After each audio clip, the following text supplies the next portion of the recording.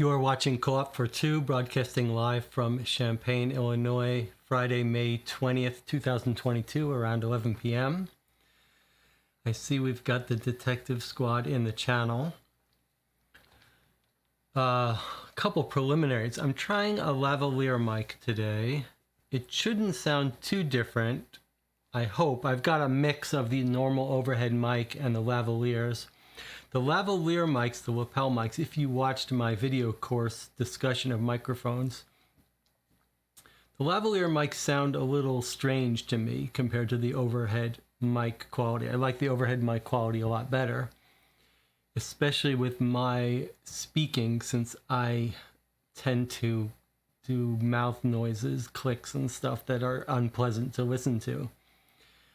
And when I'm speaking straight ahead, the overhead mic does a great job. It's about a foot away from me. But when I'm reading text, I notice when I watch back the videos, it sounds quite mumbled because I'm speaking down, not at the overhead mic. So I'm hoping by mixing in some lavalier mic to the audio, it will sound a little better, a little clearer when I'm reading. Although I'm not sure. We'll use it for the Razorhurst sessions, and then we'll decide if we want to go back. So you heard me say Razorhurst. That's what we're playing this weekend. We're starting today, and we're playing Razorhurst. So what is Razorhurst? Well, you can see I've got it printed out. It is a print and play narrative detective style game created by a fellow named John Kean and posted to Board Game Geek. It was originally submitted in 2020 as an entry into a print and play. I believe it was a print and play solo contest.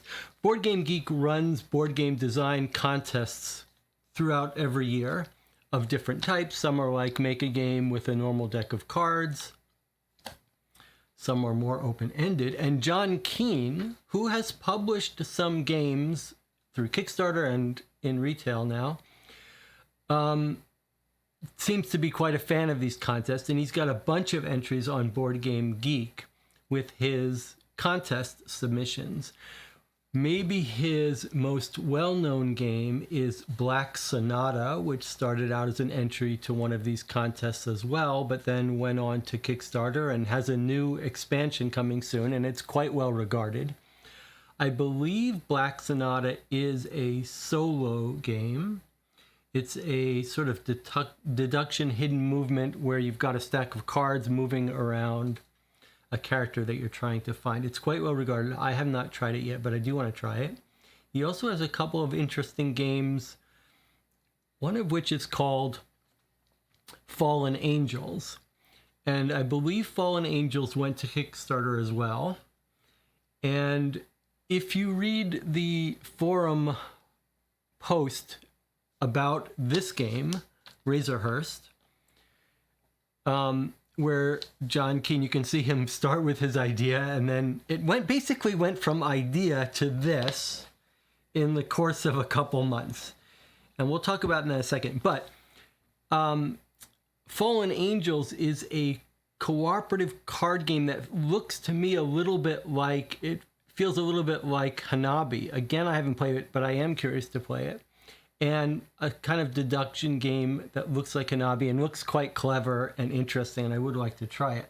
But in his post for this game, he talks about how Fallen Angels, which has art, it looks like public domain art from the 20s criminal world of Australia, and how that game got him obsessed with this criminal world of 1920s Australia. And so some of that art has carried over into Razorhurst. So let's talk about Razorhurst. I said it was an entry to this 2020 print and play contest. And you can see from his post talking about it that sort of the idea started in June, and by October it was done and submitted. And then he released a couple of updates to this in 2020. But essentially what we're playing is a giant, long, epic, super ambitious detective game, which has a little bit of feel of Sherlock Holmes Consulting Detective, a little bit of feel of, actually quite a bit of feel of the 1986 Gumshoe game that we talk about on this channel quite a bit.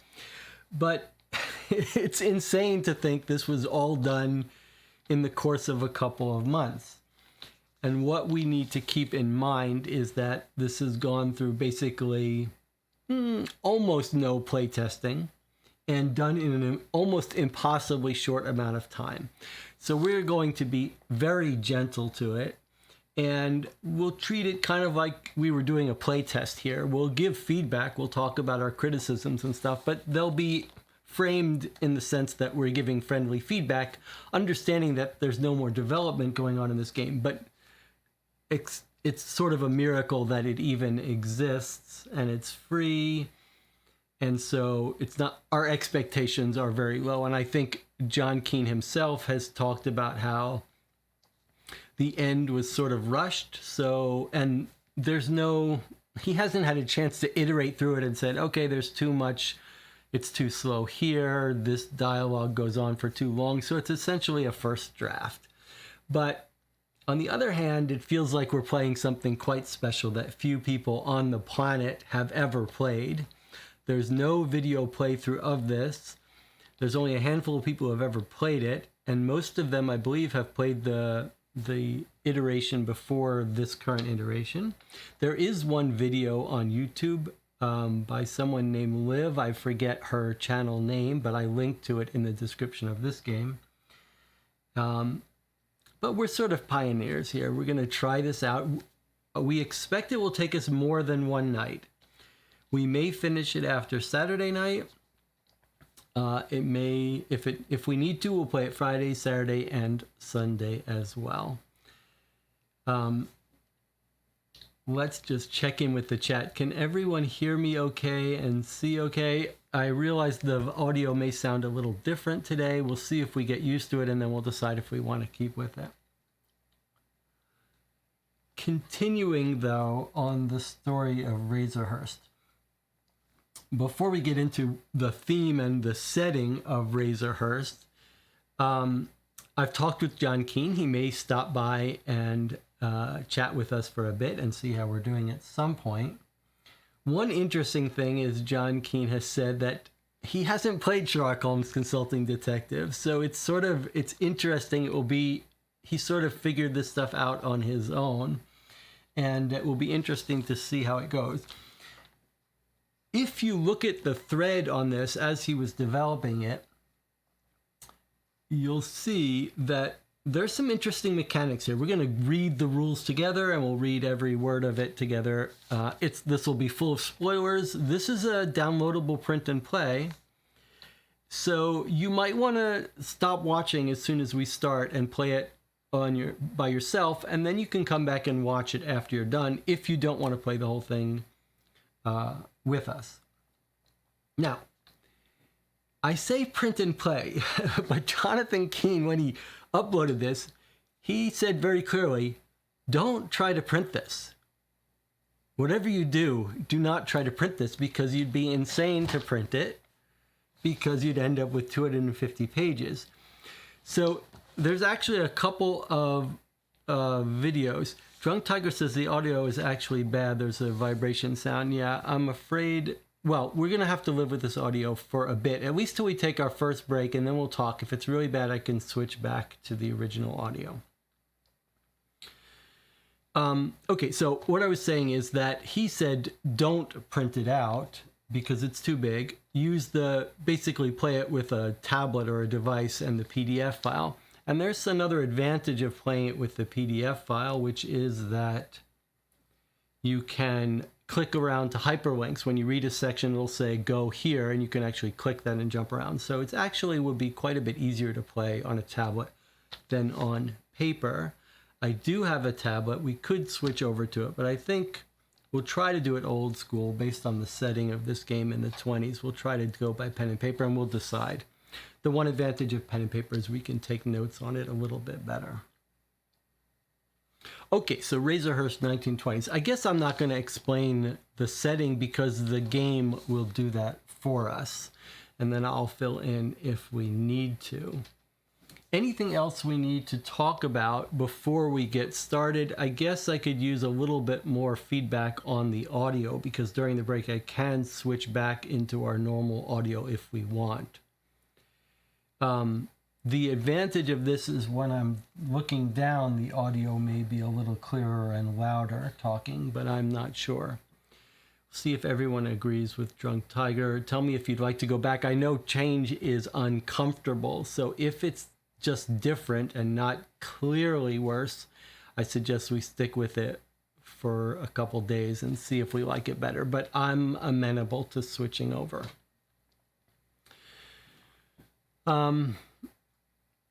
Let's see if there's anything to discuss before we continue. I mean, if there's anything new in the chat, you can let me know. There's something new behind me in the games. See if you can spot the new game that's behind me. There's actually two changes. One you'll recognize, but one is new to you. And while we're waiting for that trivia to be answered, I'll say I uploaded the last case we played on the channel was case 5 of Bureau of Investigation, the final case from Bureau of Investigation. Since then, I've recorded an 18-minute before you buy spoiler-free review of Bureau of Investigation. Mostly positive, just a little bit of critique.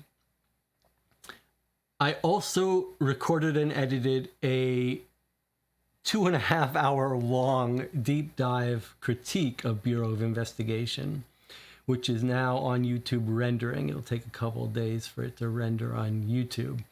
I don't know that I can really recommend watching it, but it's there for posterity. 2.5 hours talking about, with spoilers, talking about Bureau of Investigation and some design ideas. And as always, Jonathan Warner has helped me with some feedback of ideas to talk about. And anyway, so you should be able to watch that soon. And yes, Jonathan is right in the chat. The game that's new just arrived right there. The medieval detective game just arrived. Maybe we'll take a look at it at the end if we want to look at the back of the box or whatever. We'll have to decide whether we want to play it. Drunk Tiger is saying, yeah, it's fuzzy when it saturates. I can see it's not. I don't believe the audio. Sorry, we're talking about the audio now. I don't believe it's clipping, which is what that can sound like. But we'll talk about it during the 8-minute break we're going to take in a second. One other thing maybe we should discuss before we get started is I want to talk a little bit about something interesting that happened. We played Case 5 of Bureau of Investigation, and at the end of it, it was our least favorite case, and we had lots of critiques of it. And I got an email from Gregory Pravat. I'm not going to say obviously what the emails said explicitly, but basically he is not happy with Case 5 playthrough. He feels that we said some inaccurate statements during our discussion, which is about, I don't know, 5 hours into the video of the last video of the entire box. But he basically said some of our critiques of that there weren't clues pointing to certain locations was wrong, and he wasn't happy with the video, and he said he doesn't want it to be available. He doesn't want people to be able to watch it and see this inaccurate statements that we made during our discussion. And it's an interesting ethical issue that I've not encountered before. I mean, we've had good conversations with Gregory. It was very enjoyable for him to be in the chat with us while we played some of the cases. And you can certainly understand it. You can imagine if you're a designer and you put out a game, it's got to be a very nerve-wracking experience when people start talking about it and reviewing it. And if they say wrong things about it, it's got to be nerve-wracking for you. On the other hand, if you took down every video on YouTube that's a playthrough where a rules mistake was made or an inaccurate statement was made, you'd have very few board game videos up. It's just the nature of playing games. You make mistakes and you have to figure out how to handle that. And in general, when Gregory Pravat asked that we not put up the live stream playthroughs of the game right away because he wanted people to play the game first before accidentally stumbling on a playthrough video, I definitely agreed to that. In general, it's not like there's any benefit to me for having any of these videos up per se, other than personal pride for what it's worth. But my feeling was, if that's, it's a weird situation where it's like, I don't quite agree with the logic of what the author is saying in terms of not wanting the videos available, but I can understand how you sort of would not want people to watch. You'd rather them play it and buy it. Anyway, so I agreed to that. So that's why the videos haven't been up at all until a month after we played them. But in this case, I'm not comfortable not ever putting up that Case 5 playthrough. I mean, for the people who want to watch it after they play, or the people who can't play it, whatever, it seems like we've got the first 4 cases. It's crazy not to have the 5th case up, especially since we can't play it again. I have obviously offered to put any corrections by Gregory that he wants as part of the video up and annotated and in the comments, and to pin them at the top, etc., and add them to the description. And if he wants to make a video, I'm happy to link to it. So I'm happy to do whatever I can to make sure his comments are seen where he disagrees with us. But the video will go up. The other thing I want to say is, look, There's so few people who watch this channel. And of the small people who watch this channel, the number of people that are going to watch the Bureau of Investigation videos is minuscule. And of that number, the people who are going to make it to case 5, that means they've watched, 35 hours of video first, and then they watch 5 hours into the last case. And then for 2 minutes, we made a comment about there not being clues that we think there should be clues for, or whatever. I mean, it's the ship has sailed by that point. The opinions of the game are already set in stone. No one is going to hear a comment from me after 6 hours of playing that I didn't think the clues were good for this location or this game in general, and have that change their view. So anyway, I just think it's crazy to, I shouldn't say crazy. I just think it's not going to have any impact. The 3 people on the planet who see that and care, it's just not going to have an impact on anyone. So there you have it, but an interesting ethical decision. I'm not sure how would you handle it? Would you just say, okay, let's take down the video, let's not put it up? I don't know. So, but hopefully John Kean won't have objections during this video, but you know, that's life. All right, so here's what we'll do. We will take a 8-minute break, longer than normal, before we get started, so that the chat can give me its final decision about whether you want me to go back to the old audio. Like I said, when I'm speaking at you, talking to you, dear listener, I don't expect it to sound better than it used to, but it's when reading down text that this mic setup might sound a little bit better. So that's the question. Okay, so here I am talking down, I'm reading, you can hear compared to how it used to be. Is it a little clearer? Is it not? Is it worth using this mic so that this audio while I'm talking down is better? That's the question. Is it worth it? Okay, we'll take an 8-minute break and we'll get started with Razorhurst.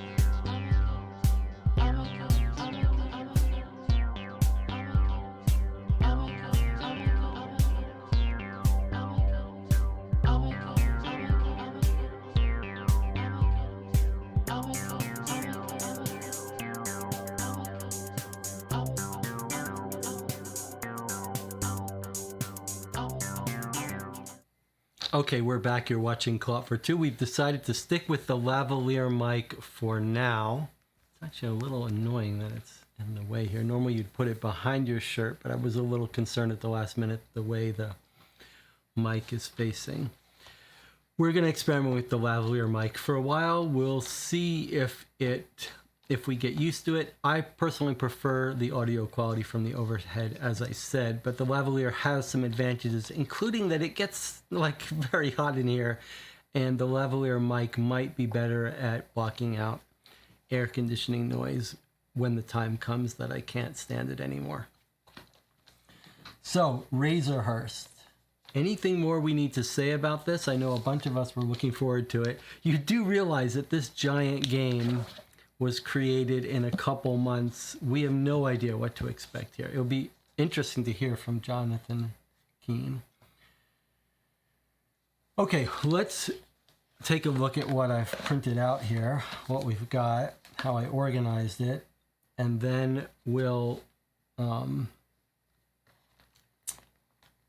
well, let's get started here. So I've printed out a bunch of cards. Let's take a look here. So these are potential criminals. Now I need to say that there's something else fascinating about this game, which the game is going to tell us in a second, but John Kean talks about.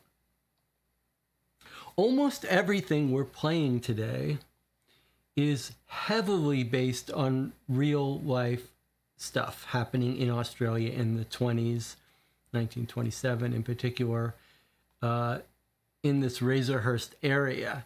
These are all real criminals, real people from history, from Australia.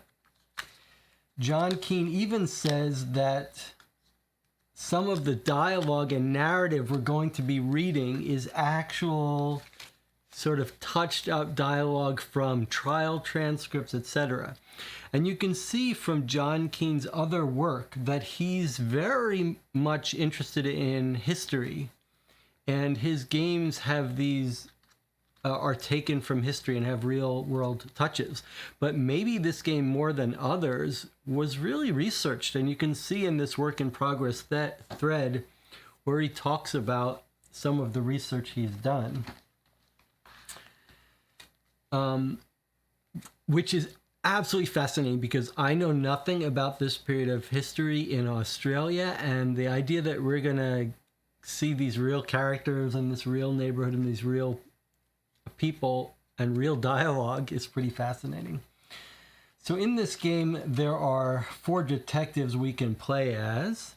I'm not sure if we play as the same one throughout the course of the campaign or if we can switch it up. But they're characters and they've got skill level stuff that there's some dice rolling involved. I'm not too excited about the idea of dice rolling ability tests, but we will get back to that in a minute.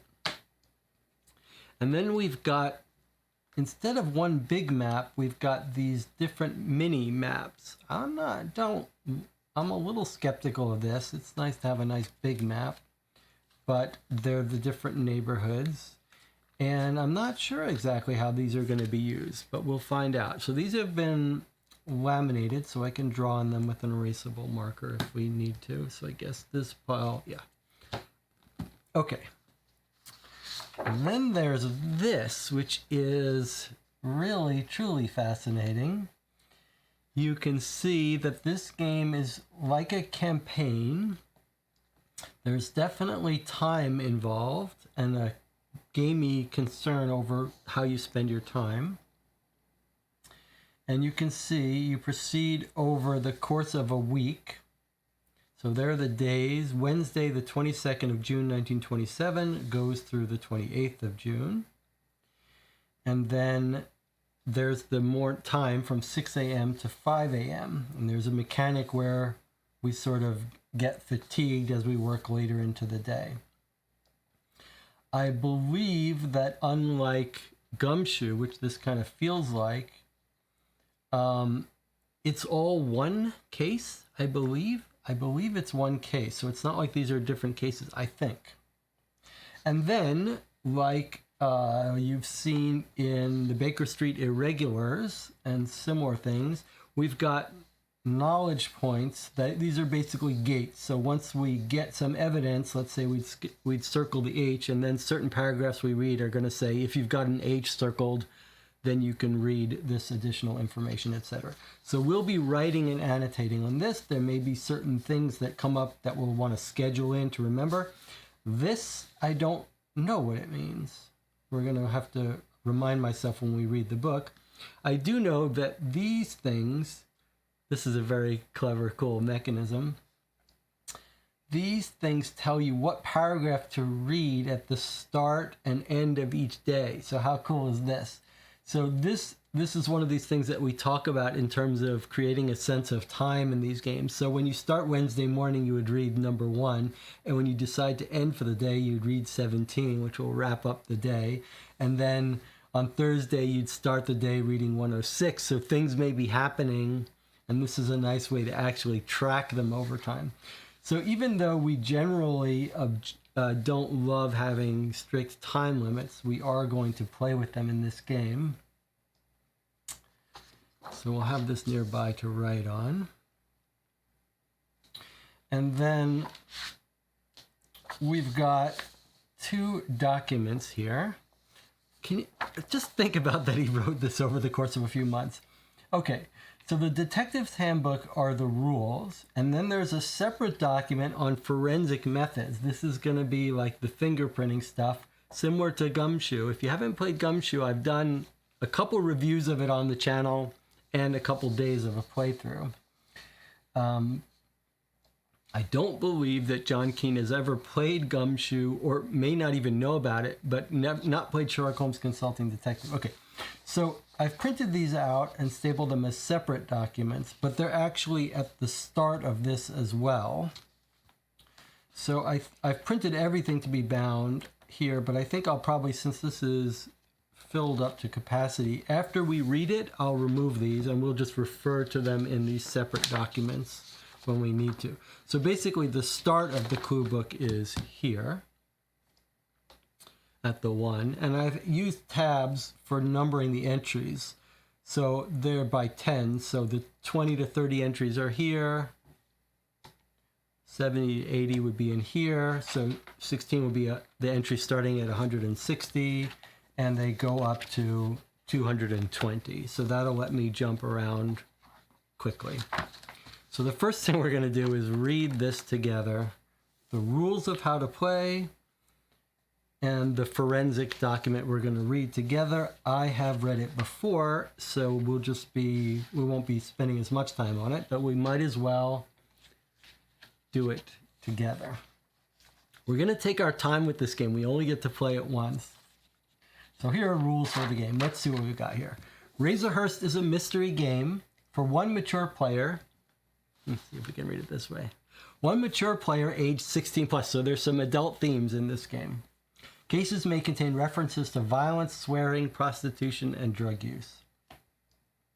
Introduction. The 1920s in Sydney, Australia are a golden age. The Great War is over, though its horrors still live on in many of the returned soldiers and nurses. And there's no hint yet of the Great Depression yet to come. Young women are throwing off the yoke of social subjugation and helping to populate the new motor cars, movie theaters, and dance halls that are blossoming all over the city. This is the time of the flapper Art Deco, the Jazz Age. Even the poorest quarters of Sydney are caught up in the excitement of the age.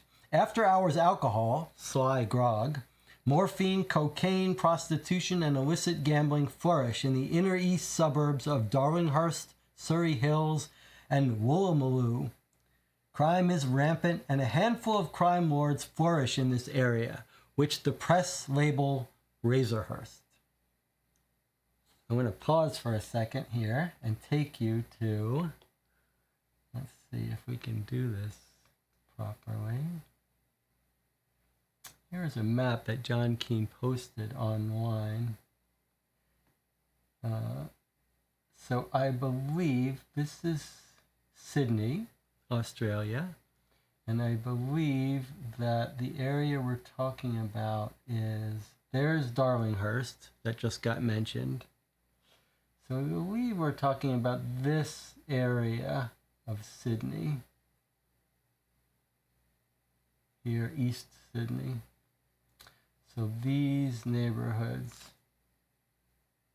Darlinghurst, Surrey Hills, and Woolloomooloo. I'm not sure I see, that's Woolhart, so it's probably near there. Oh, there's Surrey Hills, right here in the bottom left for you. So yeah, so this area here basically is the criminal area of Sydney. Okay. The police respond with new strategies. The first policewoman, and undercover agents, a dedicated drug squad, police dogs, mug shots, a fingerprint division, and new forensic investigation methods. You are a hardworking police detective in the Darlinghurst station, dedicated to cleaning up local crime. It's a daunting prospect, one that has demanded you ransom your life to.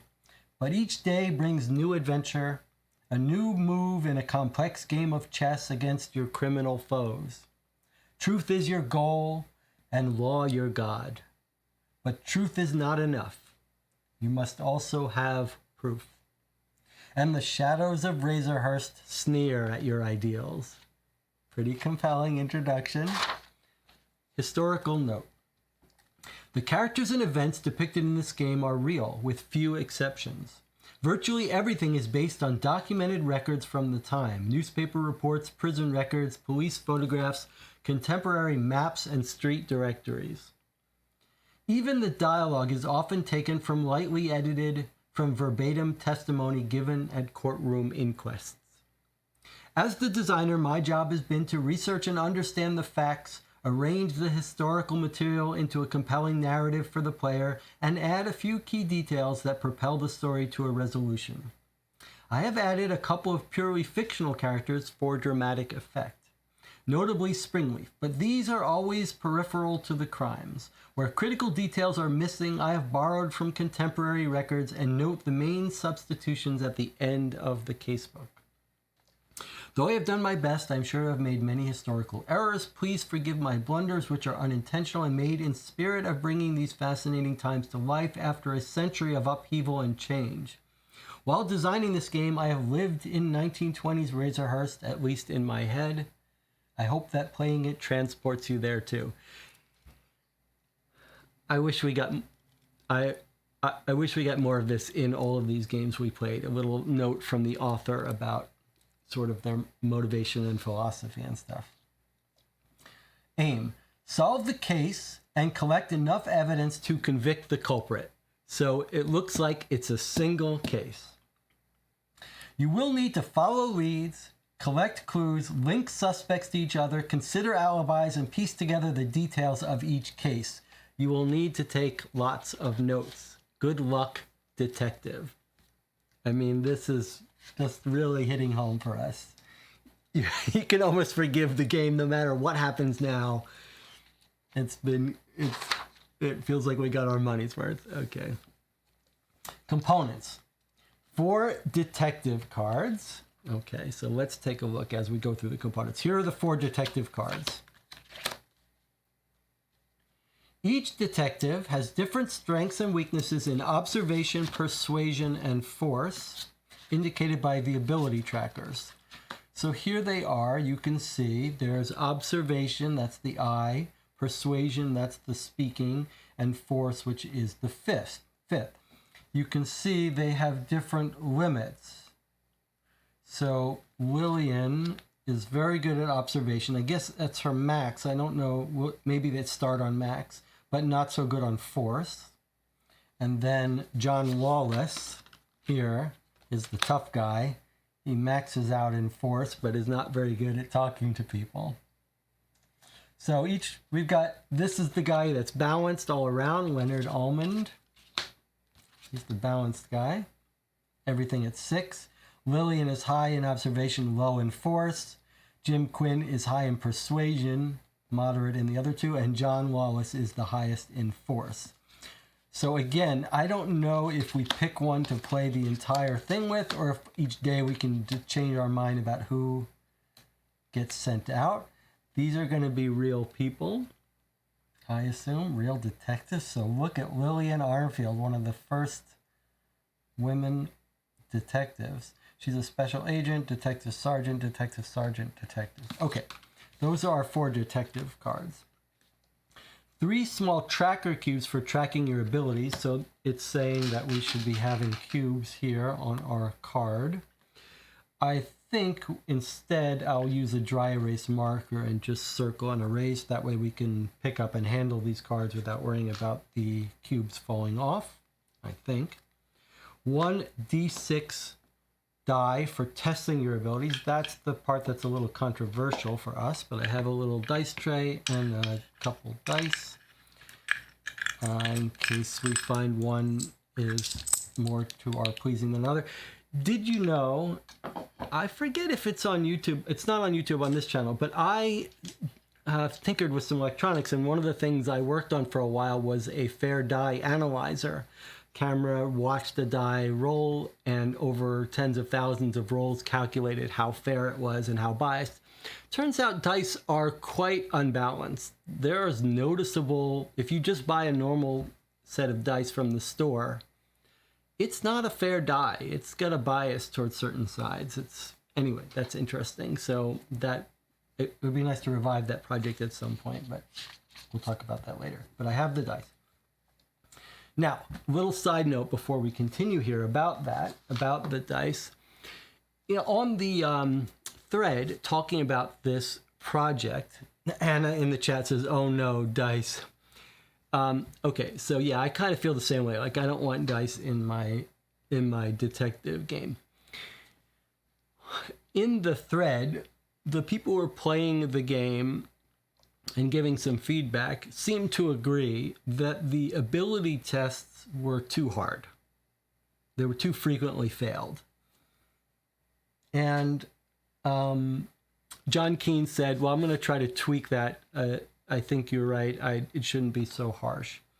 And I talked to John Kean recently about if we should make any changes to the game, or did he ever fix that? Did he ever adjust the ability tests? And he said, since those playtesters, and he said he thinks that he probably did, but he's not sure. So he thinks he may have adjusted the dice roll test to be easier, but he's not sure. They may be too hard if he didn't. He also said, look, I was never super happy with that dice test mechanic. And if you want maximum story, you could just do away with the dice and assume you pass every test. And a couple of the playtesters did that, or said that they cheated a little bit with the dice rolling. So we're going to have to decide if that's something we want to do. Keeping in mind, in general, my bias is not to put house rules, not to mess with things with the game in the beginning until you know it well enough. But this is a one-shot thing. This is a game that didn't have the opportunity for lots of play testing and balance adjustments. And we are in it for the story and don't love dice. So I think we should keep an open mind about whether we want to come up with our own house rules for the dice. Okay, let's continue here. One player pawn or meeple to mark your location. That's going to be to mark our location on these little mini maps. So again, we can use a cube if we want to, or we can use a dry erase marker to keep track. And there is a little movement mechanic in this we're going to read about. 3 tip tokens for counting informant tips. And you can see there's a place to write them here. So I think that's probably what we'll do. We'll just use a dry erase to keep track. But I did have a couple of, I did bring 3 little metal coins if we want to use these to keep track of our sort of tips, our money we have to pay our informants. 1 detective's handbook, which is this document that we're reading, or this separate printout here. one forensic methods booklet, which is in here, but also printed out here, which we'll go through. Pencil and paper for taking notes. And I have my new police tall notebook. So we're going to try to use this for our note taking. Components specific to each case. Up to 20 person of interest cards. That's this. So for each case, I believe, now will correct me if I'm wrong. If John Kean was here, he could correct me as well. But I believe that this is spoken as if there were going to be more cases released, but there was only the one. So I believe this is all one case, and this is just rules as if there were different cases because of the way the files are. There's a file for this case, which is what all these are. So I believe these are all for our case here. And let's look at what's on the back of these. So on the back, let's do a close-up here. On the back, we've got their name, person of interest, name, alias, birth date, last known address, occupation, education, height, hair color, eyes. Let's go to one that's not got more dirt on it. Weight, eyes, distinguishing features, and then this fingerprint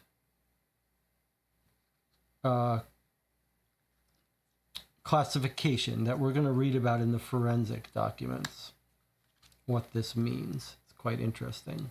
If you remember Gumshoe, something quite similar, although Gumshoe had the actual fingerprint charts on them, and this one has a fingerprint classification system. So we'll get to that when we get to that.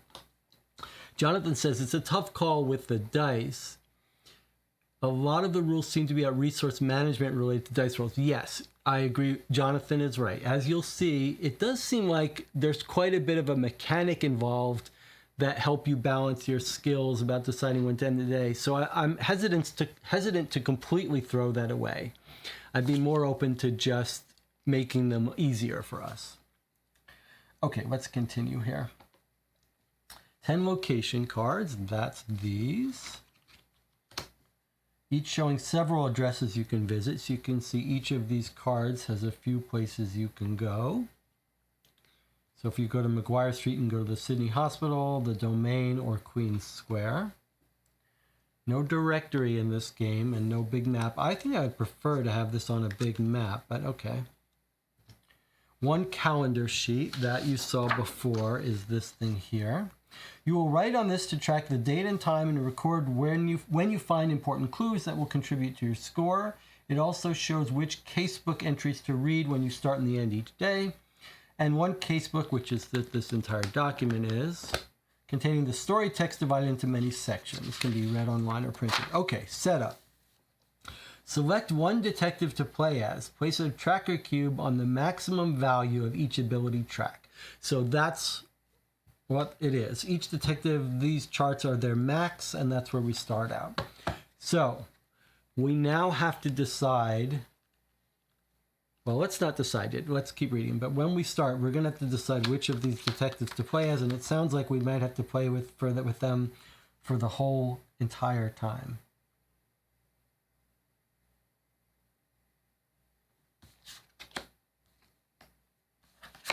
So while the chat is thinking about how you want, which detective you want to take, whether you want to beat up people, talk to them, or sort of be a jack of all trades. Or maybe you can base it just on the photo. We'll come back to that.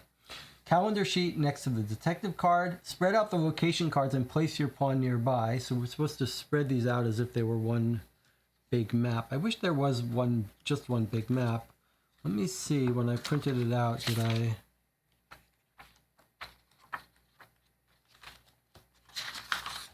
So here it is uncut. So if we want, we could just lay this sheet out and work on this sheet rather than these laminated cards, if we just wanted to pretend there was just one big map. Ready your paper and pencil. You'll need to take notes as you play. Have your casebook ready. It is suggested you read this from a phone or tablet to utilize the built-in hyperlinks. Check it for any special setup instructions. Again, if we decide we want to play with the tablet, we can do that. But for now, we'll use pen and paper. Okay, so let's see what it's telling us here. Section to read when starting work. This is section to read when stopping. That's the sun and the moon. Current time, it's 11 a.m. So you cross out these as you go through them so you can keep track of what the current time is. Future event marked on the calendar. Okay, that makes sense. Rules of play. Overview. Razorhurst is a narrative game. Much of the game comprises following links through the casebook to collect clues and piece together events to solve the crime. Your detective has abilities in observation, persuasion, and force, which will be tested by various events in the story and which may affect how much information you can gather. These abilities decline during each working day as you fatigue, but may be restored by rest and sleep during the night. A key part of the game is managing the balance between work and rest. You need to decide what time to start and finish your investigation each day. Some information is only available when you're in the right place at the right time, so you will need to plan ahead. At the end of the game, you will earn points for answering key questions and correctly solving the mystery, and for the current value of your abilities.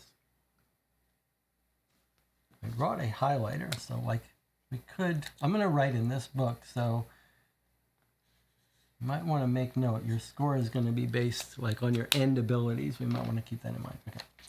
If we cared about score. Your casebook will instruct you how to start the first day. On subsequent days, you may choose what time to start work, but it must be during the daytime. So from 6 a.m. to 5 p.m. So you could choose to start late in the day if you need extra rest, or super early at 6 a.m. if for either maybe there was an event you had to go to, or if you didn't need work. Very clever. Okay, cross off successive icons on the calendar sheet until you reach the time of day you wish to start work. For each icon you cross off, you may increase your corresponding ability up to the maximum. So this is very clever. So you can see in the beginning you would start at 6 a.m. But on Thursday, if you were low in persuasion, you would sleep through 6 a.m. and bump up your persuasion by 1. Sleep through 7 a.m. to bump up your observation. Sleep through 8 a.m. to bump up your force. Very clever. And then during the nighttime, which is after 6 p.m., I believe it's going to be the reverse happening. So, or maybe at every period, we're going to lose it. Let's continue reading here. Read the casebook section indicated by the sun. So first you have to decide when to wake up to bump up your stuff. Then you read this section, follow the links in the casebook to experience your day. Advancing the story. The story is advanced by following links from section to section through the casebook. Note that the end of each section is indicated by a horizontal line you should read up to, but not beyond the line. In this printout, everything is on its own page, so that won't be an issue for us. But if you're reading the PDF version, which isn't broken up into each page, that wouldn't be the case. At the end of each section, you'll be given an action to do or a set of choices to make. Asterisks indicate an action you must do next, such as leaving the current address or testing an ability. Chevrons indicate possible choices you may face. In some cases, your abilities will determine which actions or choices are available to you. Some choices are only available if you have previously obtained a particular clue or piece of information. The casebook will make sure you record these as you go. You do not need to record every section you have read, but you might choose to do so if you wish to reread sections later. We will do that. We'll circle a page when we read it. You may refer back to previously read entries as needed, so it is suggested that you at least note the numbers for entries that you think may be particularly important. So we should keep track, because it's so big, we won't be able to flip through it to see what we've read. We'll keep track when we read an entry. Okay, abilities, here we go. Sometimes the story will instruct you to test one of your abilities. To do so, calculate your aptitude score and compare it to the target value in the casebook.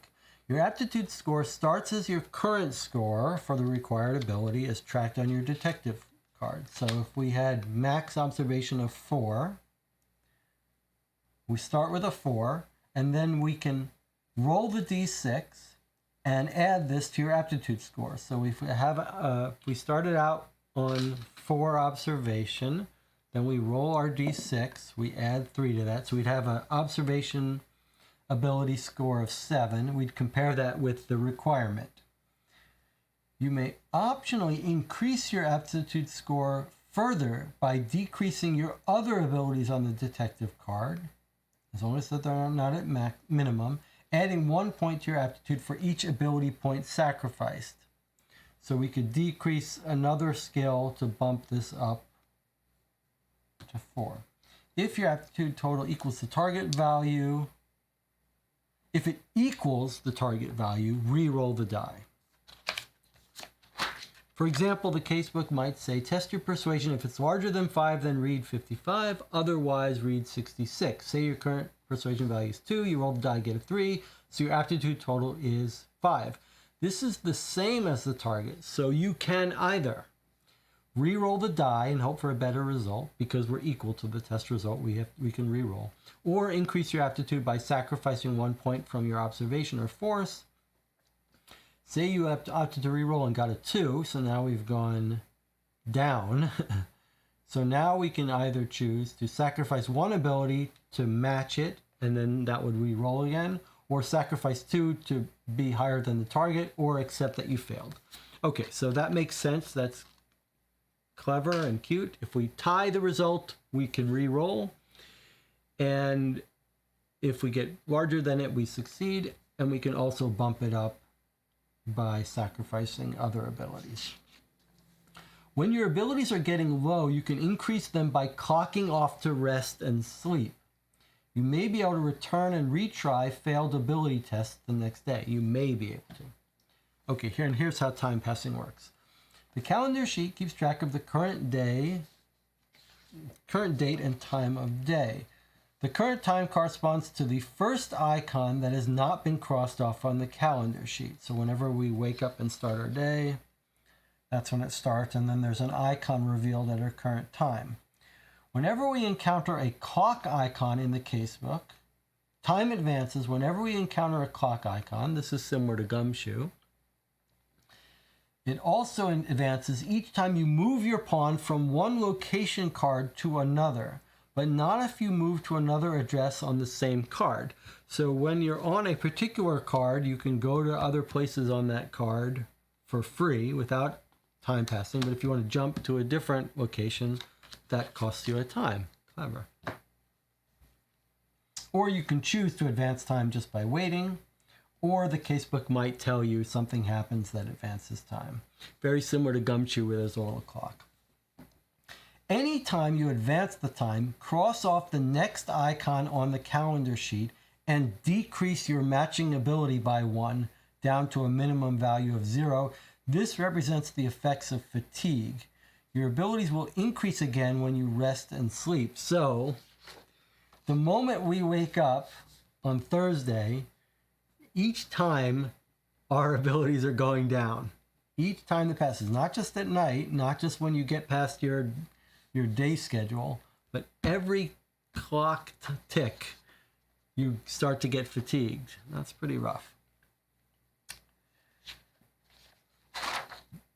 Travel. If the casebook entry indicates it, you may leave your current location and travel to a new address by moving your pawn. Traveling to a different address on the same location card is free. Just move your pawn there. However, traveling from one location card to another will cost you an hour. Once you have moved your pawn, pick up the story at the casebook entry indicated by your new address on the location card. Most of the time, the casebook will provide a direct link to the relevant section. Okay. Sometimes, to make sense, the game needs to know if you have already read some specific information. For example, you might spot a suspect in a bar, but only if you had already obtained a description of that suspect. For these situations, the game uses a simple system to track what you know or don't know. At times, you may be instructed to add X to your knowledge, where X can be any letter of the alphabet. To do this, simply circle X on the alphabetic list. On the case calendar sheet, it's already circled. It means you already knew that piece of information. Then in the story, you may be instructed, if you know X, then, etc. To determine what you do know, just check whether X has been circled. Okay, ending your day. You may choose what time to end the day. But if all your abilities reach 0, you must immediately end the day. So when our abilities all reach 0, we must end the day. Read the section indicated by a moon on the current date of the calendar sheet. That would be up there. Sleeping. While off duty, your abilities will restore during sleep. Cross off successive icons on the calendar sheet, increasing the corresponding ability up to the maximum value shown on the detective card. Stop crossing off icons when you reach the time the following day that you wish to start work. So look how clever that is.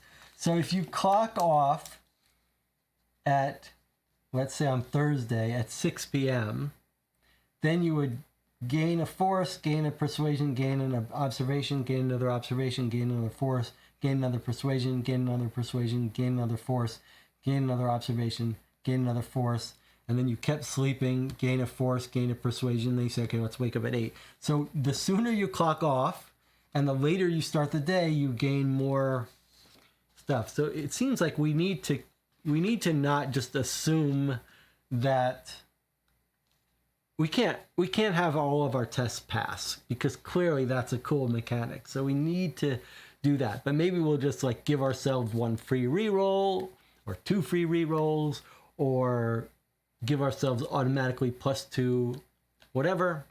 We'll decide that. But we have to use the mechanic. Pausing the game. Cases may take several hours to complete. That's probably an understatement for us, but we'll see. So you may wish to pack up the game partway through. Just record which detective card you're using, the current values of your abilities, your map location. You can restore your game at any time. Game end. The casebook will guide the game to a natural end on the last day and will provide detailed instructions on how to determine your success and your score. It's fascinating to see what's going to happen here. Generally, you will need to reconstruct the events leading up to the crime and obtain sufficient clues to determine the culprit. You may be asked to answer specific questions about the case to prove that you know what happened. Here's some credits. So this last version was November 14th, 2020. Photographs from the public domain, source from Sydney Museums. Playtesting and feedback, a couple people here. Okay, so that's the rule book. I mean, you couldn't ask... It's very hard to read rules on paper and know how they're going to play out, but boy, is this a clever idea here about clocking in and clocking out. Okay, now the last thing we have to read is the forensic methods section.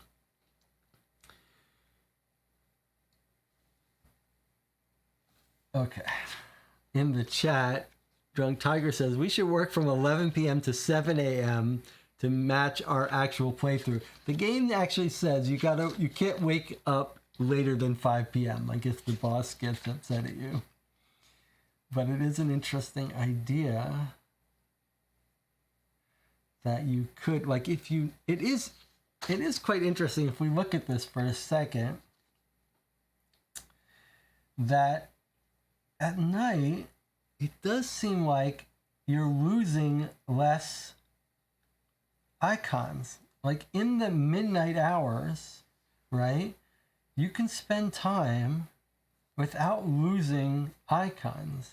So it's almost like if you knew you were always going to work half a day, you'd be better off, right, working this half of the day and resting for this half of the day, because that would get you more icons and lose you less. So maybe we should be working at night. Maybe we should be working at 5 p.m. But we don't know how much of each day we're going to work. And don't forget, when all of our values get to 0, we must end the day. Okay, let's look at our forensic methods here. Anna says, yes, it looks like we need the dice. Do you have one weighted towards a 6? That's exactly what I was thinking today when I was thinking about my dice rolling device tester. I wish I had found a couple dice that are biased high and set them aside, but alas, I don't. All right, let's get back to our forensic document here. Okay, forensic ballistics.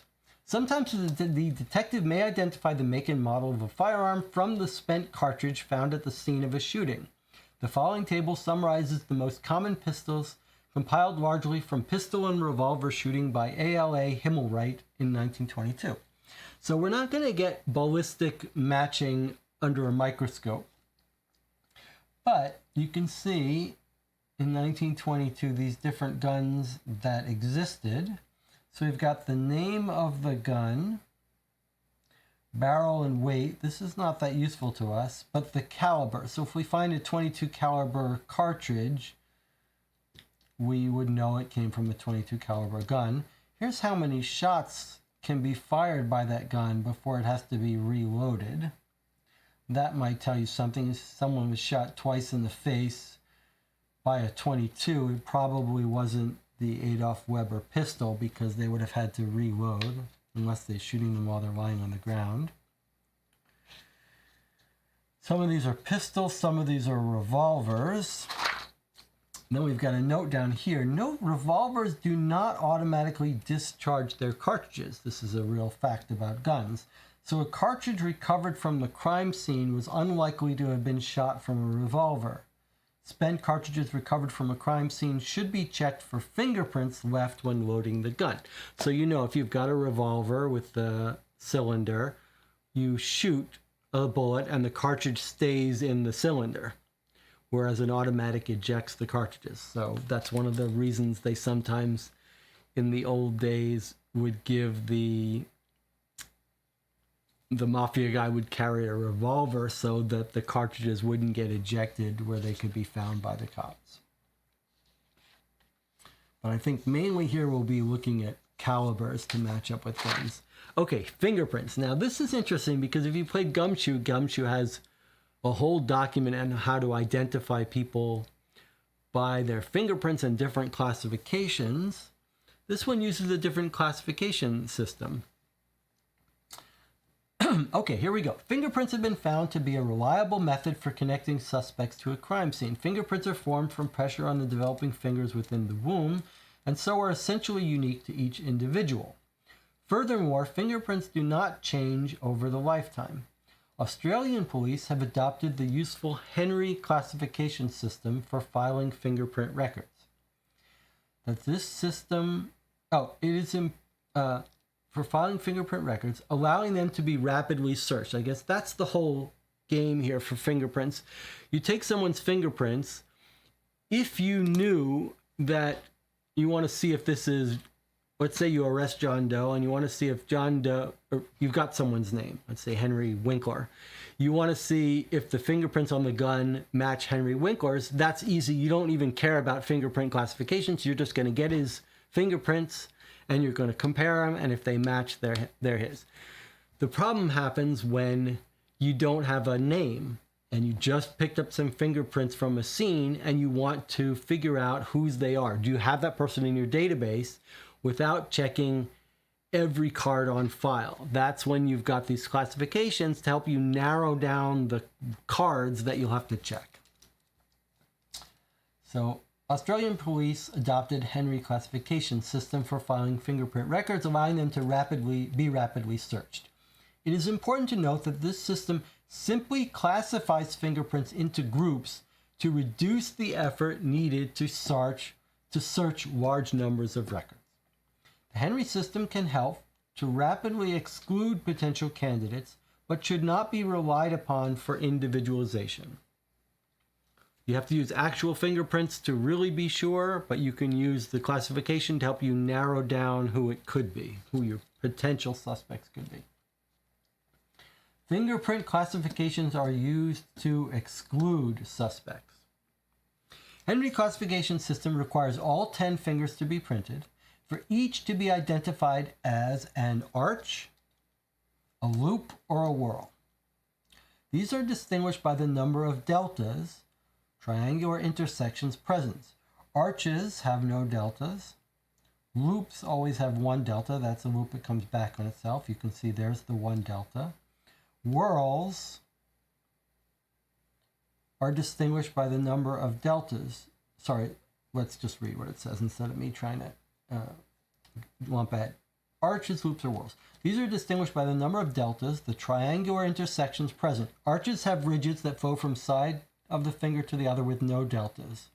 They comprise about 5% of fingerprints. So 5% of fingerprints are arches. The ridges on loops double back to exit on the same side of the finger they enter from, and there's exactly one delta on loops. Okay, so on loops, there's exactly one. Loops are the most common, 65%. So 65% of fingerprints are loops with exactly one delta. Whorls come in several types, often featuring circuits, but always with 2 or more deltas. And then 30% of fingerprints are whorls, right? Okay, so 65% are loops, 30% are whorls, and only 5% are arches. Okay, so there are several parts of a full Henry fingerprint classification. The primary classification consists of 2 numbers written as a fraction and notates the presence of whorls on all 10 fingers. So the Henry number is going to be just based on number of whorls found on each finger. Number of whorls, fingers with whorls. Okay, so referring to the table below, add up the blue numbers only for those fingers that have a whorl, and then add 1. That forms the numerator. The denominator, the bottom number, is found in the same way, but adding up the green numbers for fingers with whorls and adding 1. So this looks overly complicated, but it's very formulaic. So it says if, for example, if whorls were present on only the right index and right middle finger, the primary classification would be you add up the blue number, there's only one blue, 16 plus 1 on the top, and then add up all the green numbers, there's only 1, it's an 8, so 8 plus 1 on the bottom. Your answer is 17 over 9. This isn't a fraction. You wouldn't reduce this and you wouldn't do any numerical calculation with it. You just know that this is a 17 over 9. If whorls were present only on the right index, which would be there, the left thumb, there, and left ring finger, which is there, the primary classification would be we'd add up the blues. We've got 16 plus 4 plus 1 on the top. And then add up the green numbers. We've only got 1, so it's 1 plus 1. We always add 1, so there aren't zeros. And we get 21 over 2. So a primary classification of 1 over 1 means that there are no whorls present. About a quarter of the people have this pattern. So a quarter of people, 25% of people, have no whorls on any of their fingers, so they would be a 1 over 1. While 32 over 32 means whorls on all fingers. So if there's a whorl on every single finger here, you add these two values up, you get 32 over 32. So, summarizing the implications of that. This primary classification can be used to exclude suspects based on fingerprints found on items associated with a crime scene. For example, if a whorl pattern is found on the crime scene, you know any criminal with a 1-1 classification means they have no whorls on any of their fingers. You know they're excluded. You found a whorl on a gun, so someone had to have a whorl on one of their fingers. If you know someone's a 1-1, no whorls on any fingers, they could not have been the holder of that gun. Similarly, if a loop or arch is found, then any suspect who's 32 over 32, meaning every finger is a whorl, well, you know they couldn't have left the fingerprint of an arch. You either have on each finger loop, whorl, or arch. Okay, so it's less straightforward to eliminate other primary classes. Sometimes you will know which finger a print is from. For example, when the thumb and index fingers have been used to pick up something in a pincer grip. If that's the case, then referring to the corresponding finger value F from the table above, if a whorl is present, you can eliminate classes with the sums 1 to F. If a whorl is not present, you can exclude classes with sums F plus 1 to this. Okay, this is a little more clear, a little more confusing. I think until we need to go by numbers, maybe we won't worry about this. But essentially, if we go back to this table, we could tell.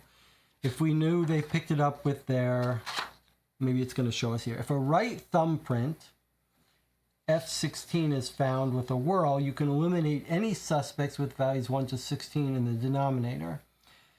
A whorled left thumbprint, F4, eliminates any suspect with values 1 to 4. Okay, so this is a little bit confusing. We can refer to this if we need to. But here is, I think, skip here, read this. This is a little clearer. At a practical level, it can be easier to write out the fingerprint pattern from the Henry code.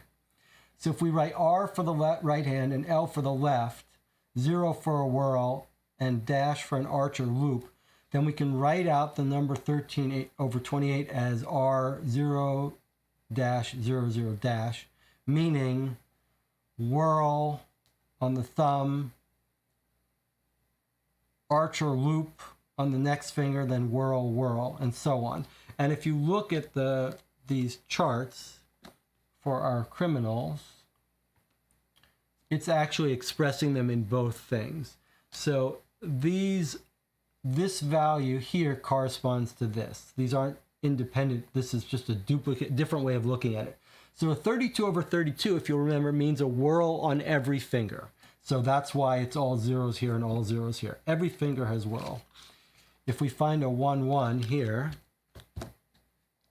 meaning no whorls on their right hand, no whorls on their left hand, you can see right hand all dashes, left hand all dashes, no whorls. So it's just saying rather than work with these final numbers, you can actually visualize what the number tells you about where there are whorls, and then you could see. So if you know someone picked up something with pincer, you'd be looking at the thumb of their left hand, that first digit of left, and then the index finger of the right hand, and that would tell you whether they have whorls or arches on those fingers.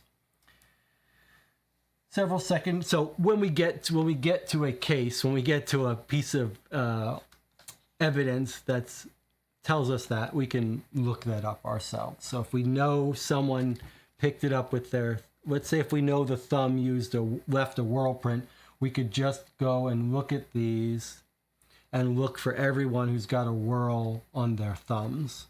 So that guy has a whorl on his right thumb and his left thumb. I'm just looking at the first digit.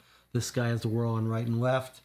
This guy has no whorls on his left or right thumb, etc. So if we know a specific finger, we can look at those charts to help us figure it out.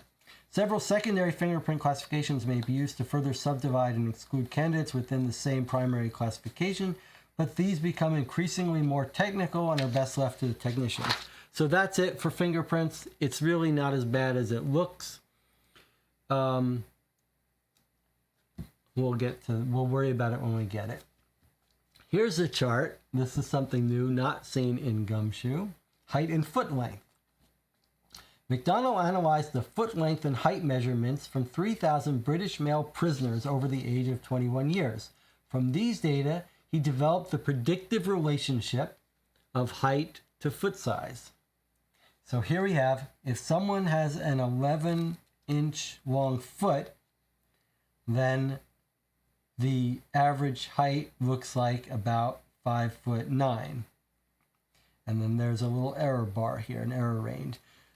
Around 2/3 of men will have a true height within plus or minus 2 inches. So 2/3, that's not all men. So 2/3 of men will follow this pattern.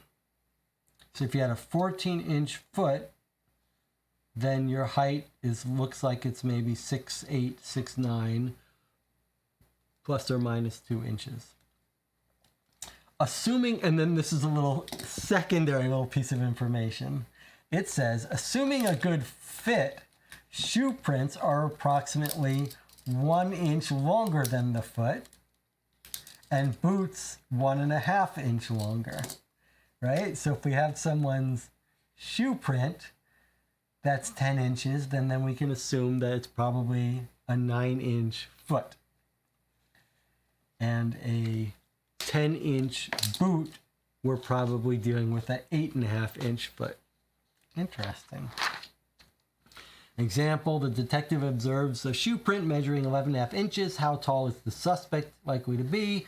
Assuming the shoe is a good fit, not always the case, especially maybe if someone's poor and can't afford the best shoes. Assuming a good fit, the suspect's foot is likely to measure 10.5 inches, 1 inch shorter than their shoe. And then we run this calculation, which we don't have to run because we've got our charts. We can guess their height is 5'7", plus or minus 2, so probably within 5'5" to 5'9". These values can be read off the graph directly. That's it. That's our forensic document. And then the rest of what I've got here is just a printout of the stuff we've already printed out. So we've now read all of the introductory material. And this is where our casebook starts. So what I'm going to do is I'm going to take all of this out of this book to make it a little easier to work with and set this aside. So this is not as many pages in here. Everything that I've just removed were these documents, the rules, the forensics, the calendar here, but also the things I've carved up into sheets. So instead of making cards out of these, I've left them unpunched in case we find that easier to go through. Here's our map. In particular, we might want to use this to keep track of places. There's our detectives. Okay, so maybe these are the sheets that we might conceivably want to work with, not in card form. So I'm going to set those aside. These are just for flavor. Well, maybe we'll set these aside too. And then this is just the stuff we've already read that I highlighted, that I've got printed out and stapled that we can refer to when we need to. All right, so let's just organize our area here.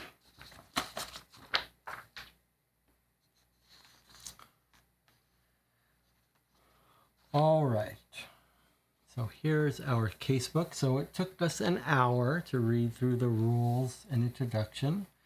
This is going to be the start of the case, but we are going to take a break before we actually get started. So you have another off-ramp here. You can stop watching if this looks particularly interesting to you and you don't want to play it along with us. And a reminder, I say us when we play this, and it really is us playing, but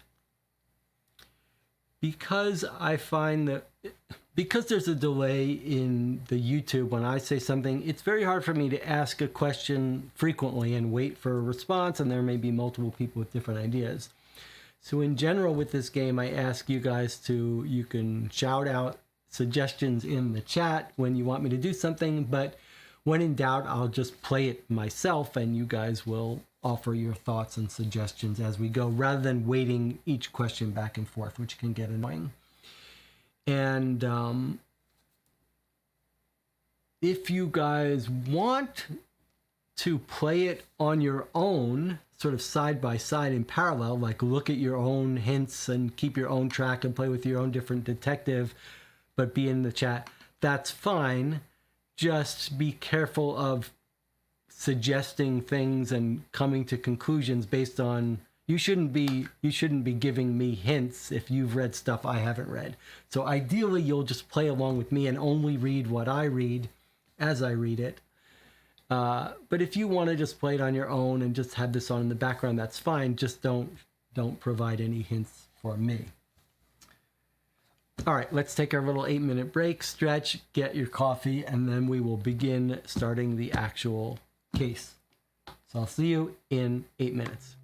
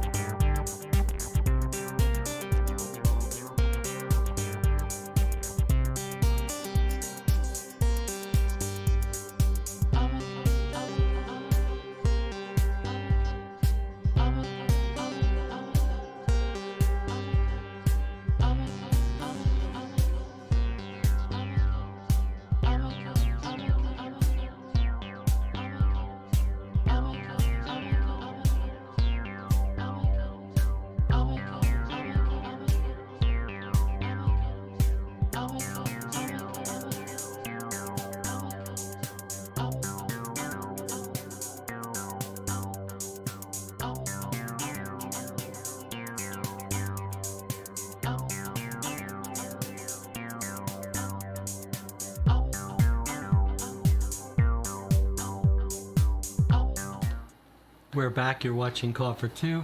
The chat is just discussing dice rolling solution and who to pick as detective. Let's start with picking ourselves a detective. It seems like there's some agreement in the channel, and I agree as well, that we pick Leonard Almond as our detective. He's quite dapper with his bow tie, and he's the one that's balanced in everything. So that's who we're going to pick. We're going to play Leonard Almond, at least at first. For all we know, he's going to get killed off halfway through. We don't know. Drunk Tiger. So then we were discussing dice rolls. Drunk Tiger said, it's an okay solution. Don't you have a deck of playing cards to use for dice? Yes, we could use playing cards and shuffle them instead of dice. That's not a terrible idea. Shall I get a deck of cards to use? I propose that what we do is that we don't instant pass our dice rolls, that we use dice, but that instead of rolling one die, we roll two and just take the highest. That will essentially double our chances.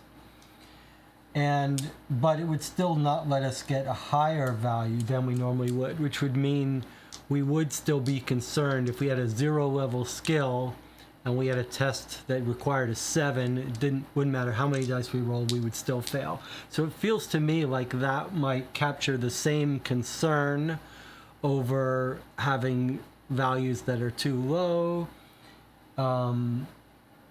So I propose we roll 2 dice, but maybe we could start out rolling 1 and just give ourselves the ability to roll another one and keep track of how many times we cheated. Maybe that's a better way to do it. So we'll play by the exact rules. When we want to, we'll roll the extra die and consider that a sort of house rule cheat.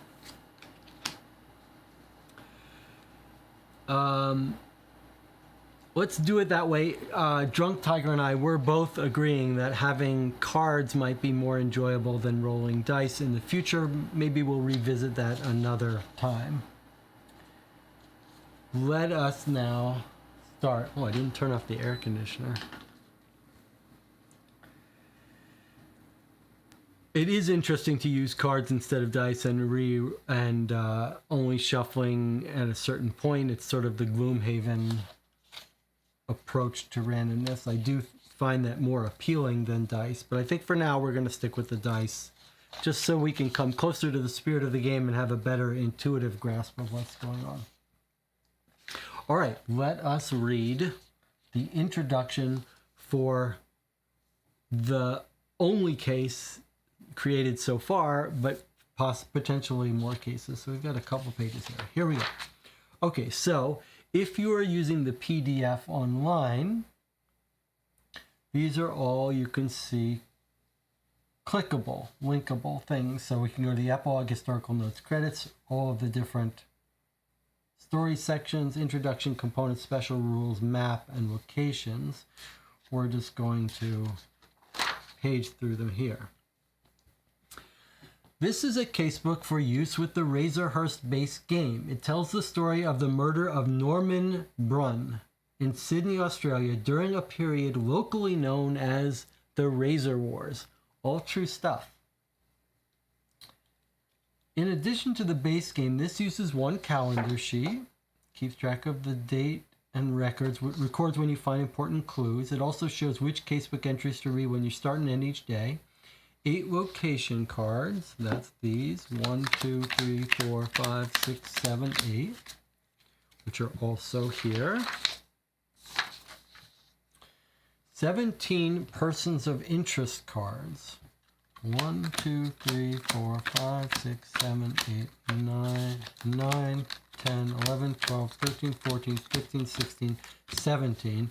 There is Norman Brunn. I put him at top because he's the person who I guess is going to get murdered here. Okay, 17 persons of interest cards, 1 casebook, which is this. Special rules. This case, this whole case we're playing contains no special rules, just follow the standard rules and described in the detective handbook. You can see this was set up as if there might be multiple cases.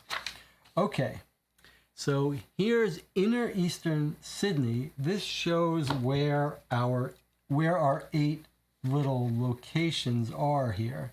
There's King's Cross, there's the 100s, Barbary Coast, Palmer Street, Rockwood Cemetery, Charlotte Lane, Taylor Square, and McGuire Street. Just to give you some layout of where these little areas are on the larger map of eastern Sydney, which we also saw is here. So presumably if we zoomed in, we could find some of these locations. Not important for us. All right, so we're just going to put these aside. So this game will use all of these cards. We'll have to decide whether we want the sheet or thing better. But maybe we'll need this at some point. Like you could imagine that we might want to know that this one guy could have gone here very easily, but it would have taken him longer to get out here. So we might have to refer to this at some point. Okay, locations. This is just a tabular form of this, I guess. So let's see, Charlotte Lane. Charlotte Lane has got 8. The crime scene, Charlotte Lane, 2, 21, and 22. Yeah, so this is just a tabular version of what these maps are. So if we find this easier, we can just use this. To finish work for the day, travel to the Darlington police station. That's a little bit of a weird thing that this one doesn't have a number, but I assume that's going to be 17. It's telling us for the first day, I think. Where's the Darlington police station? 111, so no, that's different. So it's a little unclear to me if this is in addition to the moon entry. So first we travel here and then we read the moon entry. Or I suppose this is forcing us to travel to a different card at the end of the day. It's forcing us to go to, where did we say it was? Darlington police station. Forcing us to go to Taylor Square location as our final move of the day. Remember the rules. If you want to go to a place on the same card, it doesn't cost you a time step, but to jump cards does. So you want to go to places on one card before you move around. And we're ready to start. So here we go. Does it tell us where we start?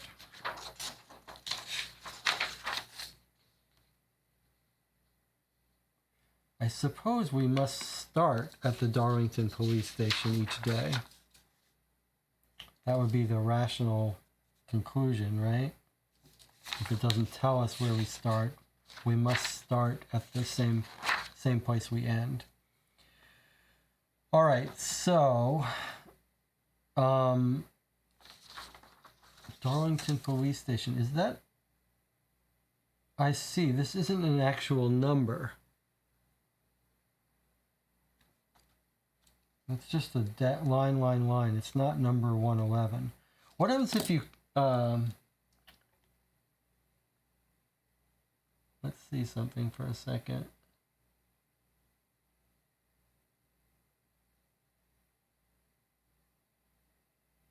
If we go introduction, which is there, components, special rules, locations. Okay, so it says to finish work for the day to go to the Darlington police station, and then there's a link to click on, even though here Darlington police station doesn't have a number. So it's not 111. That's probably gonna bring us to 17, I'm guessing. I'm not sure. We'll find out when we do it. All right, so We're going to start the day at 6 a.m. No reason to sleep later.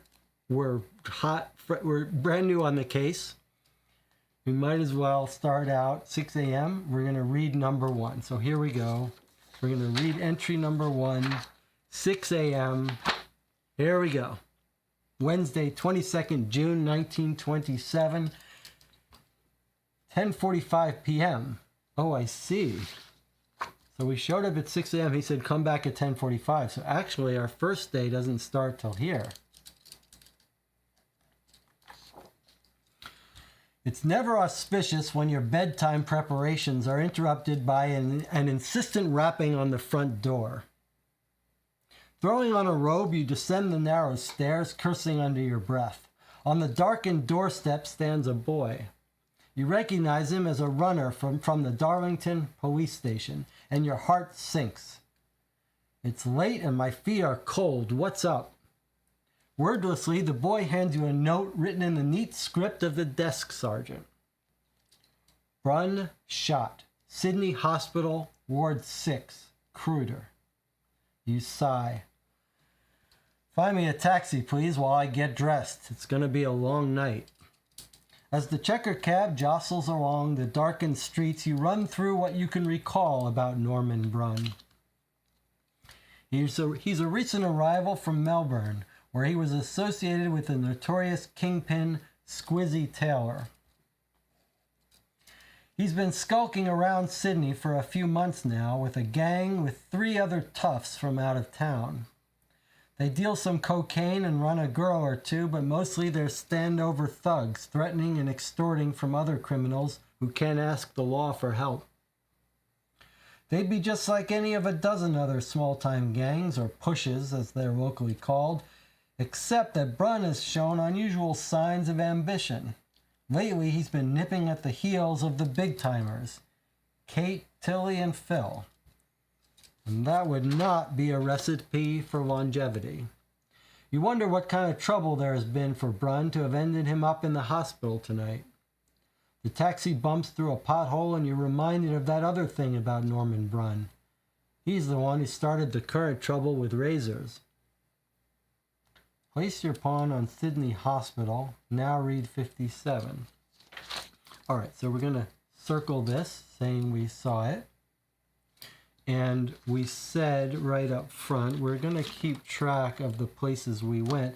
Maybe we can keep track on the calendar that we went to location 1. Let's try that.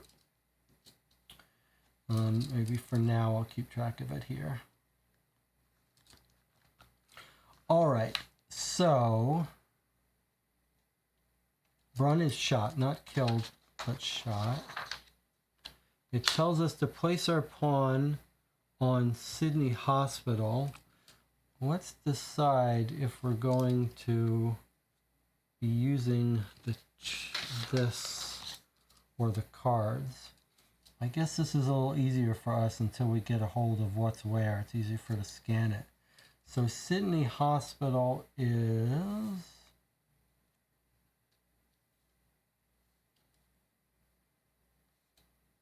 It gave us a number. Are they arranged by number? Here's Sydney Hospital. Okay, so that's where we are. Maybe, I'm trying to think what's the best place. I can't put things here, you don't see them. I can put it here though. Okay, so we're at Sydney Hospital, which is on Maguire Street. So let's do this here. We'll keep track here where our current location is. So here we are at Sydney Hospital. Number 86. But what it says read 57. Okay, so we're at Sydney Hospital, which is there, but it still wants us for story purposes to read 57. So let's read 57. So on my paper, when I'm just going to go to 50, 57, you guys who are playing at home can just click.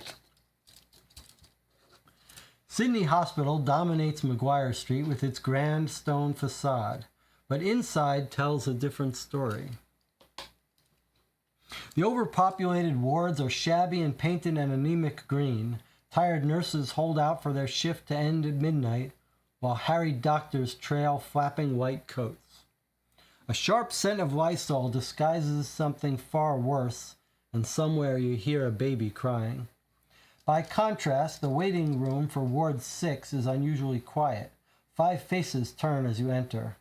A slight woman with puffy eyes and drawn features sits with a burly man with swept-backed hair. Across the room, an older gent fidgets with a soft cap near a brown-suited man with a restless leg and an alcoholic squint. A strapping young beat cop with polished buttons steps forward expectantly, but you're suddenly drawn aside by the doctor who appears in the doorway behind you. I'm just going to mark these descriptions of people waiting at the hospital bed. Dr. Stanley James, resident medical officer, introduces himself as he ushers you through a door to a curtained alcove. He speaks in the soft tones of one more accustomed to delivering bad news than good. He tells you Brun is in a bad way. He was under the influence of alcohol when he arrived and has 5 bullet wounds. Entry and exit wounds in the neck, and another pair in the abdomen, and an entry wound in the back. He has lost a lot of blood, and Dr. James is almost whispering now, perhaps you should interview him while it's still possible. If you wish to see Brun, read 43. Otherwise, return to the waiting room, 81. So, obviously, we're going to try to interview him before he dies.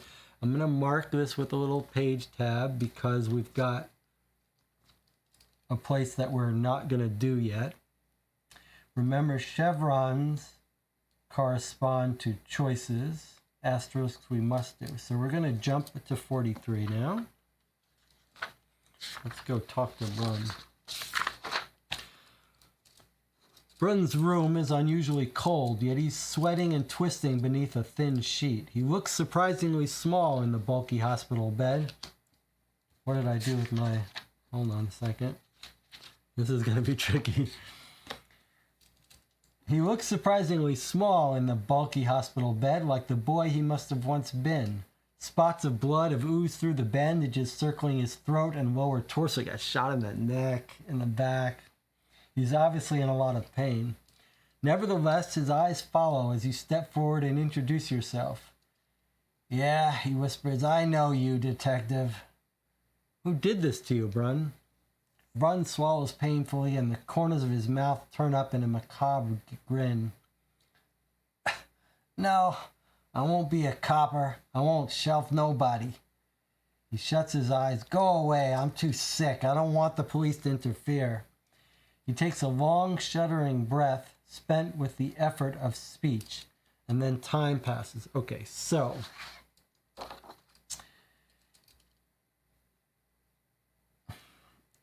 let's figure out how to do this. We got here at 10:45 p.m.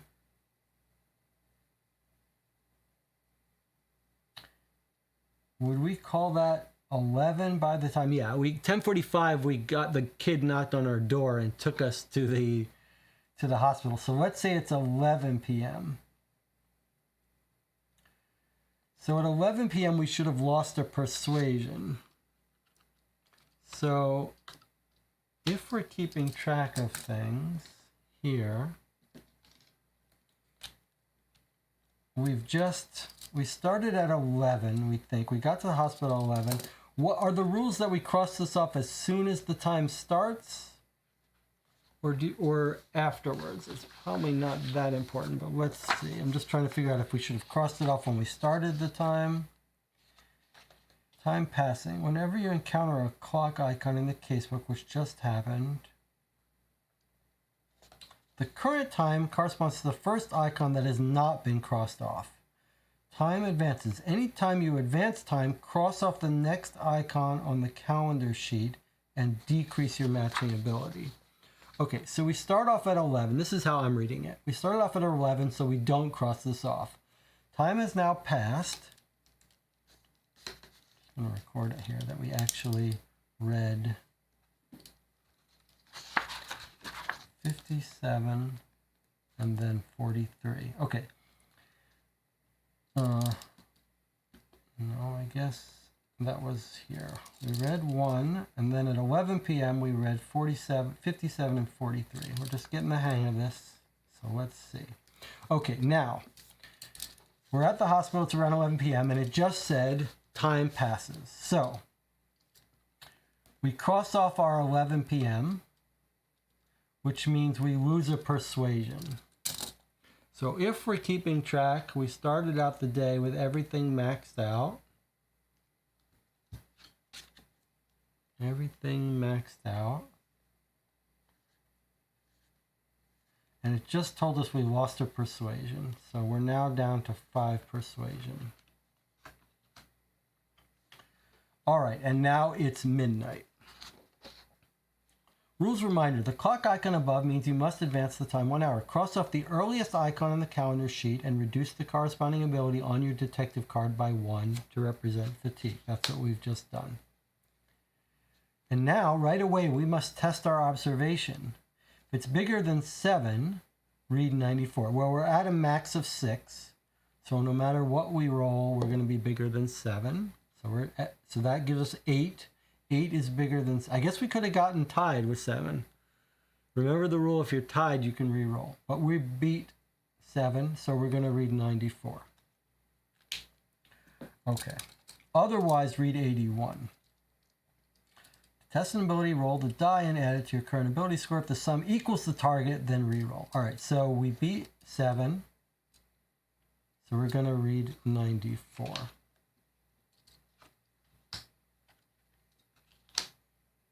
Okay, let's go to 94.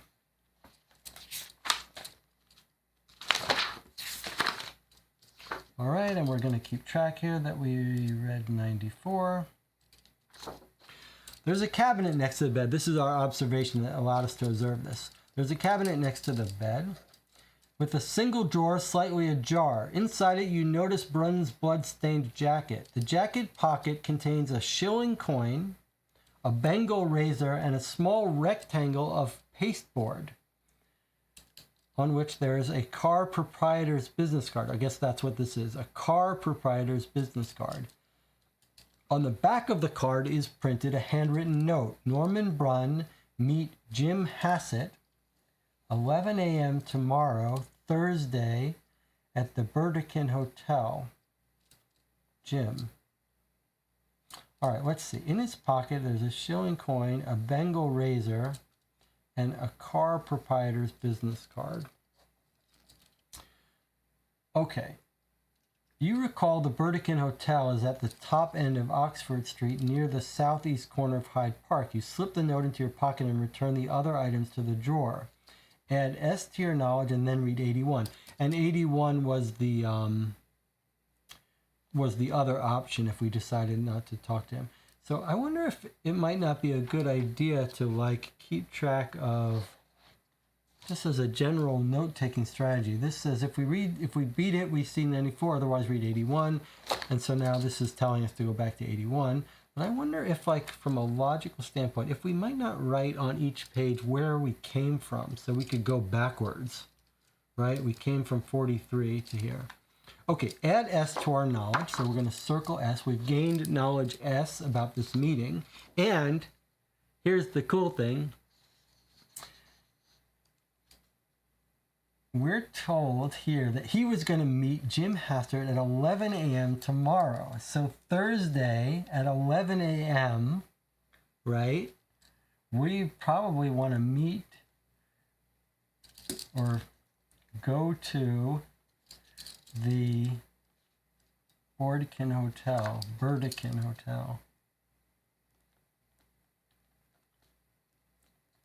So now we've got our first place we want to be at a certain time. Pretty cool. Drunk Tiger says, rolling 2 dice is basically a re-roll. Now thinking about it, yes, it's going to be a free, every time we would roll a dice, we're giving us a free re-roll. And I do think the extra advantage of that, we won't roll 2 dice at a time. We'll roll them separately. We'll just give ourselves a free re-roll. And that'll have the added advantage of being able to keep track when how many times we cheated and how we need to. So we've scheduled an event that we probably want to go to at 11 a.m. So we'll probably want to wake up by 11 and go there. Okay, now read 81. So we're going to read 81 now and remember that we came from 94. Here's 81. We came from 94. Dr. James has returned to the waiting room ahead of you and is speaking in hushed tones with the woman who must be Brunn's wife. The doctor nods and ushers her through to her husband's room, leaving you alone with the other 4 men. So Brunn didn't want to talk to us, but we observed the other stuff. Now we've come out, he's brought the wife in, and now we're in the waiting room with the other 4 men. And now it tells us we must read 164. No clock is advancing yet. So we're going to go to 164 from 81.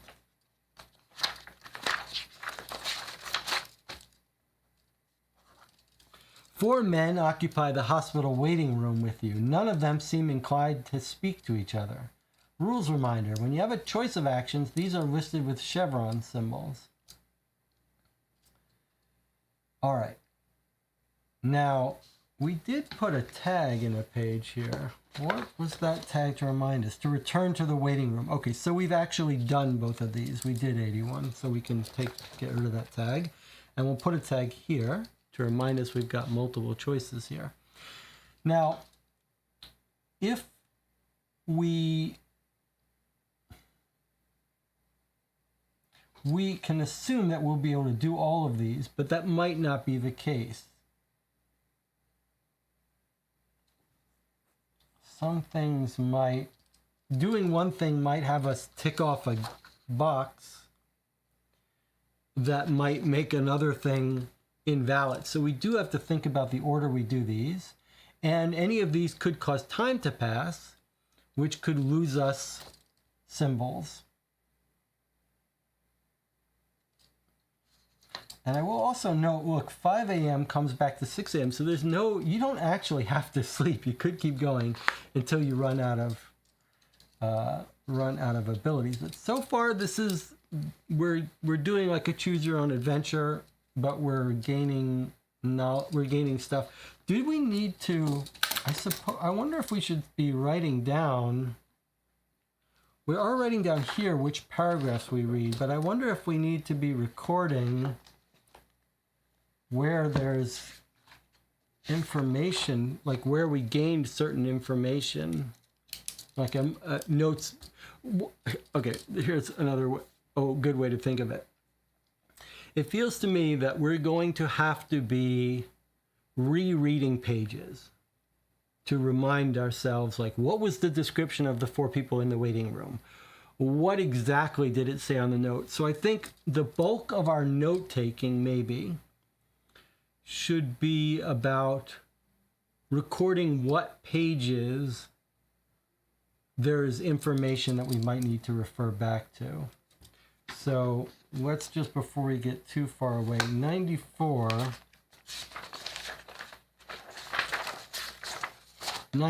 was the Bordekin note. And then 43 was the 4 men outside hospital. Okay, let's see. Next up. Outside his hospital room, we can talk to the beat cop who might know about who these people are out here. Talk to the older man with the cap, the drunk man, the burly man, or return home to bed.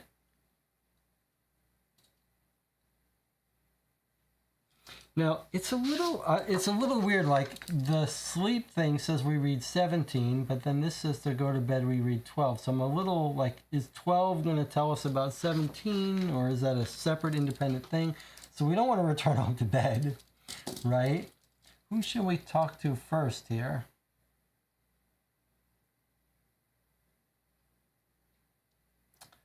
The cop's not going to leave, so I think maybe we talk to him last. Let's talk to the people that are likely to be leaving. So maybe the old man with the cap. Let's try that. Let's read 36. So 36 from 164. So we talked to the old man with the cap. What happened here?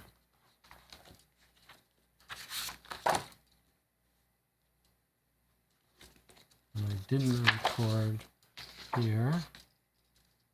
164. Now we've got 36. I guess this strategy is not going to work. We're going to run out of room here. So 164 brought us to 36. The older man introduces himself as Noel Infield, a checker cab driver. He brought the wounded Brun to the hospital. Indeed, he had been driving Brun and his companions around prior to the shooting and was an eyewitness. All right, since it's not going to work for us to fit all the clues here, we're going to have to keep separate track. So 164, choose who to talk, and then 36, old man, cab driver, witness. Noel Infield.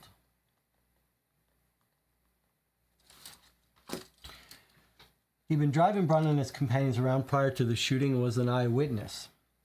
You tell him to start from the beginning when he first came in contact with Brun and to give you as much detail as possible. Infield takes a deep breath and begins. At 9:45 p.m. that evening, Brun and 3 other men... It's interesting that this game doesn't seem to use much actual dialogue. It's summarizing what he says. That's an interesting choice of style. At 9:45 p.m. that evening, Brun and 3 other men hailed him outside the Paddington Post Office in Oxford Street. Paddington Post Office, that's interesting. All 4 had been obviously drinking for some time. Brun asked to be driven to the Best Hole Cafe in Chambers Street in the neighborhood known as the Barbary Coast. So we've got a card for that. The men went inside for a few minutes while Infield waited in his cab. When they returned, Brun asked to be taken to Mac's in Charlotte Lane, where he made Infield go and knock on the door. A man opened it and Brun went inside with his 3 companions. Why did he ask the cab driver to knock on the door? That's interesting. Is it a robbery? Man opened it and then Brun went inside with his 3 companions. It was very quiet and dark in the lane. Infield left the cab to stretch his legs and was confronted by 2 dark figures who asked him how many men had just entered Mac's. About 5, he replied, and hurried away.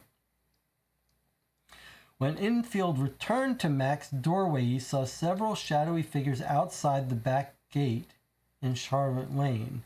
Suddenly there were gunshots. How many, we ask? 4, I think. And the men scattered. 2 ran back past him and turned down Hargrave Street toward Liverpool Street, while another pair ran away down Charlotte Lane. Then he heard someone cry out, "Help, I'm shot, I'm shot." Looking back down Charlotte Lane, Infield saw Brun lying on the ground in a pool of blood. Another pair ran away down Charlotte Lane. He hears the crying. He looks down Charlotte Lane and he sees Brun. So one of the 2 were running, I'm guessing it's saying, were lying on the ground. All right, Brun is lying on the ground, clutching his stomach. Standing over him was the man called Miller. He gestures to the drunk man slumped on a chair in the waiting room. So that's the other guy who ran down the street with him, I guess. Constable Blanche appeared. Infield indicates the policeman in the corner. Summoned by gunfire and cries, together they bundled Brun, waiting and swearing, into the back of the taxi and brought him here to Sydney Hospital. So I've been hanging around here to see if he'll be okay and maybe collect my fare. You thank the cabbie and ask him to visit Darlinghurst Police Station tomorrow morning to make a signed statement. So we could try to meet him there to see his statement, but he's just giving it to us. All right, time passes, and read 164. Okay, so time passes, so we're going to cross off midnight, cross off the observation, and dock ourselves down 1 observation. So now we're down to 5 observation. 5 observation and 5 persuasion. Okay, and now here we are at 1 a.m., and it's told us to read 164. So we're going to read 164 from 36, and you know what 164 is. 164 is just where we left off when we made this decision. So we're back here again. All right. So we know the cop bundled him up and brought us here. And we've got the drunk man who was standing over him. Let's do that. Gentleman says, I'm for talking to the beat cop to get more information. The woman was with the burly man, another gang member. Cop wanted to tell us something. All right, cop did want to tell us something. So let's do what the cop. Let's talk to the cop. 62 from 164.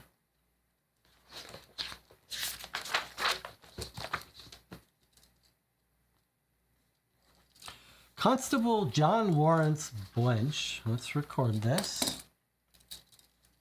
62 is talk to constable. Constable John Lawrence Blench must be close to 6 foot tall. A well-built young man with broad shoulders and a barrel chest. His blue eyes betray a suppressed excitement that shows he hasn't long been in the force. He can't conceal how eager he is to make his report. Detective, at approximately 22:30 hours, I was on duty in Yurong Street near Charlotte Lane when I heard 5 shots. He says 5. On running into the lane, I met 2 men hurrying the other way. One was dressed in a light suit and hat, the other in a dark suit and dark hat. As he passed, one of them yelled, "There's a man shot down there." Going further into the lane, I found a man laying on the ground. He said he'd been shot. I asked him, "Who shot you?" But he gave no answer. There was another man in the lane named Robert Miller. That's him right there, says Blench, indicating the drunk man in a brown suit. Together with Mr. Infield, the cab driver, he gestures to the older man. We got the victim into the taxi and drove him straight here. During the drive, I asked him several times who had shot him, but he refused to say. He mostly just swore a lot. Blanche blushes slightly in recollection of some profanity, then continues. Miller came in the car with us, and he seems to have sobered up a bit. He said to me, "It's the coldest thing I've seen." Interesting. It's the coldest thing I've seen. As soon as we got here to the hospital, I telephoned Sergeant Kreuter at Darlinghurst Station, and I guess the message got through to you. You thank the young constable and compliment him on the clarity of his report. His square face glows with ill-concealed pride. Clock passes, and it sends us back to 164. Okay, so another time has passed. So we're losing a force. And we're going to 1 a.m. So here we are. We've lost a force. Now we're at 5 everywhere. Okay. Leonard Almond is conducting these interviews, I'll remind you. All right, so it sent us back to 164, which we've bookmarked.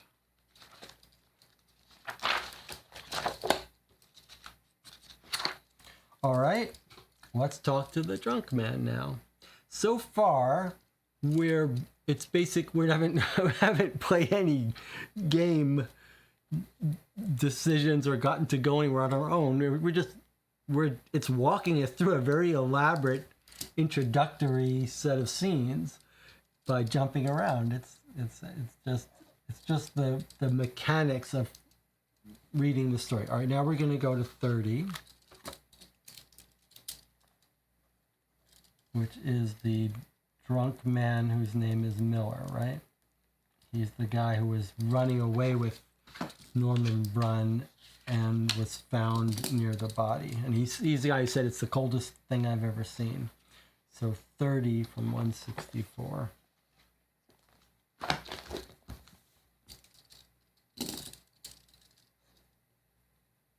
As he stands up to meet you, the man shows the discomforted wince of a drunk sobering his way into a throbbing hangover. He says his name is Robert Miller. He was with Brunn all that day, drinking in the Courthouse Hotel on Taylor Square. His memory of what occurred in the hotel is vague, very vague. He had been drunk all day. I only remember myself coming to the hospital with Brun, he says. Is that all? Yeah, I can't remember. Test your force. If it's bigger than 6, read 70. Otherwise, read 164. We're pushing him up against the wall. Remember, if you fail an ability test, you may sacrifice 1 ability point to increase the result by 1. If it equals, you can reroll. Okay, so our force is at 5, which means we need a 2 on the die to succeed. And remember, we're giving ourselves a free extra roll. So let's see what we've got. A 5, so total of 10, so we did pass it. So we're going to read 70. So far, we haven't needed to cheat. All right, 70. You step closer to Miller and grip him by one shoulder hard. He seems taken aback at this sudden show of authority. He speaks slowly in a low voice as if to a naughty child. So you don't remember being with Brun and hearing shots fired? Miller blinks a couple of times and thinks for a moment. I was pushed. There were 4 men on the corner. One of them pushed me and said, "Get away, you got nothing to do with this." I fell on the ground, then I heard shots fired. Who else was there, you ask? Nobody, answers Miller. You lean in closer and lock your eyes on his. Then who shot Norman Brun? I don't know, cries Miller, pulling back out of your grip. I saw somebody running away. Oh, you did? Well, what was he like? Miller answers reluctantly. I guess he was medium height, youngish, dressed in a gray suit. Under further questioning, he maintains he remembers nothing from when he was in the courthouse hotel until the shots were fired. Miller's head is obviously hurting him. He slumps in a chair in the corner and doesn't look up. All right, and it's sending us back to 164. Now, so 30 is 70 is Miller. We need to start writing down these locations because we've got a lot of them mentioned on that day. And it was mostly when we talked to the cabbie. So I think what we need to do is we need to look at 36 again for a second.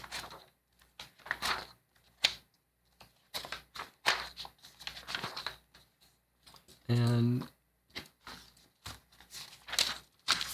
keep track of some of this stuff here.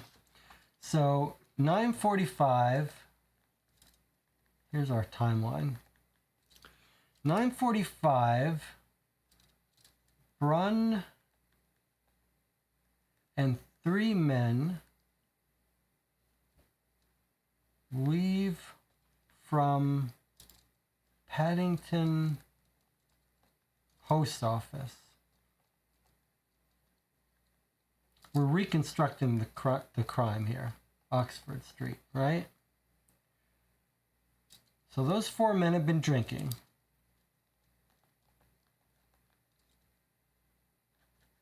Okay. They asked to go. They're driven by cab to the Best Hole Cafe on Chambers. What's our motto? What is the case's motto? What is our channel's motto? The notes solve the case, not the detective. The detective doesn't solve the case, the notes solve the case. So I'm trying to keep good notes here. So they're asked to be driven to the Best Hole Cafe on Chambers Street in Barnaby Coast neighborhood. The men go inside for a few minutes. When they return, okay, so then the Brun and men go inside. So where did they go inside? They went inside the whole cafe for a few minutes. To have some kind of meeting, to get the address of a place, something like that. And then they go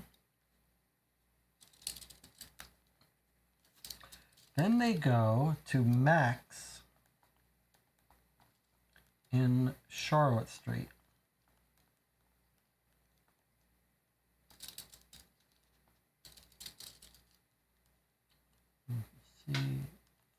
36. Maybe we should make a note that 36 is full of information. Okay, they go to Max. Two figures, they go in. He knocks on the door, right? Cabbie knocks. Then they rush in. Doesn't say they rush in. They go in. Then the cabbie gets approached by people. He said, who went in there? He says 5, which is interesting because there should be only 4 of them. And he hears gunshots.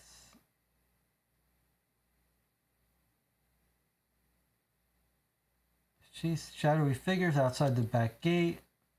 Gunshots. They run past. 2 run down Hargrave Street. 2 run down Charlotte's Lane. Then he looks down Charlotte's Lane and Brun is lying there shot. Miller's above him. Okay, that's our reconstruction of that information. Anything I've missed of importance there? Oh, and then Miller, what does Miller say? Who shot him? Okay, so, and then from 70, we learn Miller says he did see the guy who shot him. Oh, no, it's not right. Who shot him? He says, I don't know. This is important. He says, who shot him? He says, I don't know. But I saw someone running away. So he doesn't say that this is the guy who shot him. He says, medium height guy, medium height, young, in gray suit, running away. Question mark. Shooter.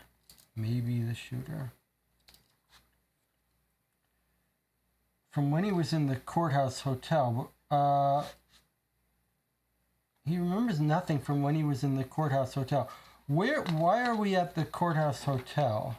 How did we get... The courthouse hotel is not Max in Charlottesville. So how did we get to mentioning the courthouse hotel? We talked to the drunk man. That's 30.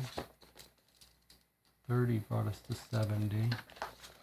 Let's see if I missed something about the court. He was with Brun all that day drinking at the courthouse hotel. So when he was hailed at the Paddington post office, was this the courthouse hotel that they were drinking out? And that's where they had the cab? This was Oxford Street, Courthouse Hotel on Taylor Square.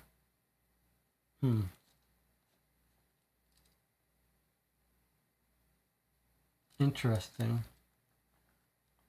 He says they were drinking all day in the Courthouse Hotel, but the cabbie is hailed at 9:45 p.m. at the post office on Oxford Street. So that's a little bit of a interesting confusion. All right, time to talk to the burly man. Oh, look who's come by in the channel. John Kean dropped by. John Kean says, hi everyone, I'm the guy who wrote this thing, just popping in to see how you're doing. The first day keeps you on rails to give you some key background and some rules reminders. The game will open up soon. Yeah, that's completely understandable. This is no complaints. I probably speak for the rest of the channel in saying this is quite compelling. We are quite engaged by this game and loving it so far. So yeah, the game is just giving us this introduction broken up and giving us a feel for moving around in this world. John Kean says, good to see you taking notes. It seemed simple when I wrote it, but it turned out to be more complex than I expected. You might need those notes. Well, we like to take notes even if we don't need them, just to give us something to do and give us the flavor of being in this world. Okay, so the last place we were at was with Miller.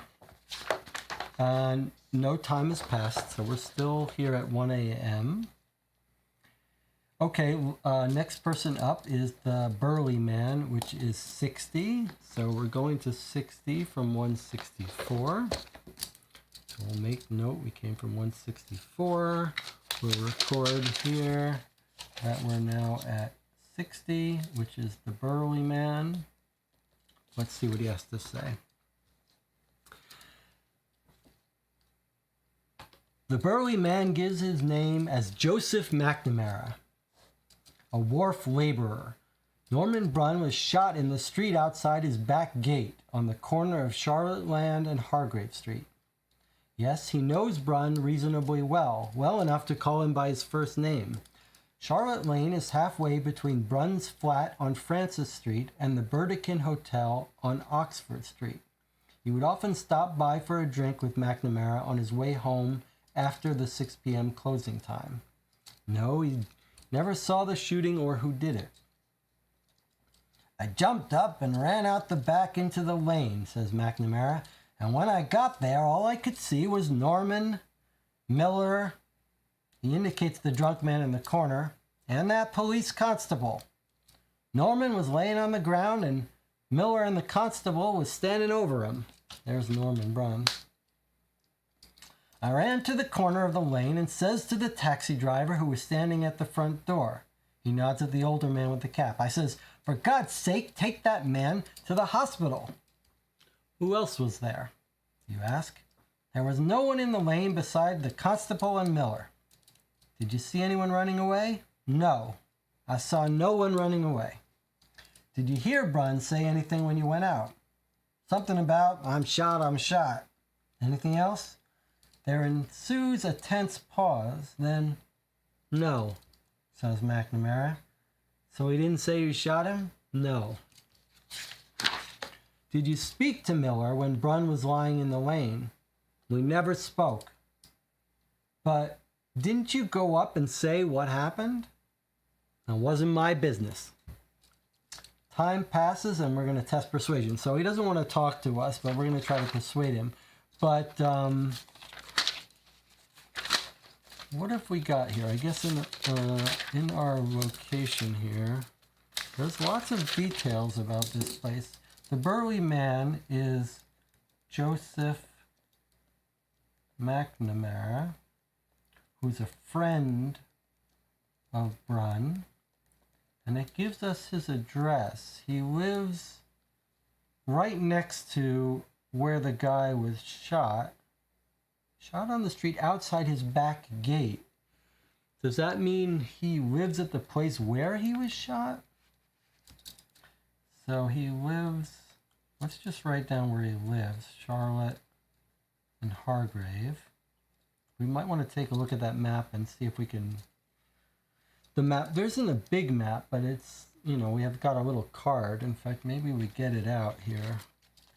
Charlotte Lane. So here's Charlotte Lane. So look, there's Max. There's the crime scene, which we can visit. There's the Burdekin Hotel, which we heard mentioned, and there's where Brunn lives. Interesting. So that's where they got driven by the cabbie and had a knock on the door. All right, so we'll go visit the crime scene. We'll want to remember that.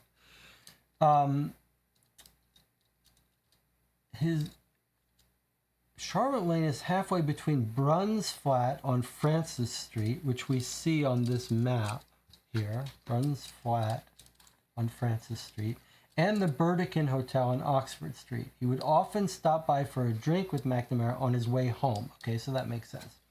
All right, so it's another reminder about Burdekin's Hotel probably being important for us. All right, so what happened wasn't my business. Time passes. Okay, so let's go to our thing. Time passes, and we lose a persuasion.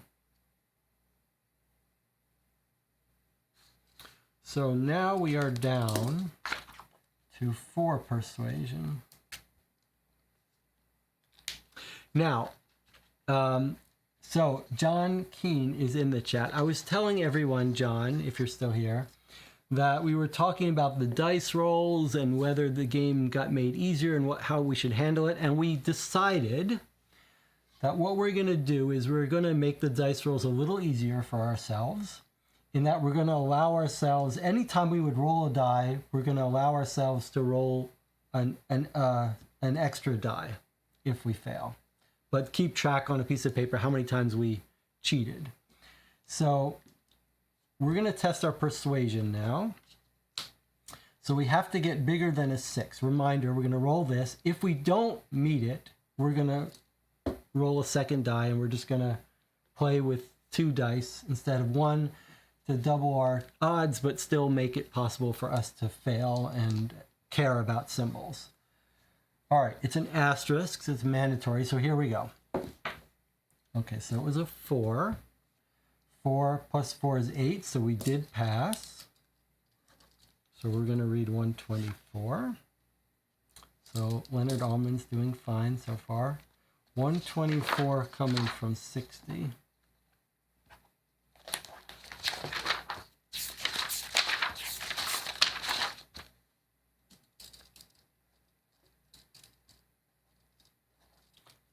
From 124. McNamara is being coy. You can tell that there is more to the story than what he's volunteering. For one thing, he hasn't told you what Brunn was doing outside of his house at 10:30 on a Wednesday night. All I'd done, puts in McNamara, was get a car and go round and tell his wife. What'd you say when you saw Miss Brunn? I said, Norman's shot. She said, wait on and I'll get dressed. And that was all that was said about it? Oh yeah, she was crying. I don't remember. Didn't you discuss it coming to the hospital? No, she was crying, and when we went to the wrong hospital, we went to St. Vincent's first, and then when Norman wasn't there, we had to come all the way across here. And in all that time, Miss Brunn didn't say a word. Nope, she just kept surmising. Oh? Surmising what? Who she thought done it. Oh, did she mention a name? No, I can't remember. Can't or you won't. Can't. You can tell that's as much as you'll get from McNamara tonight. Read 164. We're going back to 164. So, the wife has theories. The wife has theories. So, it would be nice to get in and talk to the wife. So, but it sends us back to 164. And let's make our notes here that at 124, the wife has theories on Shooter. All right, so we're back at Norman Brunn's hospital room. Now, we're now at an interesting point where we've run out of clear leads to visit. We could return home to bed. That doesn't seem logical. We still got plenty of our skills left. We're not fatigued. So you might imagine that we'd like to go into the hospital room and talk to her, but it didn't seem like there was a way to do that. And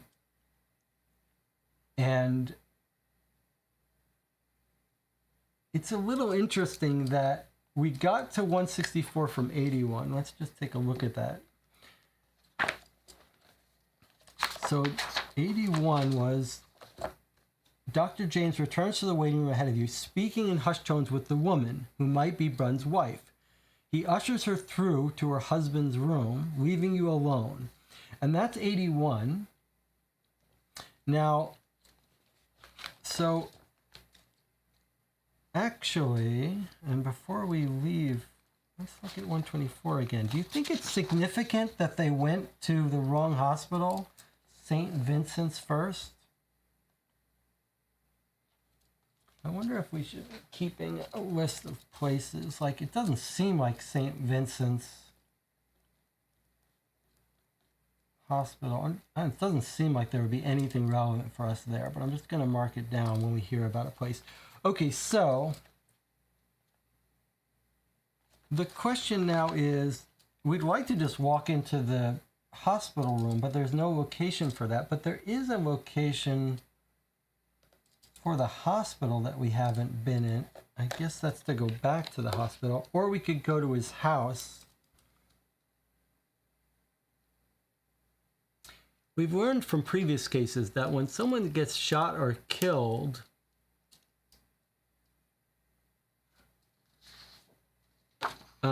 it's always nice to go to their house and search it. Jonathan in the chat says, I just want to make sure you did circle S when it told us to circle S, and I did circle S. What was S about? Maybe we should keep a note. I'm trying to remember when we got S because I did not record it properly. Do you remember what clue location gave us S? It was the card in Brunn's hospital room with the Burdekin hotel note. It was 94, right? From 94. That's where we got that S note. And then we've booked that in at 11 a.m. tomorrow, which is nearby. Okay, and Jonathan was saying that he wants to go to the crime scene. Yes, it's a good idea for us to go to the crime scene early. I also wanted to go to Brunn's house. So I think it makes sense for us to go travel to Charlotte's Lane, which remember will take us a time.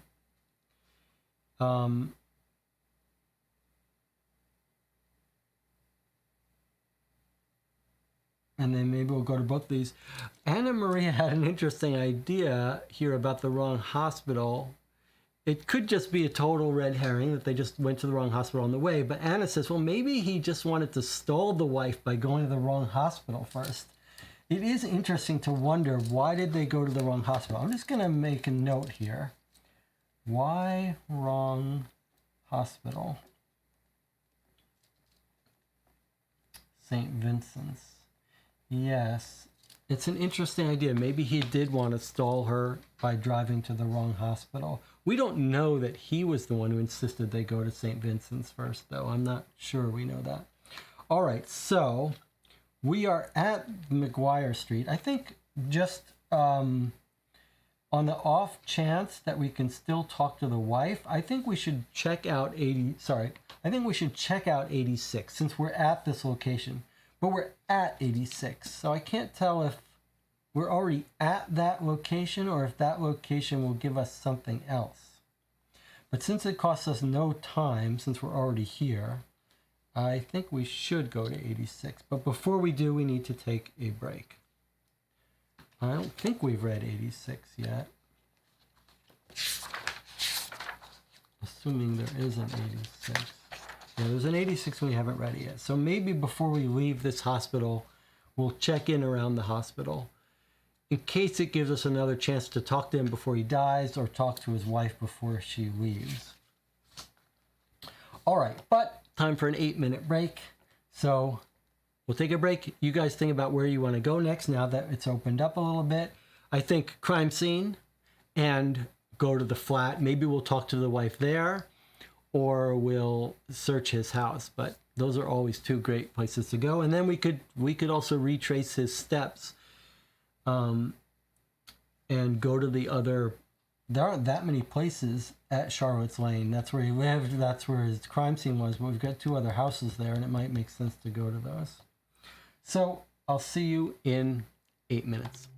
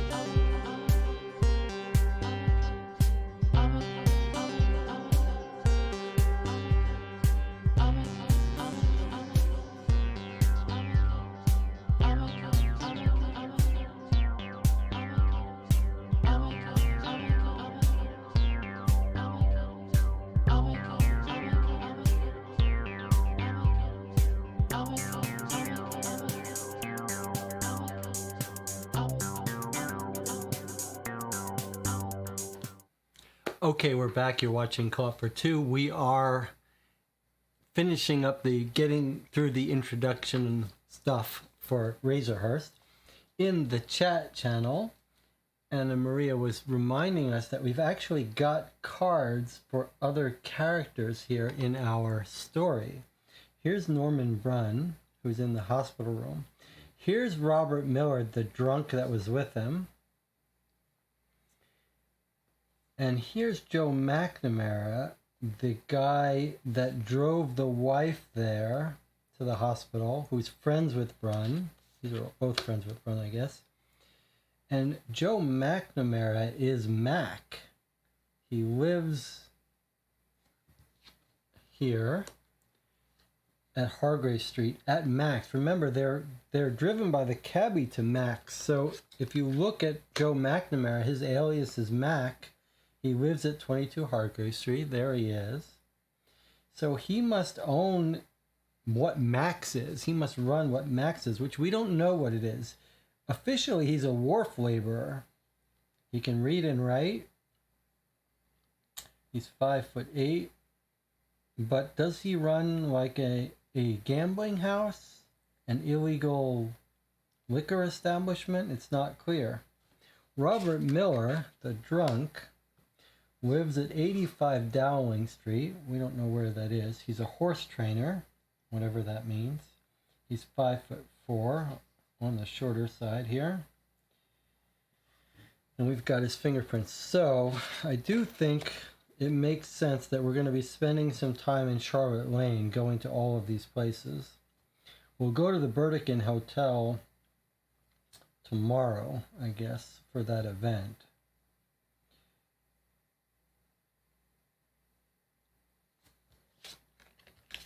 Okay, and Jonathan was saying, well, had a question about rules. We know at the end of the day, we read a night. At the beginning of each day, we read the sun thing. At the night, we read the moon thing.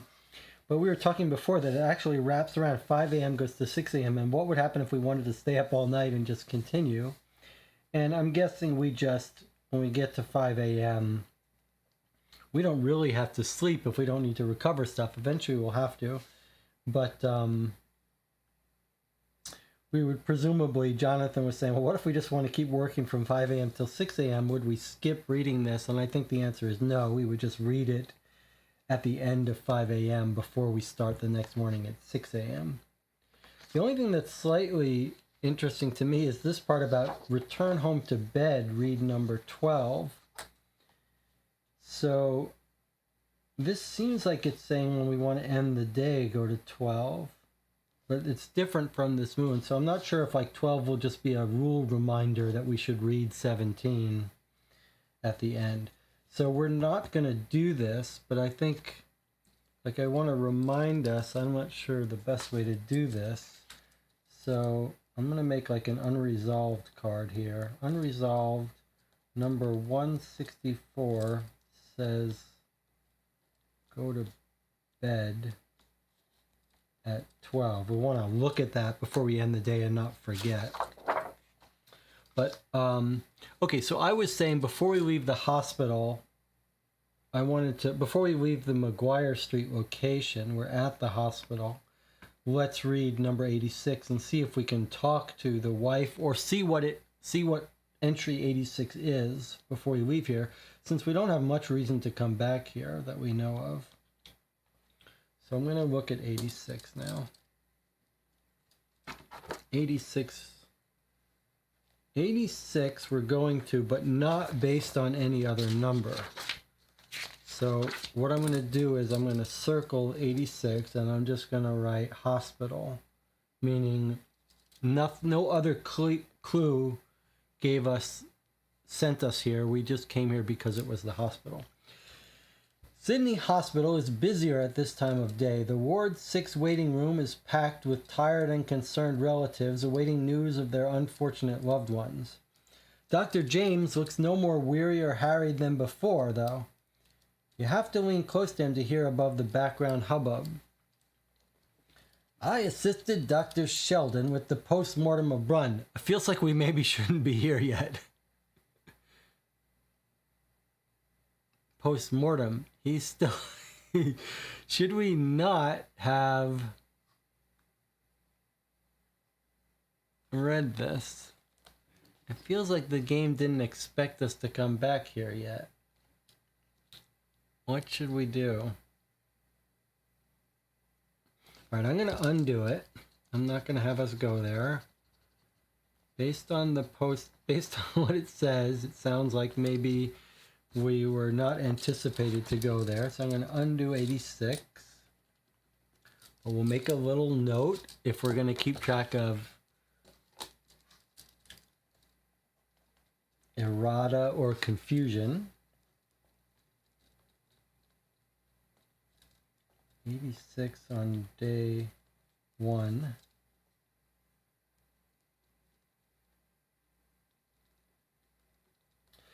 We're told this is a case about the murder of Brunn, so we knew he was going to die eventually. So that shouldn't be a big surprise. All right, so we're not going into 86 just because it looks like we shouldn't be there so far.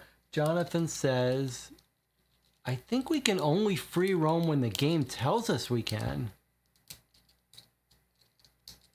Really? Aha. Let's find that rule. That's quite important if that's true. Jonathan, where in the rule book does it say that? Do you remember? Follow the links from the casebook to experience your day. Advancing the story. Following the links from section to section through the casebook. At the end of the section, you'll be given an action to do or a set of choices to make.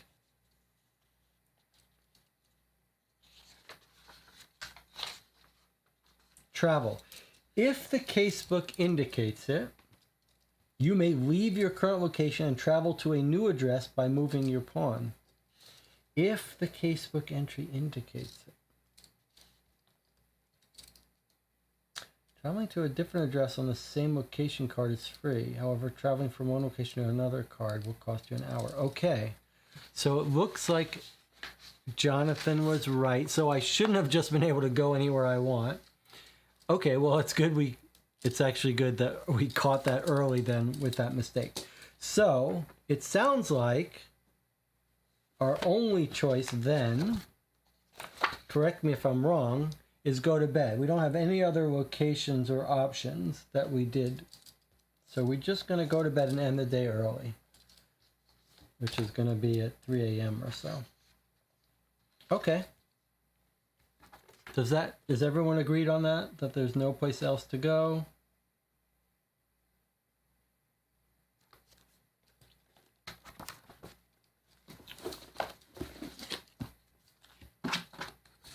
So let's go to 12 then. Ready to go to bed. So a gentle day. Suddenly, a wave of exhaustion passes through you. It's been a late night to top off a long day. Surely you've got enough preliminary information. You can pick up the case again after a few hours' sleep. As you're leaving, Mrs. Brunn re-enters the room. Her face tear-streaked and puffy. You gently block her way and ask, "Did he tell you who shot him?" "No, and I wouldn't tell you if he did," is her defiant reply. Test your persuasion. If it's larger than 5, read 76. Okay. So our persuasion is 4. So we need a 2 to succeed. That's a 6, so that's a definite success. Leonard Almond is paying off so far. All right, so we got to 12 from 164, and now we're going to read 76 from 12. That was weird how we're heading to bed, but then it's like, whoop, we ran into the wife on our way out. So 76 from 12. You try more gently. "Come now, Mrs. Brunn. You must have said something, or you must have some idea of who it was." She stares at your face for a moment and seems to decide you're not entirely against her. I don't know," she admits. "But I did see Henry Slater in town the other day. They used to be friends back in Melbourne, but I'm not sure anymore." There's a weight of grief in her voice, too heavy for one so young. I'm just not sure of anything right now. Then it tells to read 17, which is what we were saying before, the moon at the end of the day. Okay, so let's record that 76 is wife says Henry Slater, an old friend from Melbourne. Okay, is Henry Slater in our list here? Boop, there he is. There's Henry Slater, the old friend of Brun's from Melbourne. So his last known address is in Melbourne. He's a laborer, alias Long Harry, or Sullivan. Distinguishing features, he's got scars on the right side of his nose, and a mole on the back of his neck, and a scar on his right knee. All right, where are we keeping our menagerie of characters here? All right, so now we're going to go to sleep. Time didn't pass, doesn't matter. 17 from 76, which is at the end of the day.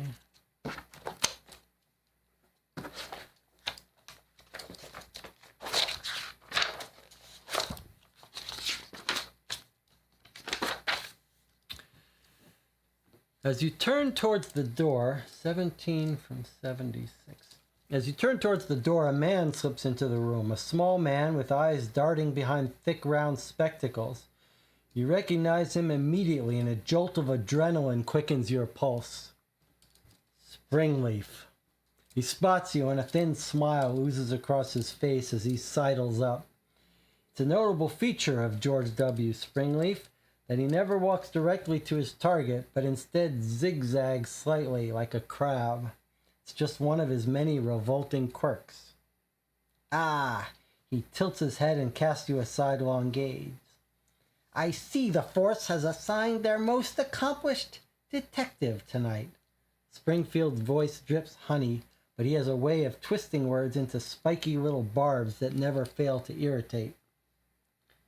What are you doing here, Springleaf? Well, the discerning readers of the Evening Post must get their news from somewhere. Ha! How you would love to shove that little laugh right down back his loathsome throat. Fortunately, your police training enables you to keep your cool, though your skin is crawling like eczema in a hair shirt. But I see you were just going, he adds, so don't let me keep you, tra-la. The cool air from the early morning street does much to restore your calm. So Springleaf is a newsman. You never understood just why you react so strongly to Springleaf. Other detectives on the force don't seem to mind him. In fact, Butler practically dotes on him, feeding the little reporter his most tasty leads. You know that you shouldn't let him get to you. As an officer of the New South Wales Police and an enforcer of public justice, you should be above such petty provocations. But none of your colleagues have been bitten quite so badly in print as you. Springleaf's inky words still smart, so he wrote some bad stories about us. You flag a weary taxi and head home to bed. Sleep, so you must sleep now. Rules reminder, your abilities start to restore as soon as you go off duty and sleep. Cross off successive icons on the calendar card, and for each one you may increase the corresponding ability by 1 point. Stop when you are ready to go on duty for the next day, and then start the next day, read 106, which is going to be the sun for 106. Good, okay, so we cross off persuasion, so we're going to say here we sleep. So we cross off to gain a persuasion, gain a force, gain an observation. So, that's my thing. So we gained a force, which maxes out our force. We gained a persuasion, And we gained an observation. So only our persuasion is down by 1. These are not erasing as cleanly as I would have hoped. Maybe we'll use that. Okay, so the only thing that might be nice is to bump up our persuasion of 1. And here, look, the game has anticipated that. So if we sleep an extra hour, we can max out our persuasion. So shall we do that? Shall we? Because we've got a long day tomorrow where our values are going to be dropping. So I think we should sleep an extra. Guess we don't need to sleep till 10. Maybe Jonathan is saying maybe wake up at 10 in case start day costs some time, but I guess we don't need to sleep till 10. I think we should do with the game mechanic and sleep through a 6 a.m. Alarm clock to max out everything back at 6. Sorry, I should show you that. So we slept through 6 a.m. and now everything's maxed back out at 6. We haven't encountered this tips mechanic yet. All right, so we're well rested. It's now 7 a.m. and we're going to start immediately. So this is actually interesting, little mechanic. I was saying there's no point in sleeping past 6 because we're maxed out, but it's not quite accurate, right? There's an interesting little thematic gamey strategery to think about. If we wake up now at 7, by the time we get to the hotel, we will have lost 2 observations, 1 force, and 1 persuasion. So if we wait and wake up at 11, we'll be fully restored by the time we get to the hotel. Although we don't know if we're going to be able to go to the hotel right away. Probably we will be able to.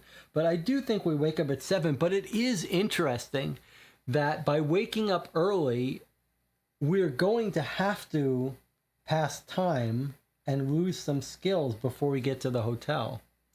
So if for sure we knew we needed to be at the top of our game at the hotel, we might want to sleep in, not to recover these before we wake, but so that we didn't spend them when we do wake. That's quite interesting, isn't it?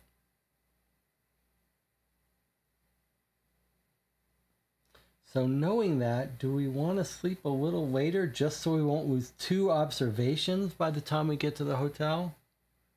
It feels like with our double roll, we probably will do fine with a 4-level observation here.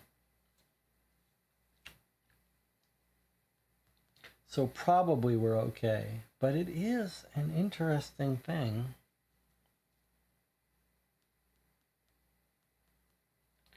You might imagine that we even just have to, imagine that we've got nothing to do, then we just have to wait 2 ticks of the clock just to just before we can get to the hotel. But let's try it. Let's wake up and we'll see if we get punished. We have no reason. We want to go to the crime scene. We got stuff to do today, right? We're not going to sleep late. We're not going to sleep late on our first day on this case.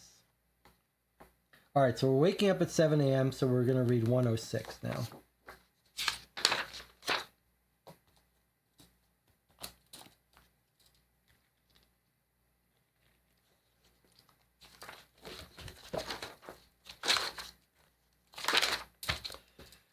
Place your pawn on Darlington Police Station in Taylor Square. So we go back to our starting location.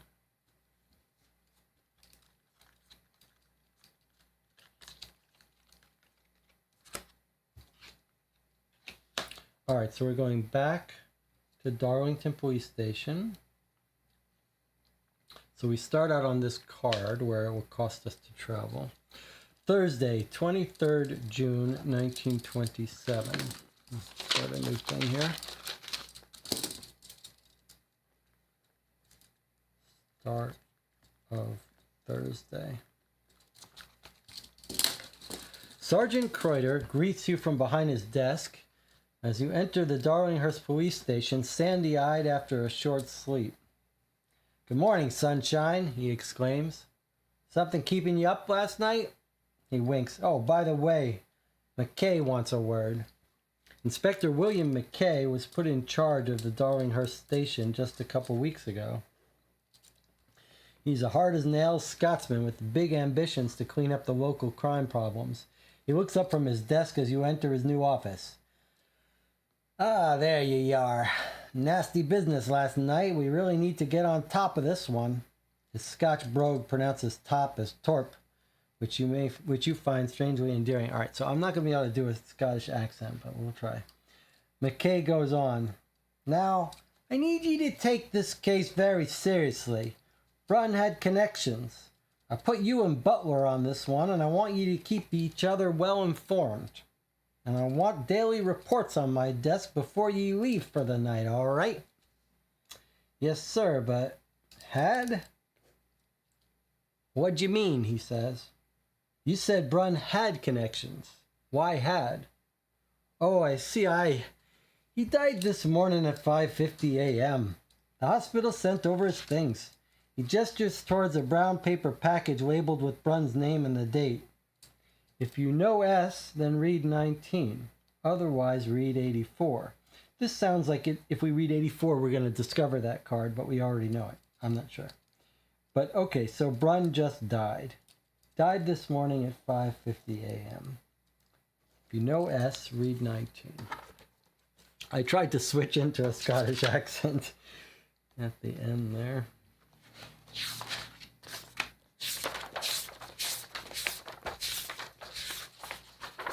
Okay, so 19 from 106.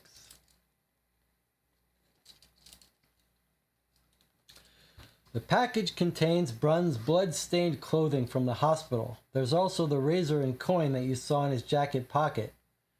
You already have the note for a rendezvous with one Jim Hassett at the Burdekin Hotel at 11 a.m. today. So it sounds like if we hadn't discovered this, it would give it to us now.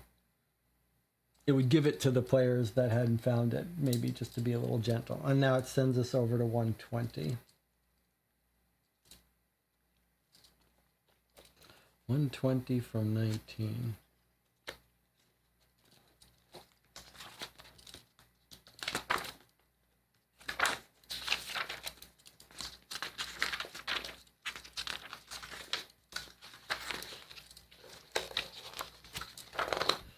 As you leave McKay's office, you ponder the implications of sharing the investigation with Detective Sergeant Butler. Butler fancies himself a crackpot investigator, and the frustrating fact is that he actually is pretty good, though considerably more bullish in his approach than you are.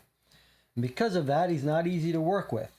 He tends to do his own thing, and doesn't readily share his leads, except inexplicably with that odious Evening Post reporter, Springleaf. The desk sergeant, Kreuter, taps your arm as you pass, waking you from your reverie. You quite like Kreuter. He has an understated sense of humor that passes over the heads of many of your colleagues. And his diligence is superhuman. He seems to be at his desk next to the only telephone at all hours of the day and night. You wonder when, or even if, he sleeps. Interestingly, nobody seems to know his first name. They all just call him Kreuter. And somehow it fits his unique persona. Butler sent the night patrol car out, he tells you, and picked up a few blokes he thought might know something, including Big Jim, Greg Gaffney, and Sig Kelly, and Frank Green. But of course, none of them had anything to say. He's planning a lineup here this afternoon with that big corn-fed copper and the cabbie. It's at 3 if you want to witness the spectacle. He raises one eyebrow for a moment, then dives back into his paperwork. You glance around the station, but there's no sign of Butler, so he must be out pounding the pavement already. He's probably rounding out the suspects for his parade. Better get out there, too. Might be a good idea to start at the scene of the crime, Charlotte Lane. And then it says leave. Okay, now we can go where we want. Okay, so let's make note. This is quite interesting. So 120, they scheduled a lineup. They're going to have a lineup. They're going to have the cabbie come in and the cop. The copper and the cabbie. But not Mac. No, John McNamara. Okay, so who did they bring in? Big Jim. And remember, the meetup at the hotel is for a Jim something. Do we have... Is this Jim Hassett? Yes, it was Jim Hassett. We didn't find his card before. So Jim Hassett was the note we found from Jim to meet at the hotel. And let's see if this is Big Jim. Well, it's not his alias. But let's put him aside. Okay, Big Jim got brought in. How tall is he? 5'7", not particularly tall. Okay, so here are the people that are going to be brought in for the lineup. Big Jim, Greg Gaffney. Do we have him? There's Greg Gaffney. Let's see if there's any other Jims. There's a Jim Devine, whose alias is Big Jim. There we go. Okay, so here are the people they brought in for the lineup. Big Jim Devine, Greg Gaffney, Sid Kelly, and Frank Green.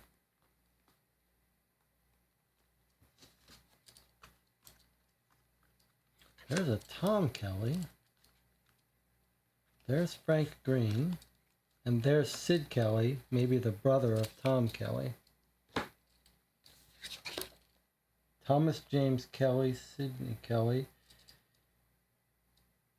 1901, 1891, boxing. They don't have their last known address. All right, so we don't know anything about whether they're related, but they could be. All right, so here are the people that are getting brought in for the lineup.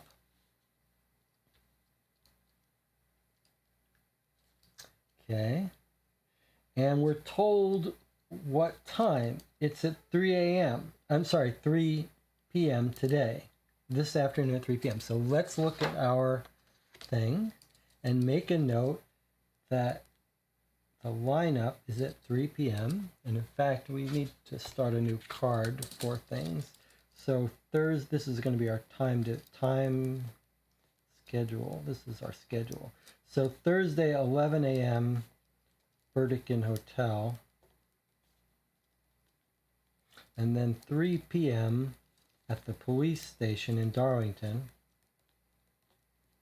for the lineup, if we want to be there to witness it. Okay?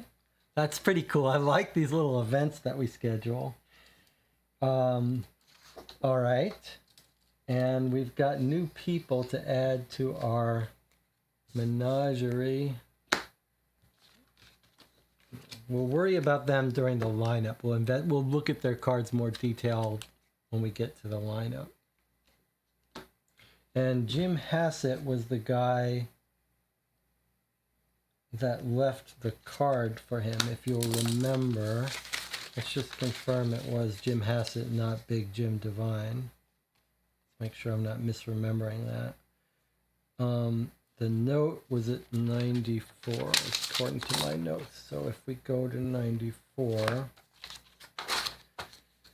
Norman Brunn, meet Jim Hassett at 11 a.m. tomorrow.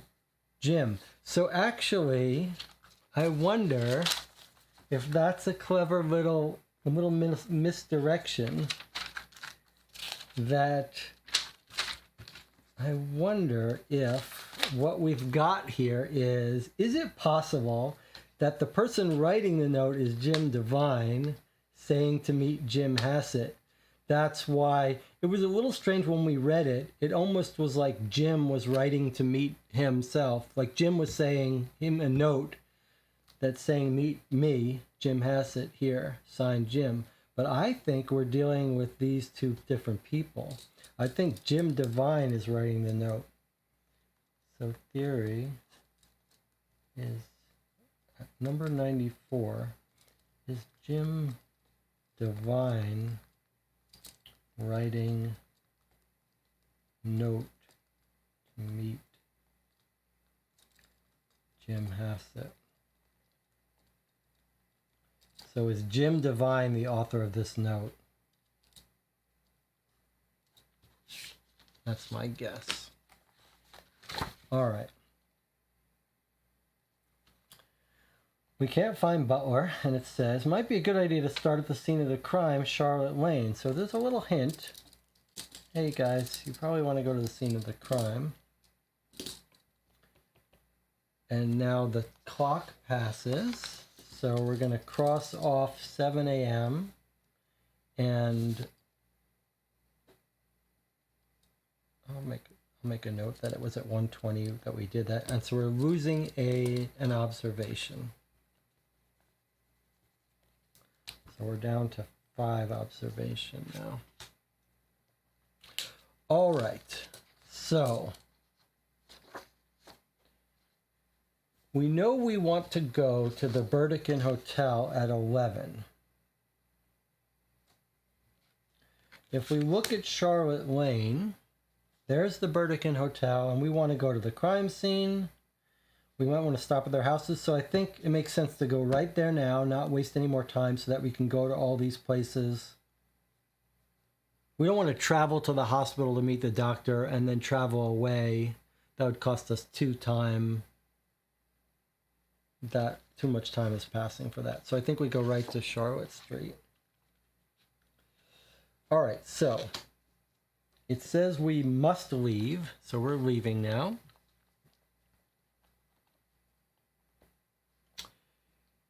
Let's catch up on the chat for a second. John Kean has a thing. John Kean says, nice theory about the gyms. The text is from the actual card. You can find an image of it online. Remember, most of this was real.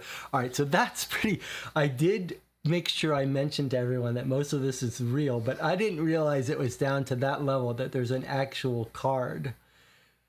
That's pretty cool. So remember, it said his neat handwriting, and there it was. Okay, but now I need to remind John Kean the thing we remind all the authors that stop by: no hints, no hints at all. So do not give us any hint about whether things are true or not, or that we've got good theories. Okay, so that was an actual card that said that. Wow. Okay.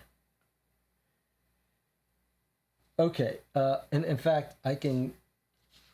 Where was my card about errata? Okay, so that errata was wrong because we're just not allowed to travel anywhere we want until we get to the leave. Okay, so we advanced the clock. And now we're going to leave, and we're deciding to go to Charlotte Lane. We're at the police station at Taylor Square. So we're traveling to Charlotte Lane neighborhood. Doing so costs us an extra tick of the clock. So we're traveling, and now we're going to lose a force. So we're down to 5 force now. In Charlotte's Lane now, we can go wherever we want. It doesn't cost us time. It makes sense that we start at the crime scene. So let's do that. Let's go straight to the crime scene, which is number 8. Sorry, I should be showing you this. Okay, so we've traveled to Charlotte Lane. We've dropped our force down to 5, and now we're going to 8, which is the crime scene.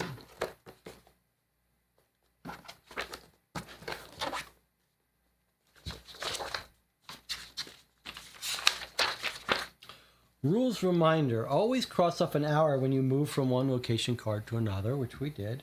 Charlotte Lane is a darkened ravine between tall cement-fronted terrace houses. From here, the sky is a narrow strip far above. If you know M, then read 14. Otherwise, read 80. Well, we don't know M. So we're going to put a mark here. We're going to take a note on our cards. We're going to call this the revisit card, and we're going to say number 8 requires M. So we make sure we remember to come back here when we have M. And then 8 is the scene of crime. Nothing sent us here other than that. Okay, so we don't know what M is, so we have to jump to 80. So we got to 80 from M, from 8. Set back from the intersection of Charlotte Lane and Hargrave Street, next to a gate into the back of Joseph McNamara's house, so it's right next to Joseph McNamara's house, is the spot where Norman Braun was fatally shot. The most surprising thing about the scene is the presence of a woman in her 50s working vigorously at the pavement with a mop and a bucket. You hurry up to her. Hey, what are you doing? The woman looks up and blinks owlishly. I'm cleaning up the blood. But that's evidence. I'm a detective. Please step away from the scene. The woman seems very put out. Well, I never. What will my old mother say? 86 she is, and lived right there. She juts her chin at number 8, the cement-fronted house next along the lane. For 51 years. She sees these ugly stains, it'll be the death of her. Yes, well, I'm sorry. You may just have to put up with it for a few days, just till we make an arrest. Grumbling, the woman picks up her mop and bucket, sloshes over to her mother's house, and disappears inside. Moments later, you see her watching you with disapproval from a side window. Add M to your knowledge. Okay, so we just learned about the person who lives across the way. And then read 14. So let's remember to come back to 8 after we do this a bit. 14.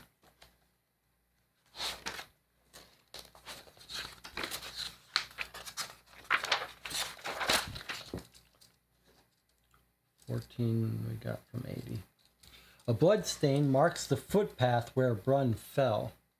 The edges have been thoroughly smeared by the woman with the mop, but there's still no mistaking. Oh, M is going to be the mop woman. It's just to make sure you only see her once. But there's still no mistaking the significance of that dark mark. To search the scene, read 53. To question the mop lady at 8 Charlotte Lane, read 72. So we can go back and question her maybe and ask her if she saw anything. To interview the other neighbors on Charlotte's Lane, read 187. Or to talk to the neighbors on Hargrave Street, read 109. Or we can leave and go anywhere we want.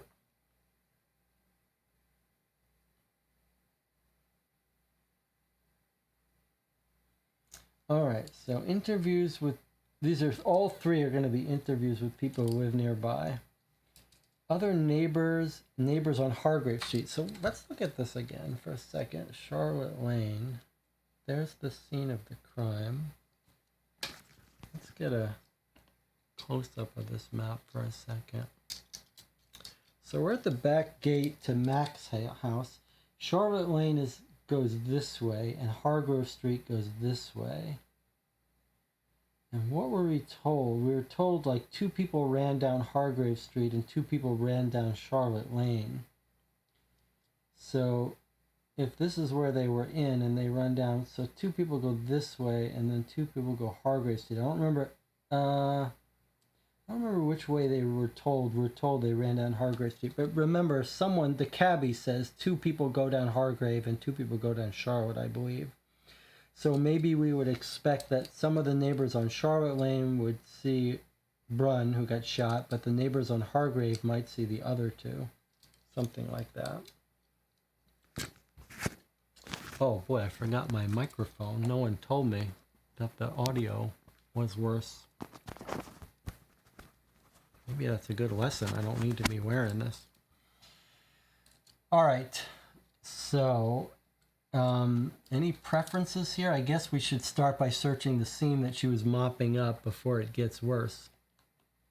John Kean says the mop lady was real too. She really had to be stopped from cleaning up the evidence. That's pretty funny. All right, let's go. Mop lady is 53. I'm guessing if we go back to 8, it's just going to bypass us straight to 14, having dealt with the mop lady. But let's return here. We went Start of Thursday. Okay, then we went to 8 to 80 to 14 choices at the scene. All right, so we're going to search the scene as 53. So 53 from 14.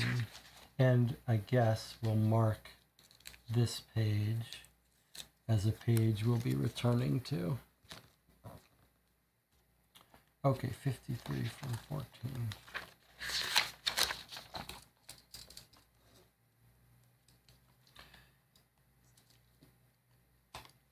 Utilizing your training, you make a thorough examination of the scene, starting at the blood stain and radiating outwards. It's a painstaking and uncomfortable process. After a while, you remove your coat to kneel on, despite the June chill in the shadowy lane. A few passers-by look at you strangely, and you're aware of the disapproving stare of the mop lady from her nearby window. Time passes. So, time passes at location 53. We lose an observation, which kicks us down to 4 observation. And we're getting near the time we need to go to the hotel. Test your observation. So now we're at 4. So we need a 3 now, or higher, to pass this. Remember, we're going to do the free reroll if we need to. Okay, so that's a 1. That's a fail. So just to remind you of the rules. We've now got we had an observation of 5. Oh, wait. No, we passed it. We only need to be more than 4. Sorry, somehow I read that wrong. So we passed it with 5. Fine, never mind. I don't know what I reread. I don't know what I read that as. We passed it, so we go to 64, and we already did the time passing, which I made note of where we did it. So 64 from 53. So we're searching the scene of the crime, and we just noticed something.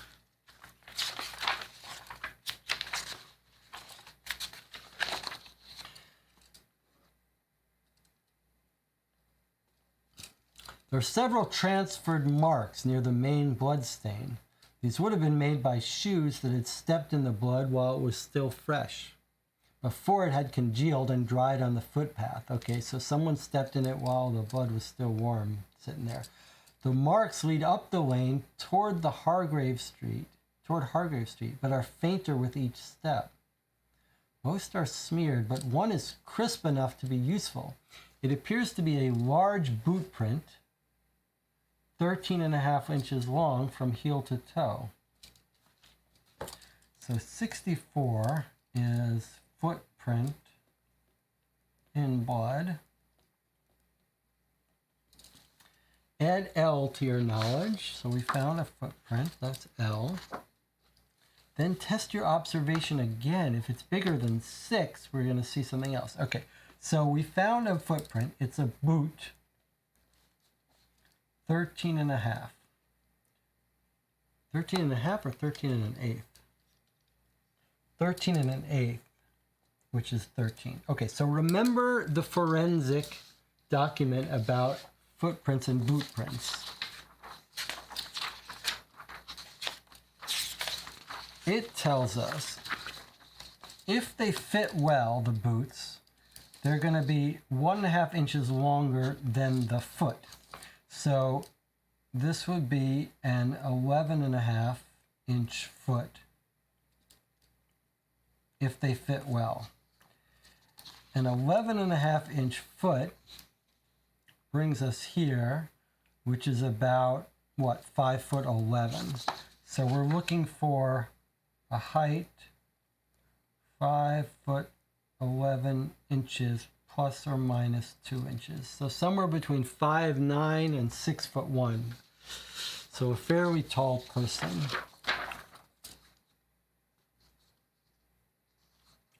Now, where are they headed?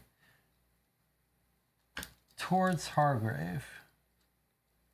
Towards Hargrave. So there's our street, there's our thing, and they're headed this way towards Hargrave. Now, do we know that there's two people on the scene with him, Miller, the drunk, and the cabbie, or in the cop too, I guess. But where did they head to a cab? Like, could these be their footprints, or is that someone else?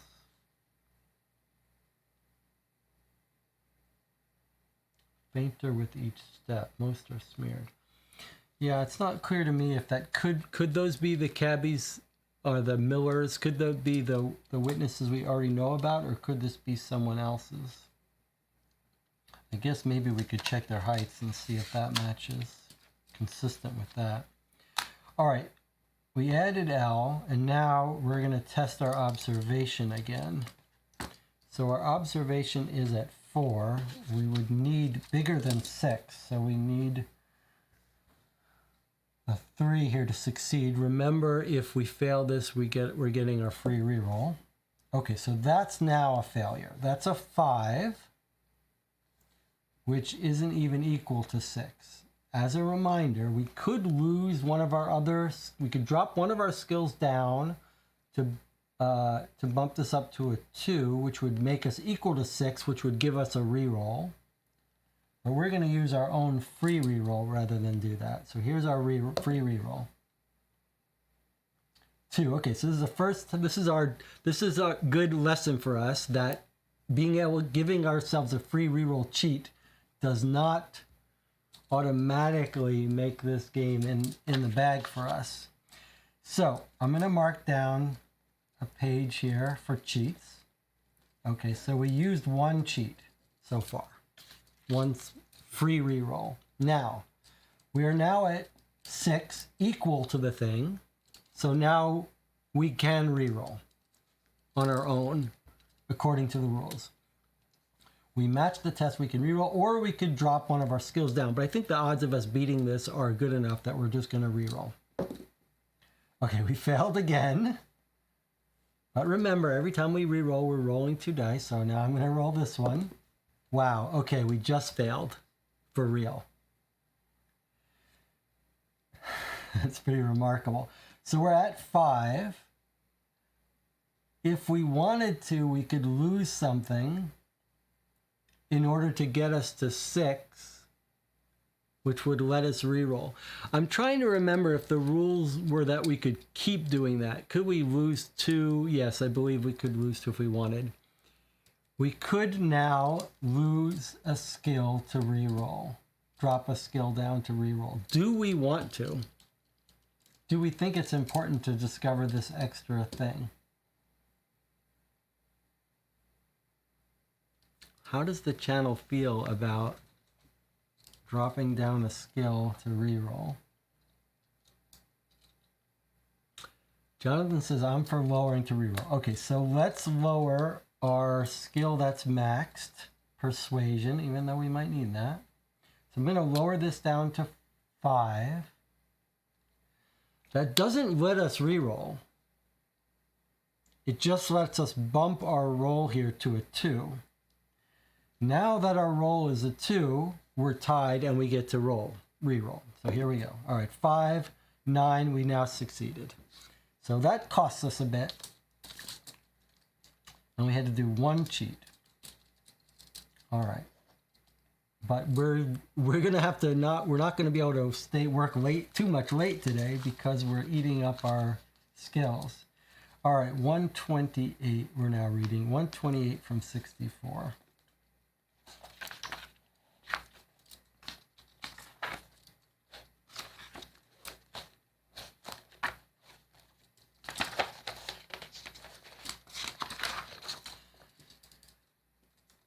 Despite a thorough and painstaking search, you find nothing else of interest.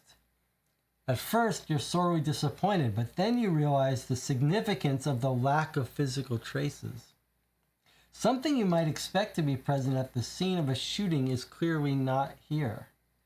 And that might help narrow down the list of suspects. Add H to your knowledge. Okay, so we're circling H. We got to 1828 from 64. So do you remember the fact that there's no bullet here might mean he was shot with a revolver?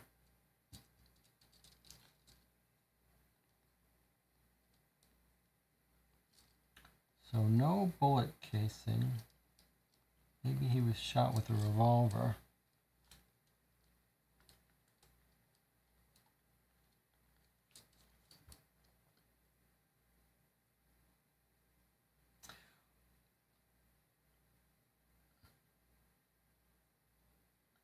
The one thing that's a little confusing to me is it kind of sounded like he was shot inside and ran out bleeding and then fell down realizing he was shot. But I guess this is saying not the case. It seems to be saying he was shot at this location. And remember, the drunk said it's the coldest thing I've ever seen. So it's a little confusing to me because there were 4 shots fired and then he sees the people running. I kind of thought they were shot in the place, but I'm thinking now they weren't shot in the place. They were shot here at this scene. Okay, and then it's sending us back to 14.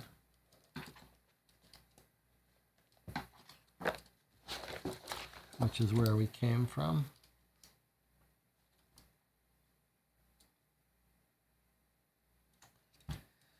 All right, we can question the mop lady, but what's our time here? We're at 10 a.m. I guess we might as well waste. The odds of us we have to be a little nervous that we'll do something that will eat up 2 ticks of our clock and then we'll miss this meeting. But I think we might as well do something else and then hop over to the Burdekin Hotel. So shall we talk to the other neighbors on Charlotte Lane or at Hargrave Street? Let's go to Hargrave Street just for fun because Hargrave Street is the cross street of the almost the cross street of the Burdekin Hotel where we're going, Hargrave, and it's not quite. But just for the fun of it, let's not go in order. Let's go to Hargrave Street. Or we could talk to the mop lady. Is the hotel on this card? Yes, it is. The hotel is on this card. It's right there. So we don't have to travel to it. Otherwise, yes. Otherwise, we would leave now. So, all right, let's do the mop lady. I changed my mind. Mop lady, 72. 72 from 14.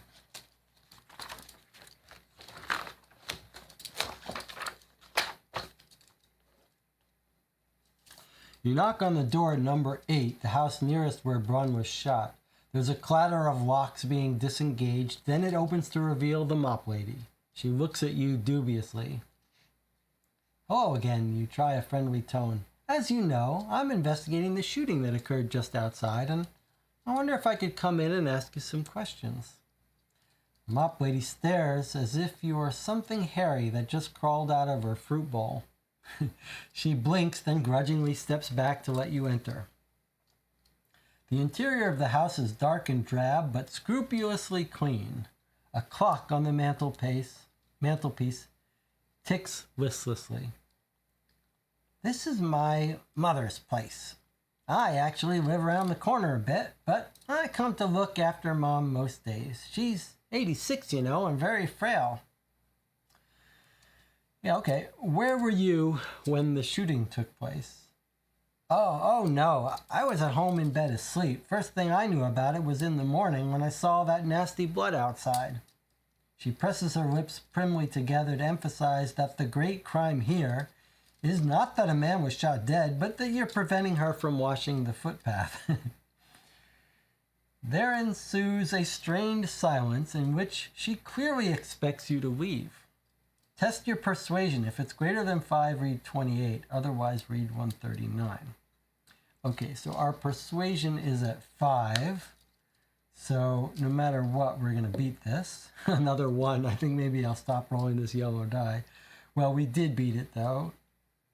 We're at 6, so we beat it. So we got to read 28, but that was a little scary. So 72 and then 28. So 28 from 72.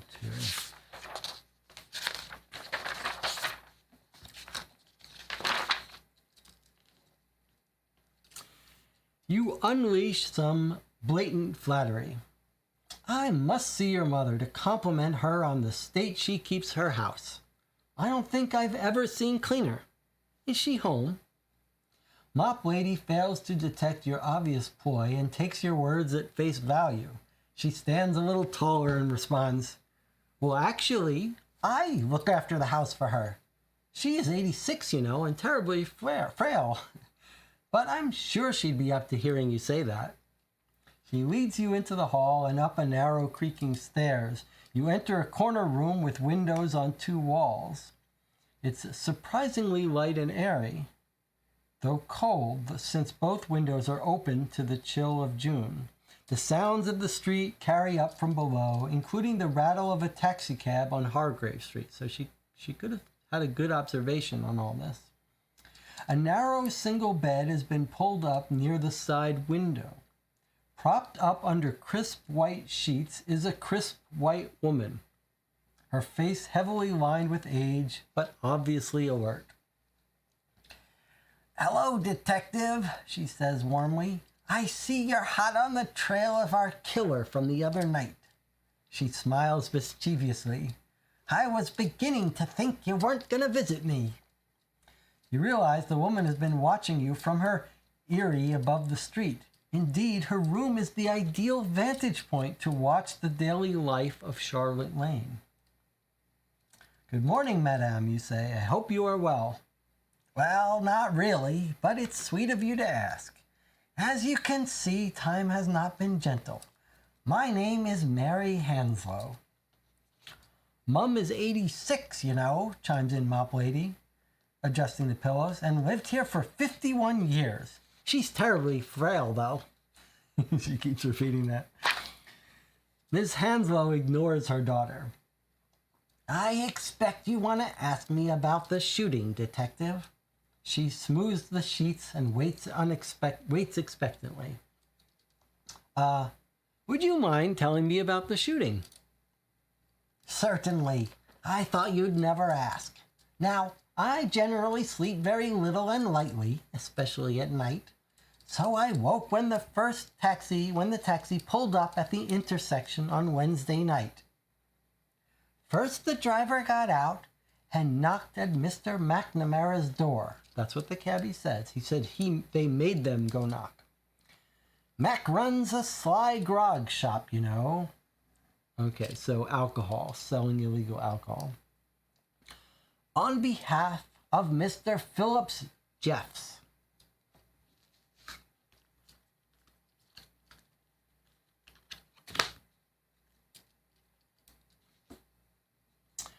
We've grown quite accustomed to his customers brawling outside. Indeed, I regard any evening without a good fight as quite monotonous. Now, the others started banging on the door then too, and soon he let them in. The driver walked up and down a few times. It was a chilly night. And then 2 other men came up from Hargrave Street. They said something to the driver, and he hurried off. But the 2 men waited in the shadows. This is all consistent with what the cabbie says, but puts more flesh on the bones. It makes it a little easier to understand here what happened. So the driver's walking, they go in, the driver's walking back and forth. 2 men come up from Hargrave Street.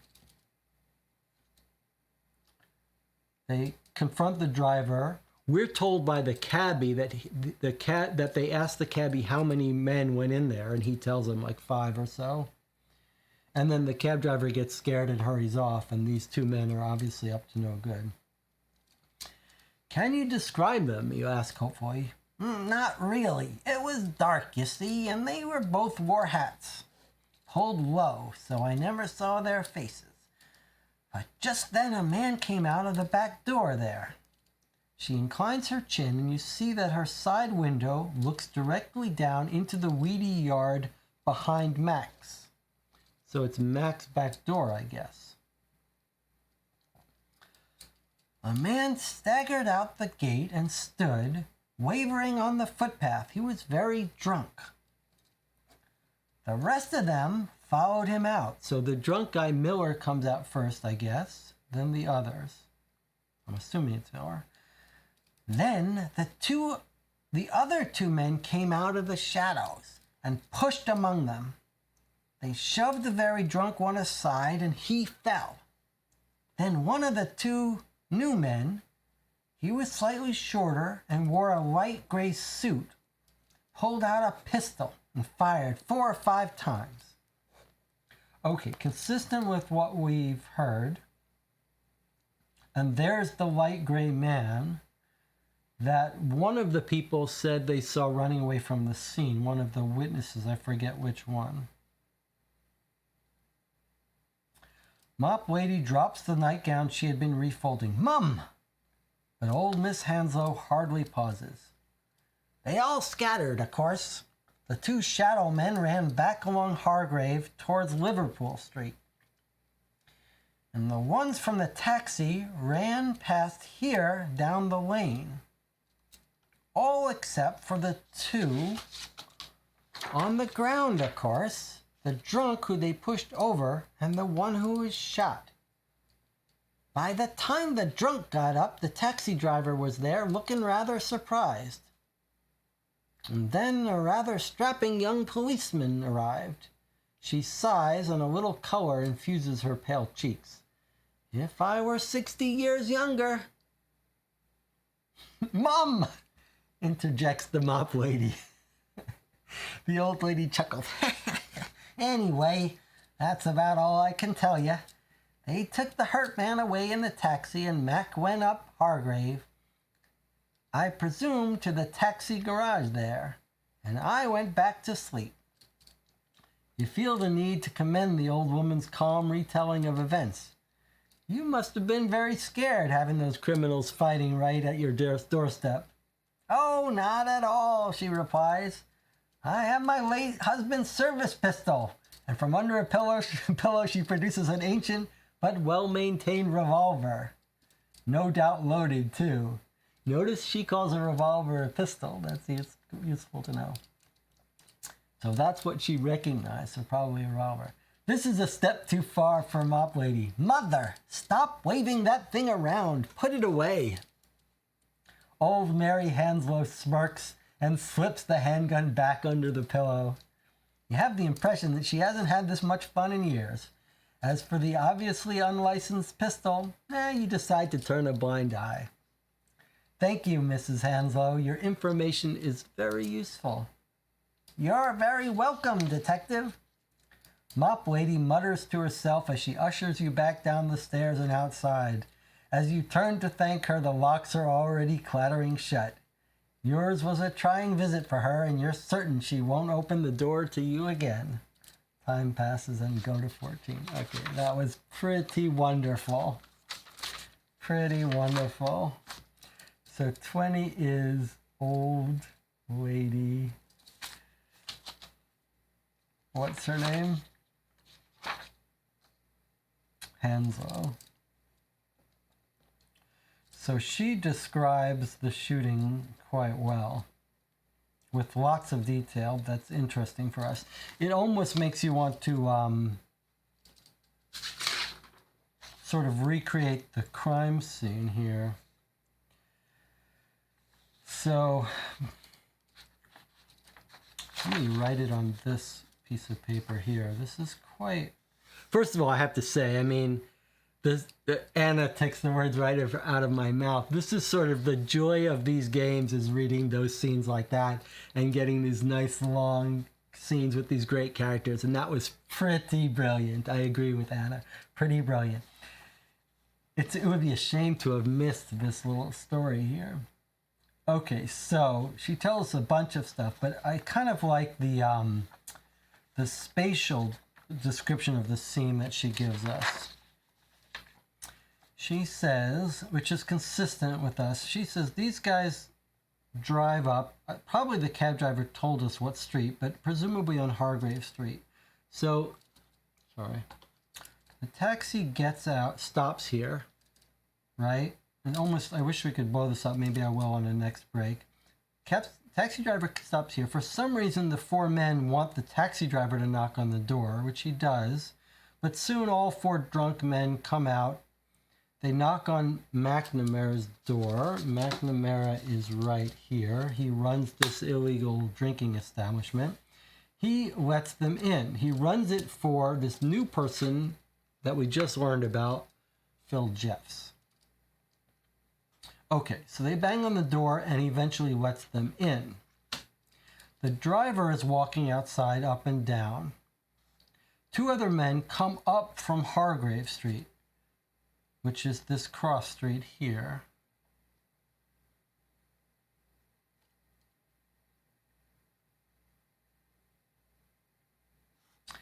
They confront the driver, who tells them, yes, they ask him how many men just went in there. He says 4 or 5, and then he runs off because he's scared. He knows something bad's happening. Then the two men wait in the shadows. She says she can't really recognize them. They both had hats. But then someone comes out of the back gate of Mac's place, presumably this way. He's drunk. Then they all follow him out. Then the two men come out of the shadows and confront them. They shove the drunk one aside. He falls. Then one of the two, who's shorter and has a light gray chute, he pulls out a pistol and he fires. Bang, bang, bang, bang, bang. 4 or 5 times. They all scatter. Now, here's the interesting part.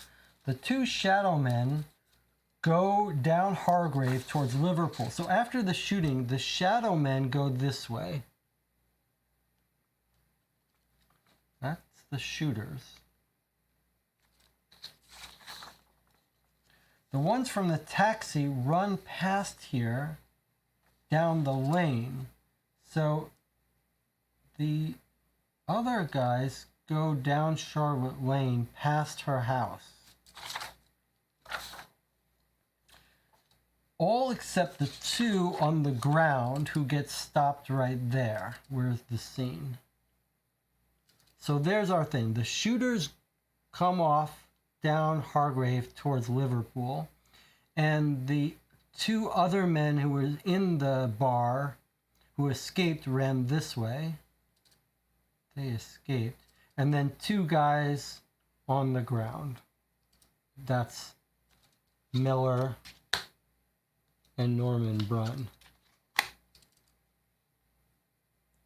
And we don't know who the other 2 were that were in the bar with them drinking. That's the owner of Max. We know it's not him. Okay, that's a little bit better picture of where everyone went to in case we need that information. Okay, time passes. So time passes, we lose a persuasion. We're now down to 4 persuasion.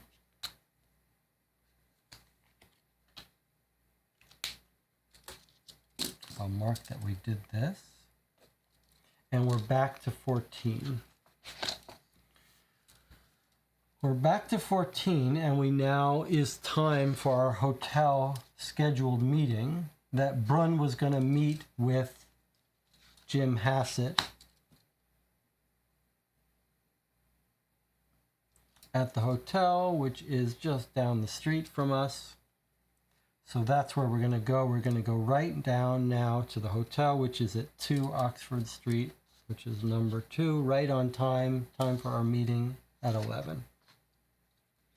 So we're leaving. We want to come back here. And we recorded in our police detective thing that we met the old lady. That was a very valuable clue. And now we are going to 2, which is the hotel meeting. Let's see what happens when we go there, how it asks us if it's the right time. But before we do, we'll take another 8-minute break. So I will see you in 8 minutes.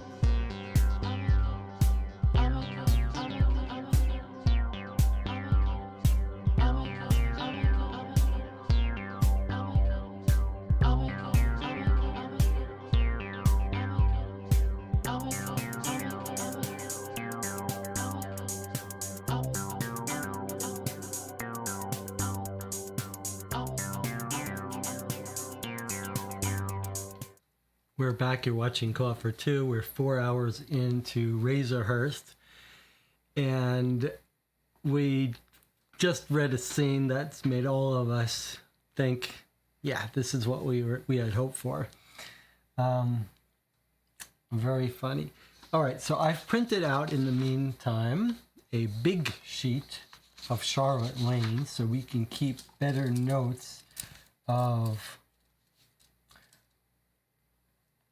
what happened here. So the shooters, 2 shooters escape that way, and then 2 drinkers. This is Brun's friend, and then here is Brun and Miller, where the shooting happens here at the back of Max. Then the 2 other people that were with them go here, and the 2 shooters go here. The other thing that I think we've been remiss in not keeping track of is details about the gray shirt guy. So we've now seen a couple of mentions about details of him, and I don't think we properly recorded all of the things we were told about. So here's the old woman. The one of the 2 men, he was slightly shorter and wore a light gray suit. So he had a, let's write it down here better. So I'm going to call this the gray suit guy. He has a light gray suit. He's the one of 2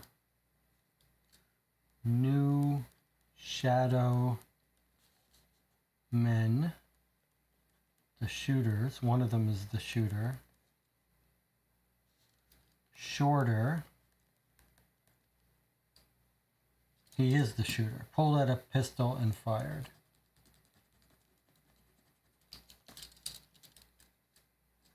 Fired with pistol. Probably a revolver because we didn't find any casings on the scene. Light gray suit. One of the 2 shadow men, shorter, fired with pistol. I guess, okay, so what we did, the 2 other men came up from Hargrave Street. So actually, it's like they come up from Hargrave Street, ask the cabbie something, then do the shooting, then run back down Hargrave Street. But also there was something else that we know about them. It was dark, hard to see. They both wore hats. So he was wearing a hat. I think we heard about this light gray suit guy running away before too. But I think that's not additional information. That's just more confirmation. So I believe that this card describes everything we know about the light gray suit guy. We do have footprints in the blood, but I don't know if we have any reason to think that they're this guy's. I'm just not sure about that. But this is our shooter, right? So light gray suit, shorter, revolver, hat. So let's just, if we discover any new information about him, let's add that to this card. I'm just going to put this as all from one clue. We got all this information from that old Miss Hargrave. She was wonderful. Okay, here we go. We're ready to go to location 2, to the hotel meeting, and see what happens. This is our first event we're going to.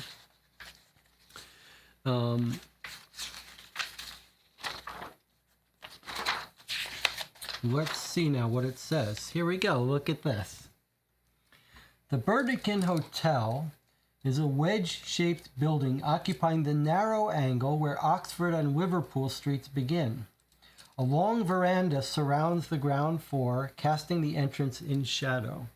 If it's 11 a.m. or 12 noon on Thursday, read 157.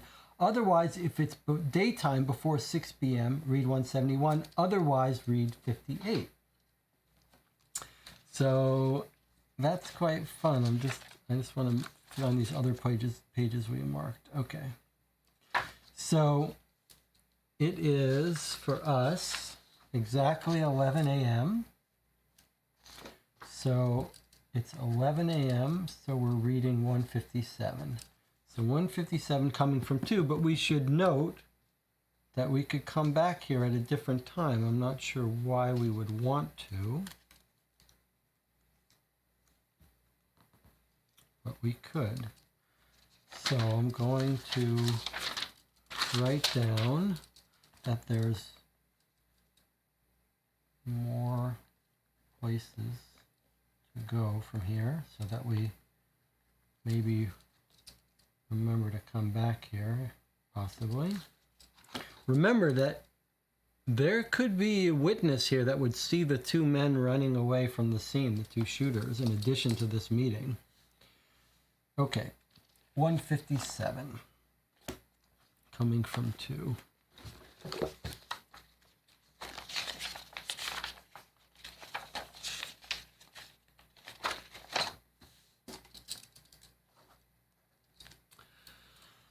The bar has few patrons at this time of day. Your attention is drawn to a square-jawed, pale-complexioned man whose hair is brushed straight back.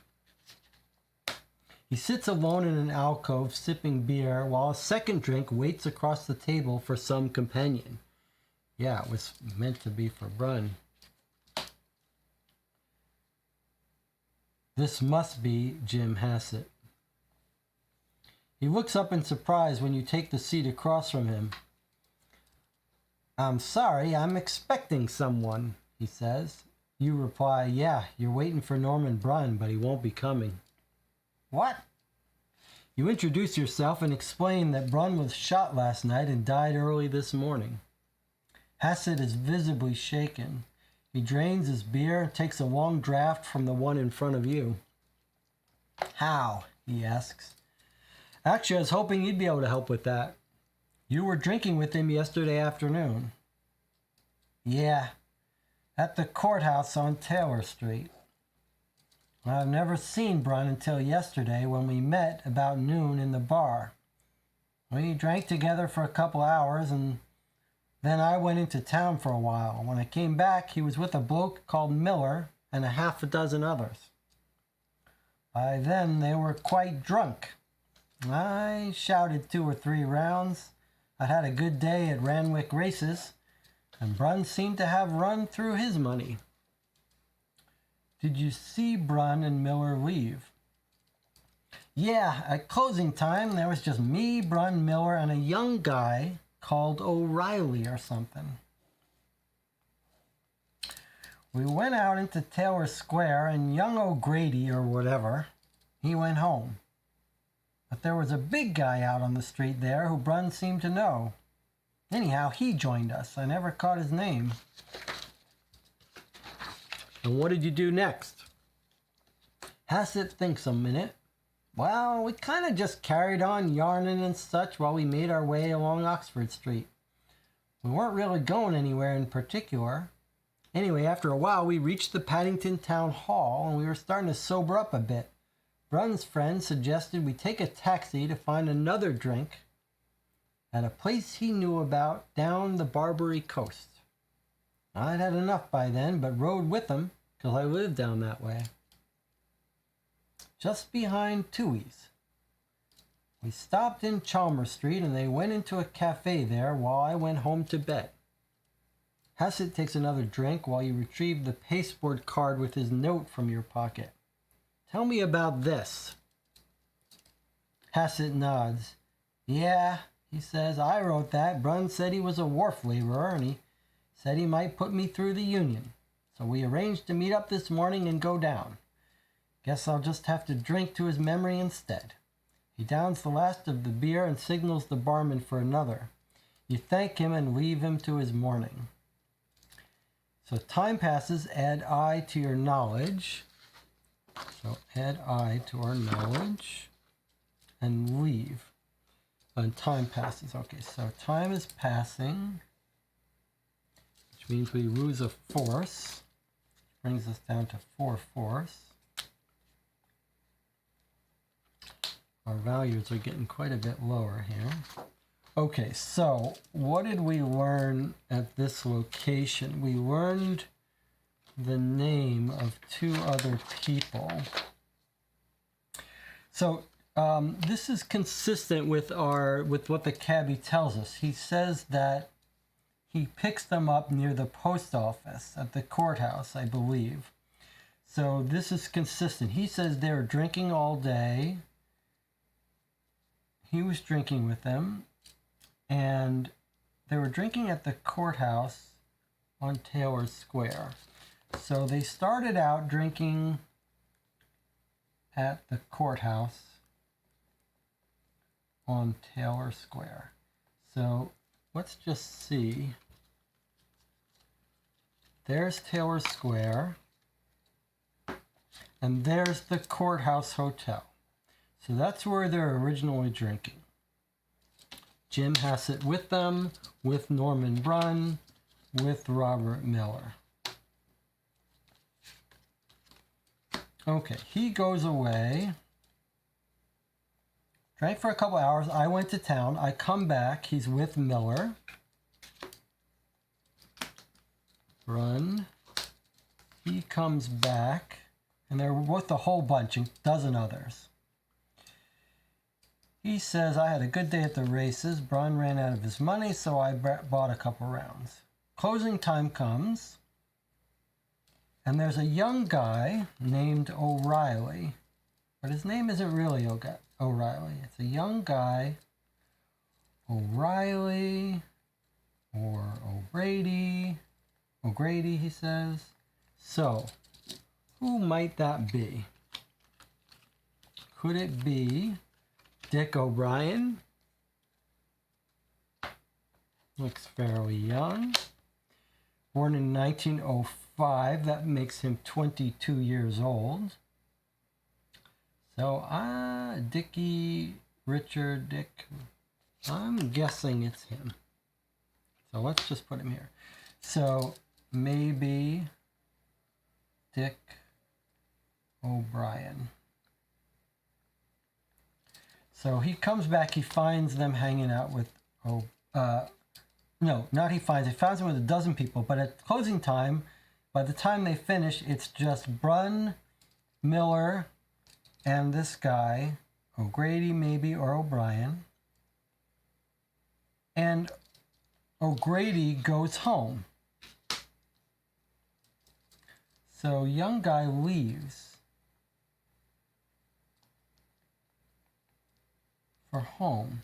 So he doesn't seem to play a role in this story unless he's going home knowing that he wants to rob Jim Hassett, who's come into money at the racetrack. But there was a big guy out on the street who Brunn knew. So it's a big guy. Brunn knows. Mystery big guy. He joined us. I never caught his name. So we've got a mystery person, some big guy. What did you do next? He thinks for a moment. We were walking down Oxford Street, not going anywhere. We end up in the Paddington Town Hall. So here's Taylor Square. So they're drinking here.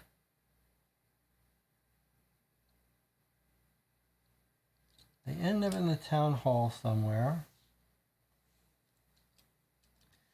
And they call a taxi. That's where the cab driver tells us. He says, I'd had enough, but I rode with them because I have a place on Chalmers Street where they went into a cafe, and he says he gets out. So they go to the Barbary Coast, and they go to the Best Hole Cafe. That's what the cab driver tells us. When they get to the Best Hole Cafe, this guy, Jim Hassett, gets out and goes home. While our group of 3 people, but we know there are 4, but we only know 3 of them, get out, and they went into cafe, Best Hole Cafe.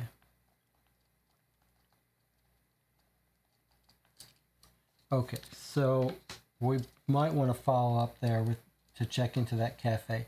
But that's where he loses trail of the 4 of them, or he doesn't know there's 4. He just mentions 3, so maybe they pick up a 4th man there. And that's all he knows. Okay, so that was their last stop before they go to McNamara's. All right, so we did this, and now we leave. Okay, so that was useful. All right, well, now we can go wherever we want now. So let's look back. Here we are. We're still in the Charlotte Lane location. We've just left the hotel. We've been to the crime scene, although there's still stuff at the... There may be still stuff at the crime scene. But there's also Brunn's house and also McNamara's house, which I think we want to go to.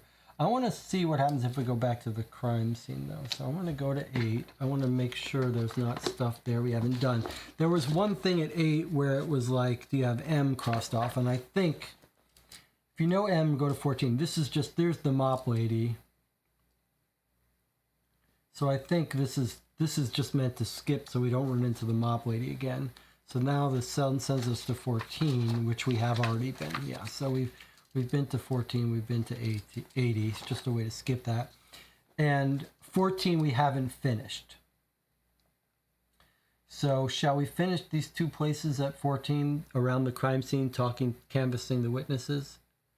I want to investigate Hargrove Street at the scene of the crime if we did not. Yeah, that's this one here. So let's do that first. 109.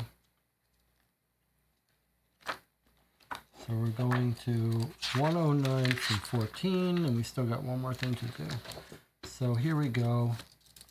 109 from 14. This is witness canvassing.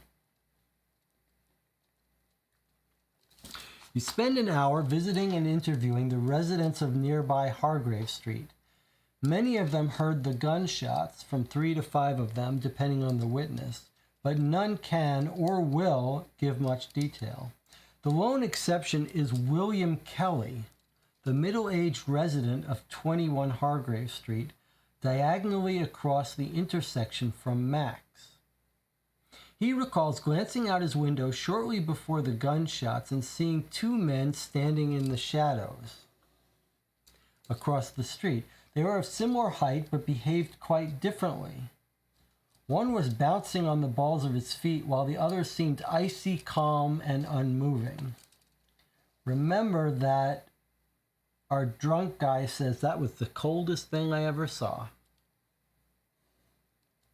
After hearing the shots, he looked out again and saw the same 2 men fleeing south along Hargrave Street. That's consistent with here. The shooters come up and then they flee south down Hargrave after the shooting. He thought maybe he had seen the same 2 men at some fracas outside Max before, but he couldn't recall the circumstances. Add G to our knowledge. And time passes. So we got this at 109, and we lose a persuasion. Now we're at a risky point here where our skills are going down. And interesting. Okay, so at 109, we learn about shooters. So that's an interesting thing we might want to read. One is bouncing, one is cold and calm.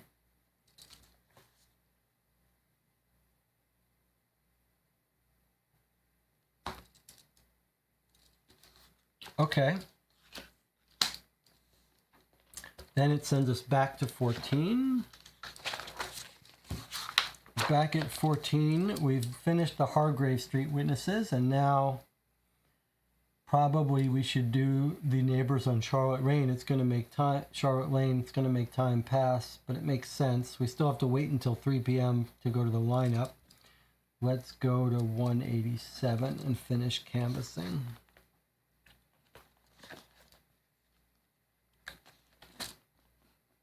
So 187 from 14.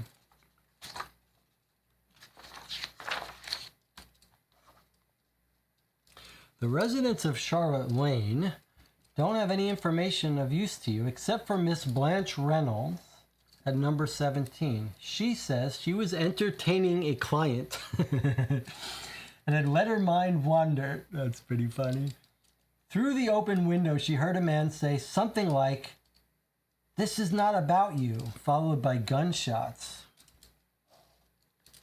By the time she had disentangled herself from her male friend, put on a robe and gone outside, Norman Brunn had been carried away, and his wife Irene was just arriving at the scene.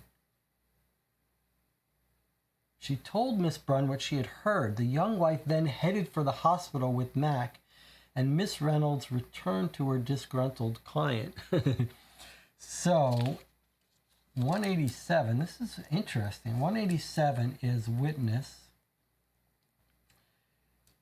She hears, "This is not about you." Interesting. This is not about you. Very interesting. She also says their wife was on the scene. Well, she does live right down the block. That's where Brunn lives. So he was shot right near his house. But I don't remember that we heard she was on the scene. And she says she told Miss Brunn what she had heard. That's interesting, right? When we ask the wife about her theories, what does the wife tell us again?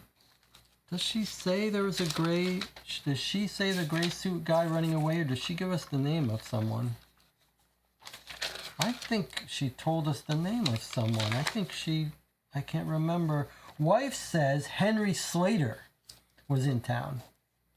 Okay, that's important. Henry Slater. The wife says Henry Slater. Maybe he's up to something. I'm just going to put... Well, okay, Henry Slater. Let's not forget Henry Slater. The wife is suspicious. Jonathan says, I think that checks with what Miller said before they knocked him out of the way. Yes, that's what they said to Miller before they pushed him on the ground. Oh, that's what they said to Miller before they pushed him on the ground.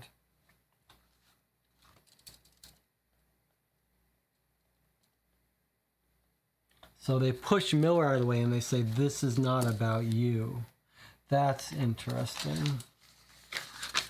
So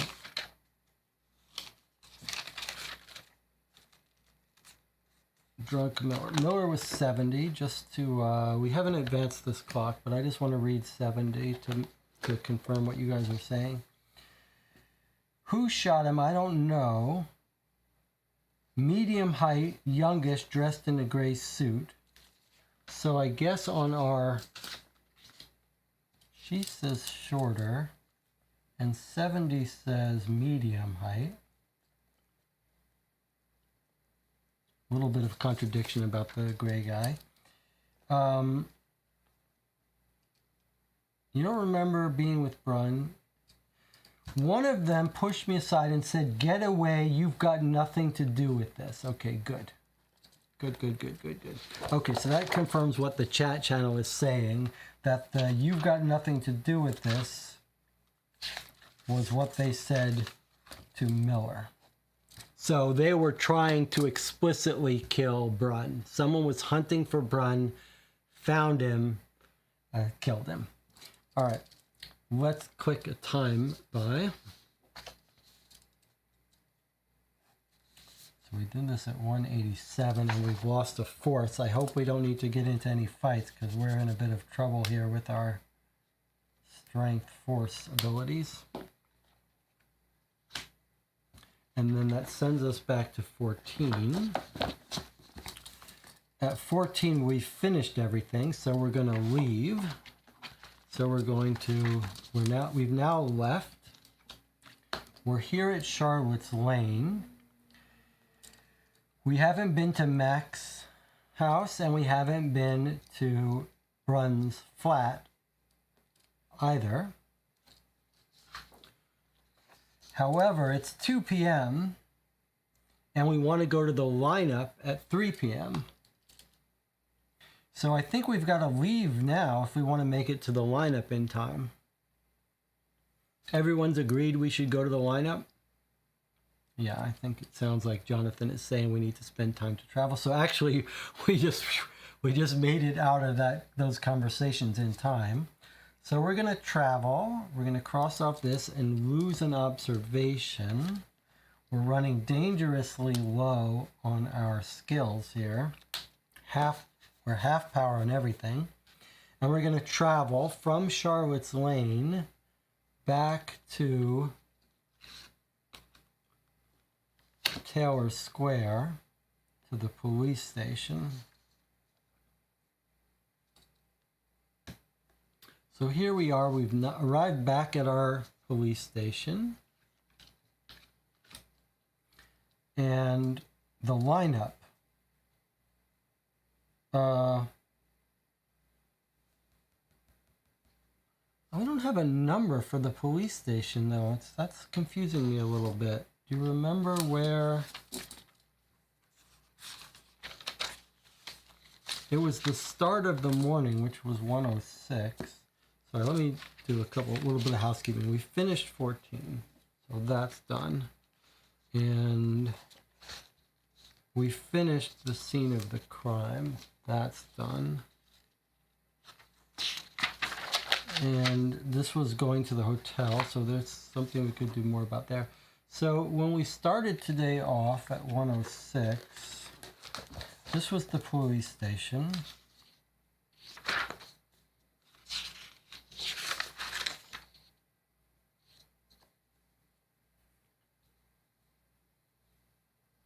He died. Sorry, then we went to 19.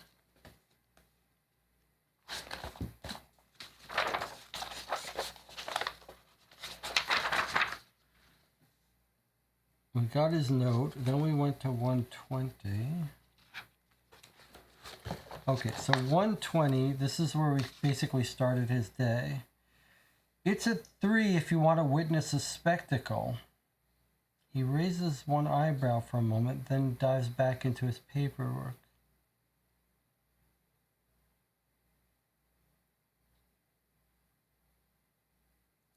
Can we not go to this? There's no location for us to go to. It sounded like this was something we were supposed to come back for. But Darlington Police Station is just listed as... It looks like that's 111, but it's not. It's just line. Jonathan says, I checked. It does look like 111 is the police station. Okay, it's in a completely different font. Doesn't look like a number, but okay, maybe it is 111. Jonathan says he peeked and saw. Okay, so it is a little odd, but okay, good.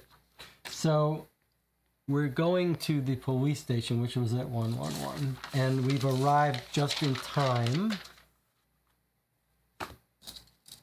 111 Darlington Police. It reminds us, always cross up an hour when you move from one location card to another, which we did. We arrived here. Darlington Police Station presents a distinctive circular facade at the north end of Taylor Square. Across Forbes Street is the Darlington Courthouse. Here, or that's the hotel. And right next to the station is the insane asylum. It's a well-worn joke among your colleagues that they won't have far to move when they retire. If it's 3 or 4 p.m., so it looks like the game is always giving you an extra hour. If you get there a little bit, one tick of the clock later, you can still go. On Thursday, 23rd of June, read 71. It looks like there's something else tomorrow. But, okay, so 71 we can now read. So we're going to read 71, but I guess we're going to do what we continue doing. This isn't really a place we can come back to. Well, I guess we can. Because there's also an entry to read if you just stop by here on your own. So we're going to put a mark. Let me use something I can write in. So this is the police. All right, so we're going to go from here to 71, which is the lineup.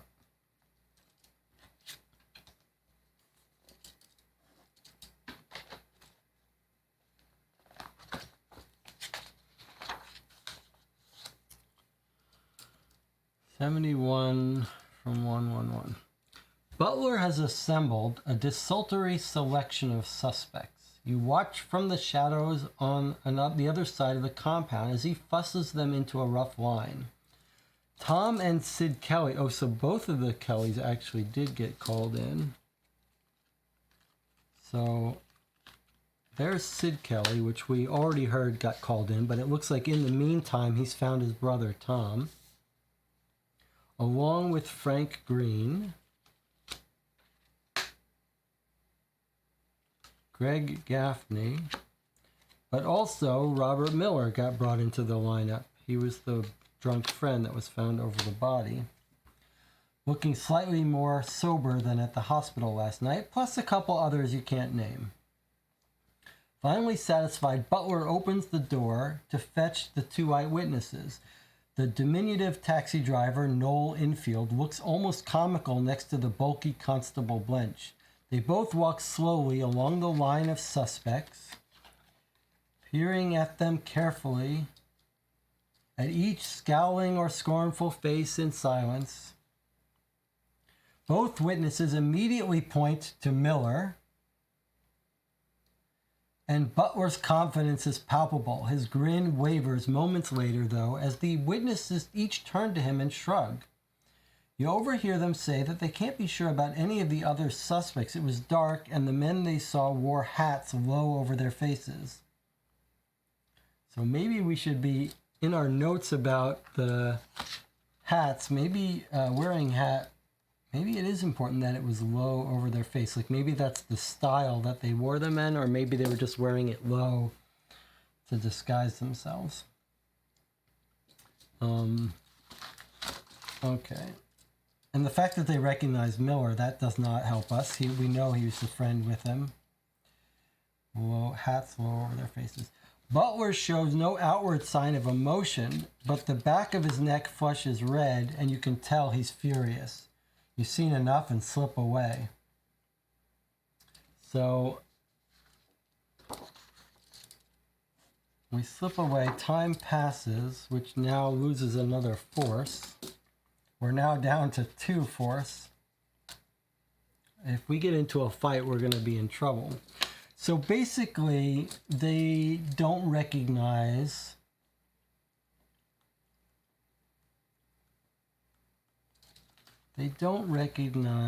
let's just write down who they don't recognize. Tom and Sid Kelly. It would make sense if the 2 people were them, 2 brothers. Greg Gaffney, Frank Green. 1, 2, 3, 4. 1, 2, 3, 4, yeah. Okay, so they don't recognize anyone else. Boxing instructor, laborer, mechanic, laborer. One of these guys' nickname is the Gunman. All right, but notably, Dick O'Brien was not in the lineup.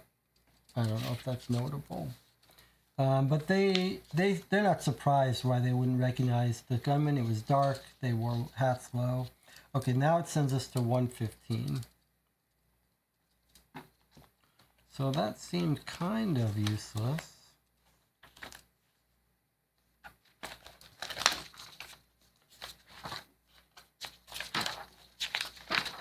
The police station has experienced its usual bustle for this hour. Kreuter is busy on the sole telephone, but raises an eyebrow in greeting as you pass his desk. If you want to finish work for the day, get some sleep, and recover your abilities, read the section relevant to the current calendar date. Otherwise, leave. This sounds like, this is duplicative of this, but this sounds like what it was telling us before about how you go to the police station before you call an end to the night. But I do want to note, so if at the police station was 115 the other place, yeah. So this was the generic entry for the police station, which we've just gone to. This is from 111. Okay, so this is where, you can end the day by coming here. This information is just the end of these days here, are also here. So if you didn't have this, what to do at the end of the day, this is reminding you. So if we wanted to call an end to the day at 4 p.m., we would now go read 200, which is the end of the night here. Or we could continue on. The only reason not to continue on would be to recover stuff. If we did stop here, let's just see. We'd get 1, 2, 3, 4 observation back. So we'd max out observation plus 1. We'd get 1, 2, 3, 4 persuasion. We'd max out persuasion plus 1. We get 1, 2, 3, 4 fist. 1, 2, 3, 4, which would bring us to our maximum fist. So we could actually play until 6 p.m. and then get everything maxed out exactly. That would be the more efficient, optimized approach. Would be to spend 2 more time before we go to sleep. But I have a question based on the rules. Must we travel back to the police station before we go to sleep? I think it kind of suggested that to me. In other words, you must spend a click of time before you can go to street. To finish work for the day, travel to Darlinghurst Police Station. So you can't just say we're stopping here. You got to travel to, you have to spend the time to go to the police station before you can end the day. So actually, if we wanted to go to sleep at 6 p.m., we'd have to stop after one more stop, then travel back to Taylor Square, and then go to sleep. So I think maybe it would pay to go to the courthouse hotel where they were drinking the first night before we go to sleep. Let's get the autopsy report from the hospital. Yes, that's what we stumbled onto in the beginning. So we could go to, where was the hospital?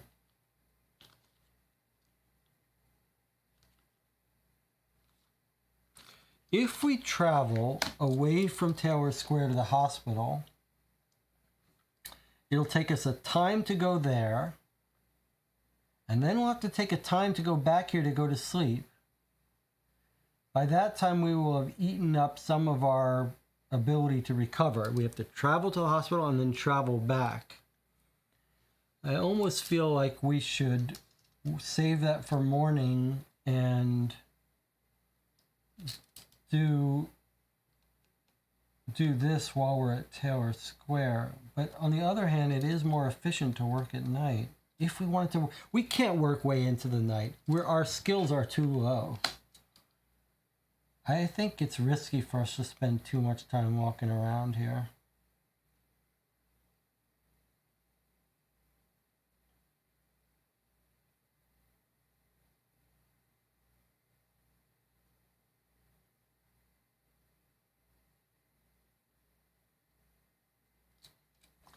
Do we really need to be maxed out? So the only question in my mind, unfortunately, we only have one place here that's useful, and that's where they started drinking. And it's not all that useful, right? Like, we don't think there's that much useful information where they started drinking, but we do want to go there. There is nothing else here we want to go to. So Jonathan's saying, let's rush over, get the autopsy. Then we come back and go to sleep soon afterwards. We won't start our day completely maxed out. Although we could take an extra sleep. All right, let's try it. Let's not end the day. We don't have to be maxed out on everything at the start of the morning.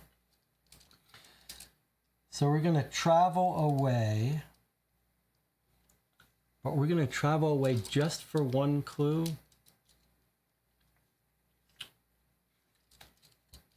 I think to optimize, we shouldn't be traveling for one clue and then traveling back and vice versa. So maybe we wait until we learn a little bit more. So, all right, I'm going to stick with my theory. I'm going to stay at Taylor Square. We're going to go to the Courthouse Hotel where it doesn't cost us a time to go there. And we're going to see about their initial drinking. So the courthouse is 189. Let's go there. This is free because we're already here. The Courthouse Hotel skulks at the opposite corner of Taylor Square from the police station, as if hoping not to be noticed. If it's nighttime, 6 p.m. or later, read 58. Otherwise, 170. Well, that's interesting. It's not nighttime. So let's make a little note.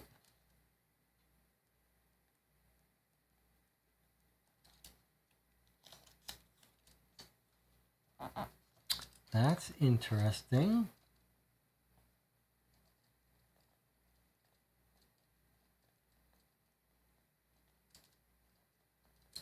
So otherwise read 170.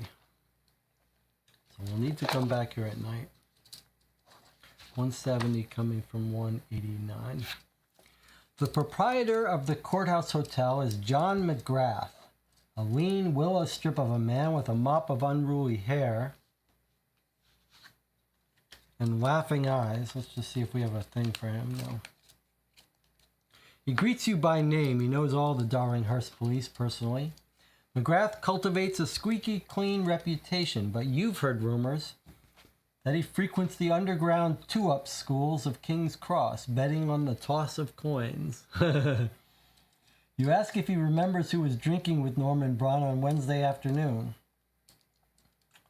Of course, he replies. Brunn came in alone, but soon fell in with Bob Miller, a regular of mine. He lives somewhere down Dowling Street, he confides. And I'm sure he spends more time in here than he does at home. Can't say I blame him, really. He chuckles. Why is that?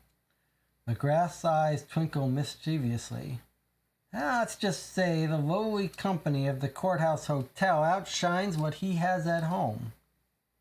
But you were asking about Brunn. He and Miller started riling up Jim Hassett and Dickie O'Brien. So it was O'Brien, as we suspected, that the guy couldn't remember his name. They were riling up Jim Hassett and Dickie O'Brien. They were at the next table. So Dick O'Brien... That's interesting. Jim Hassett couldn't remember the name of this guy, but he's sitting at the table with him? It was Brunn, really. He was stirring, bragging about his girl and stuff, showing off and flashing around a Bengal razor. I think the others were a bit scared of him, you know. He's got that reputation and all. Test your observation. If it's bigger than 6, read 153. Otherwise, read 140. We could come back here if we fail this. We can come back to this hotel later and have this conversation again, I suppose. The rules aren't a little bit clear on that. I wonder if that's an interesting question. Should you not be able to go back to a place?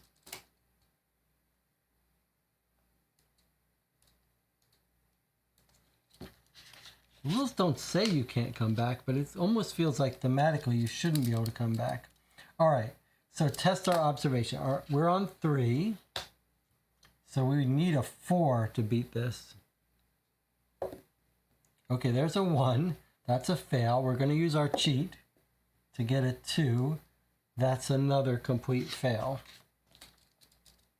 And we use another of our cheats. All right, these dice are not doing so well by us. Now, we didn't even tie 6, so we cannot do anything unless we want to eat up one of our skills. Now, we are going to have them refreshed soon.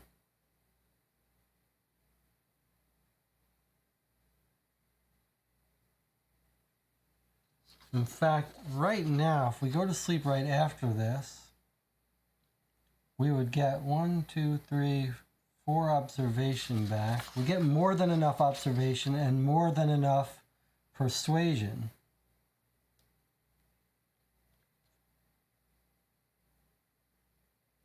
One, 2, 3, 4. So I think the thing to do is spend, we're going to have to be going to sleep soon, but I think we're going to spend a persuasion down to 2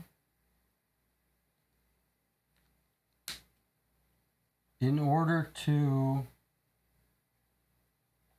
increase this result from 5 to 6, which lets us re-roll. Although we can come back here, so let's not go crazy. Okay, that's a 2, that's a fail. We're going to use our cheat to a 3. 3 and 3 is 6. That's a tie, so we get to re-roll. But that was a fail. That was another cheat we had. Okay? So that's a 6. So we got a 9 now, and we passed. That was a costly, time-consuming. Jonathan says lower skill since we're going to refresh. Yes, that's what I did. Okay, so we did beat it. We're going to need to sleep soon, though. Go to 153. So 153 from 170. 170. 153. Your ears prick up at something McGrath said. His girl, you prompt? Yeah, that Nellie Cameron. Hottest little hooker in town. They say, though a bit young and a bit toothy, if you ask me. I hear you can find her most evenings on the corner of Palmer and Stanley. If you have 2 quid to spare, add N to your knowledge. So we heard about a little side chick that our guy Brun has. And then read 140. So is she in our list? Yes, she is. There's Nellie Cameron. A very modern looking girl. But this was a real photo of Nellie Real Cameron in 1920s, we assume. 1927. Her real name's Ellen Catherine Kelly. Is she a sister of the Kellys? She's a machinist. She's 5'1", brown hair, blue eyes. She's got no whorls on her fingerprints. All right, she's on Palmer and Stanley. So let's make a note. So Nellie Cameron, who's a hooker, she lives at, or at least she works out of, Palmer and Stanley. And we gained N. And it sent us to 140. Let's note, is she the sister? Her name is Ellen Catherine Kelly. Question mark. Sister of the Kellys. Now, we don't have any reason to think the Kellys are involved, but the police, they're obviously part of the criminal underworld, since the police called them in for a lineup.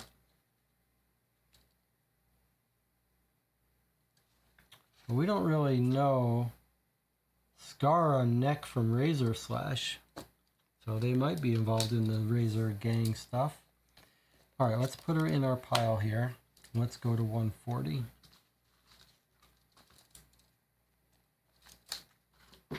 $140 from 153. The graph goes on. So after a while, Brun runs out of cash, so he starts being a bit nicer, pally-like, so that the others will keep the drinks coming. Then, just before closing time, this big guy comes in. He just stands by the door looking at Brun, and Brun looks back. You know who this is, don't you? This is what the wife told her. The guy who came back into town. Henry Slater. Look how he looks like a big guy. 5'9". He just stands by the door looking at Brun, and Brun looks back. Then Brun gets up and says, "Closing time, boys. Time to find our fun elsewhere," or something like that. The big guy leaves, and the rest trundle out after him. I locked up, and that was it, really. Heard a couple days later he was shot. Time passes. So time passes, we lose an observation, which brings us down to 2 on everything. Definitely fatigued and ready for some sleep here. But at this location, we've got lots of things. 140 is the bar, more info.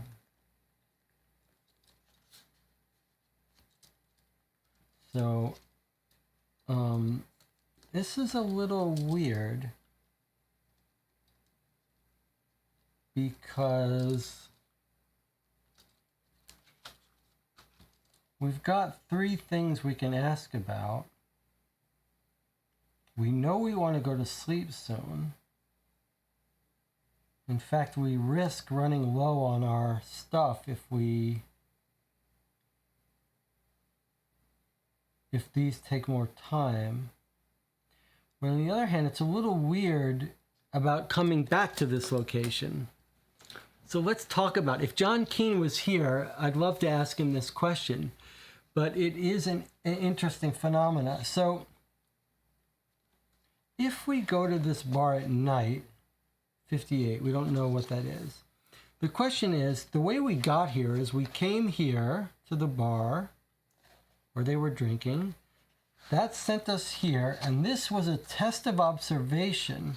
Oh, otherwise read 140. So actually, if we wanted to come back here by visiting someone, we just go back to the bar, and then we don't have to care about this. It just jumps to 140. I was wondering, what happens if you want to go back to a place that you had to do a test to get to? Would you have to do the test again? But actually, we can come back here at any time. So if we do these and if they don't take up time, then there's no reason not to do them now. But if they do start to eat time, we're only going to get 1, 2, we're going to get 3 persuasion back. So if we eat any more time, we're going to have to sleep in the morning to get back to full. But I guess thematically, we should at least go to one of these and see if they eat up time. So which of these would you like to say? Jonathan says, I say ask about O'Brien to learn more about him. Okay, so let's ask about O'Brien. 134. So 134 from 140. And let's make a note, 140 is unfinished, which we're also denoting with this. Okay, 134 from 140. Okay, from 140 we went to 134. A clock did not tick. Dickie O'Brien, his name's actually Richmond. That's his name, Richmond. Can you imagine what the hell were his parents thinking? Anyway, Dickie's okay. Pretty much just hangs around the local bars. Maybe drops a little snow to pay for his drinks. Harmless, really. Dealing cocaine in the Australia 1920s. Add you to our knowledge. Okay. To ask more about Brunn, read 105. To ask about Hassett, read 77. So, is that just repeating the stuff that was here? Brunn 105, Hassett 77. Brunn 105, Hassett 77. Okay, so just different ways. We don't. It's odd that it doesn't say go back to 140 like these other did. Maybe because of this clock, they don't want to get you confused. So we're going to go to 105 to ask more about Brunn. So let's see, did I write down here? 134 is Dickie, O'Brien, harmless, cocaine. Okay, 105 now. 105 from 134.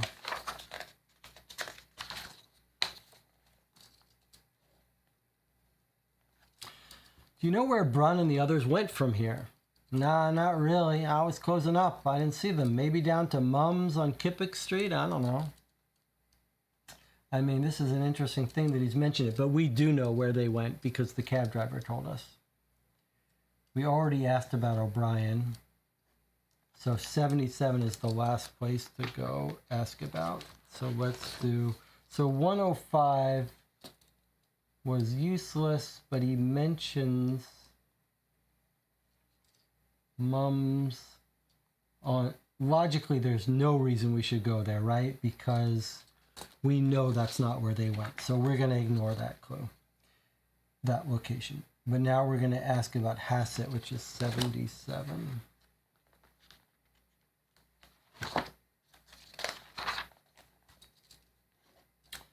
Hassett's a likable bloke. I trust him with my children, but not my wallet. Definitely not my wife. I think he's got a DOS down Barbary Coastway, nice and close to Central Station for his day job. So we already did that, though. So it's time. We're just going to leave here. But 77.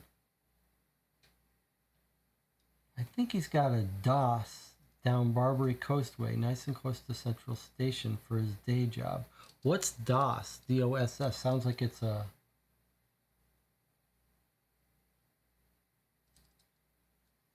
D-O-S-S. Can someone look that up? DOS at Central Station, Barbary Coast.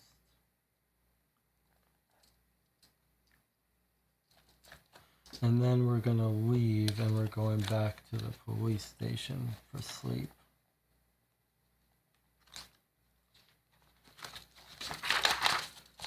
Let's just take a look at that. Here's Barbary Coast.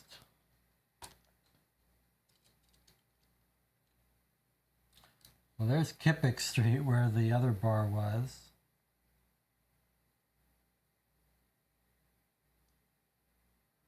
Here's Central Station.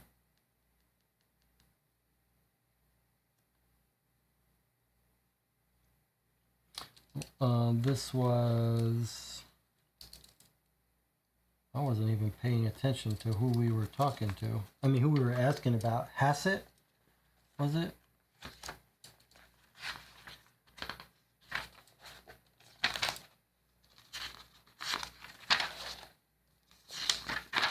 So we were asking about Hassett. Who's Hassett? Oh, Jim Hassett.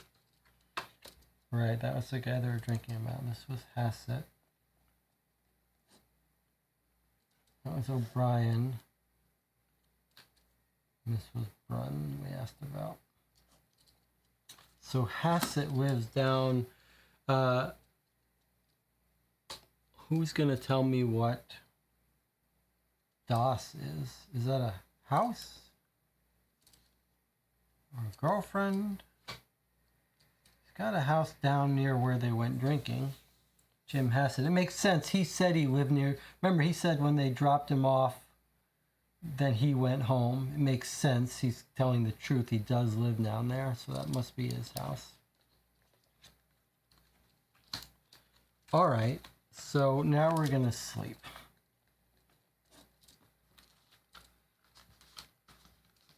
So far, we've got a pretty consistent. Oh, we got some bad person spammer in the chat. And Jonathan Warder took care of them quickly. Good. Doss would refer to a place to avoid work. Interesting. All right. Well, without time having to pass, we're coming home. It's 5 p.m. We're ending the day. We worked from 6 a.m. to 5 p.m. That's a pretty long day. It's a reasonable day. So that brought us to 1:15, which is what brings us to, we can go to sleep. So we're going to sleep. We're reading 200. We don't have to travel because we're in the town where the police station is, the neighborhood. So we just walked to the police station, and now we're clocking out and going home. So let's read the end of session today, and then we'll take a break. Move your pawn to Darlington Police Station. Remember to advance an hour if you are not already in the Taylor Square area. So this is exactly what we were saying before. When it's time to go to sleep, you still have to spend that hour to get to Darlington, but we were already there. Sergeant Kreuter looks up from his desk as you pass on the way to your office to file a report. How'd you get on today, he asks. You reflect on the day. Well, I made a start, I suppose. Kreuter grins. Butler's got the case all wrapped up, he says. Or at least he thinks he has. I, for one, am not so sure. That little lineup of his this afternoon didn't come to anything. He had the Kelly boys, Gaffney and Green, but neither the cabbie nor the muscle-bound copper could peg any of them to the shooting. I guess it was dark and they each only caught a glimpse, but anyway, Butler's planning another lineup for tomorrow at 2. Now you better get on and write your report for McKay. All right, let's schedule 2 p.m. tomorrow is another lineup. Pretty cool. Okay. Now you better get on and write your report for McKay. Takes almost an hour for you to summarize the day's investigation and leave it on McKay's desk, so time passes. This is pretty fun that when you say end the day, it might not be quite the end of the day. So we actually had another time click by, which brought our persuasion down to 1.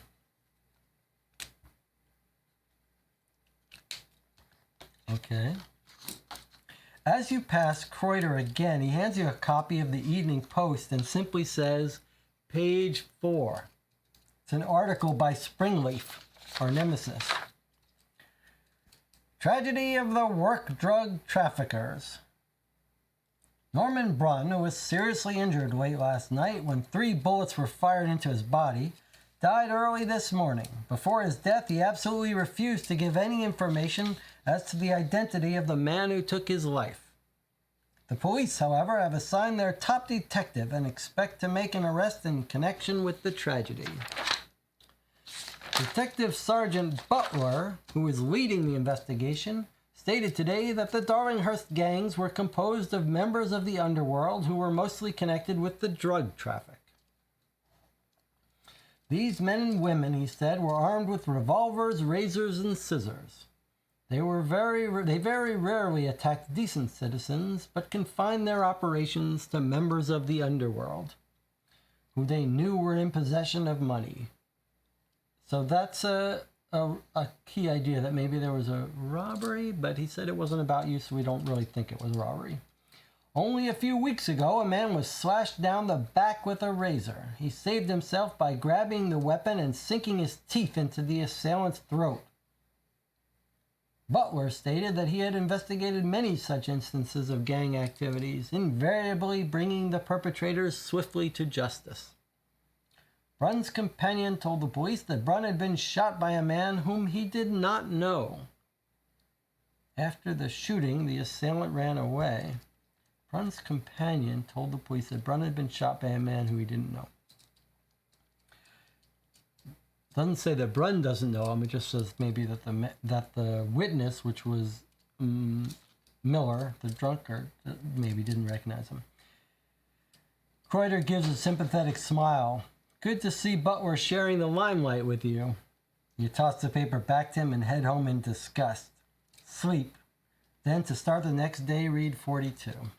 So we don't need to remember that because 42 is up here when we start the next day. But it says now we go to sleep. Okay, so here we're sleeping. So we're getting 1 fist, 2 fists, 3 fists, 4 fists back. That brings us to a max out of 6. We're back to full force. We've got 1 persuasion, 2 persuasion, 3 persuasion. Wow, that only brings us to 4 persuasion. Seems like I don't remember losing that last one.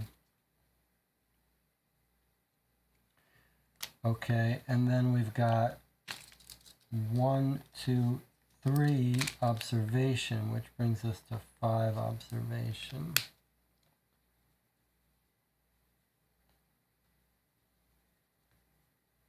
So we're down 2 in persuasion.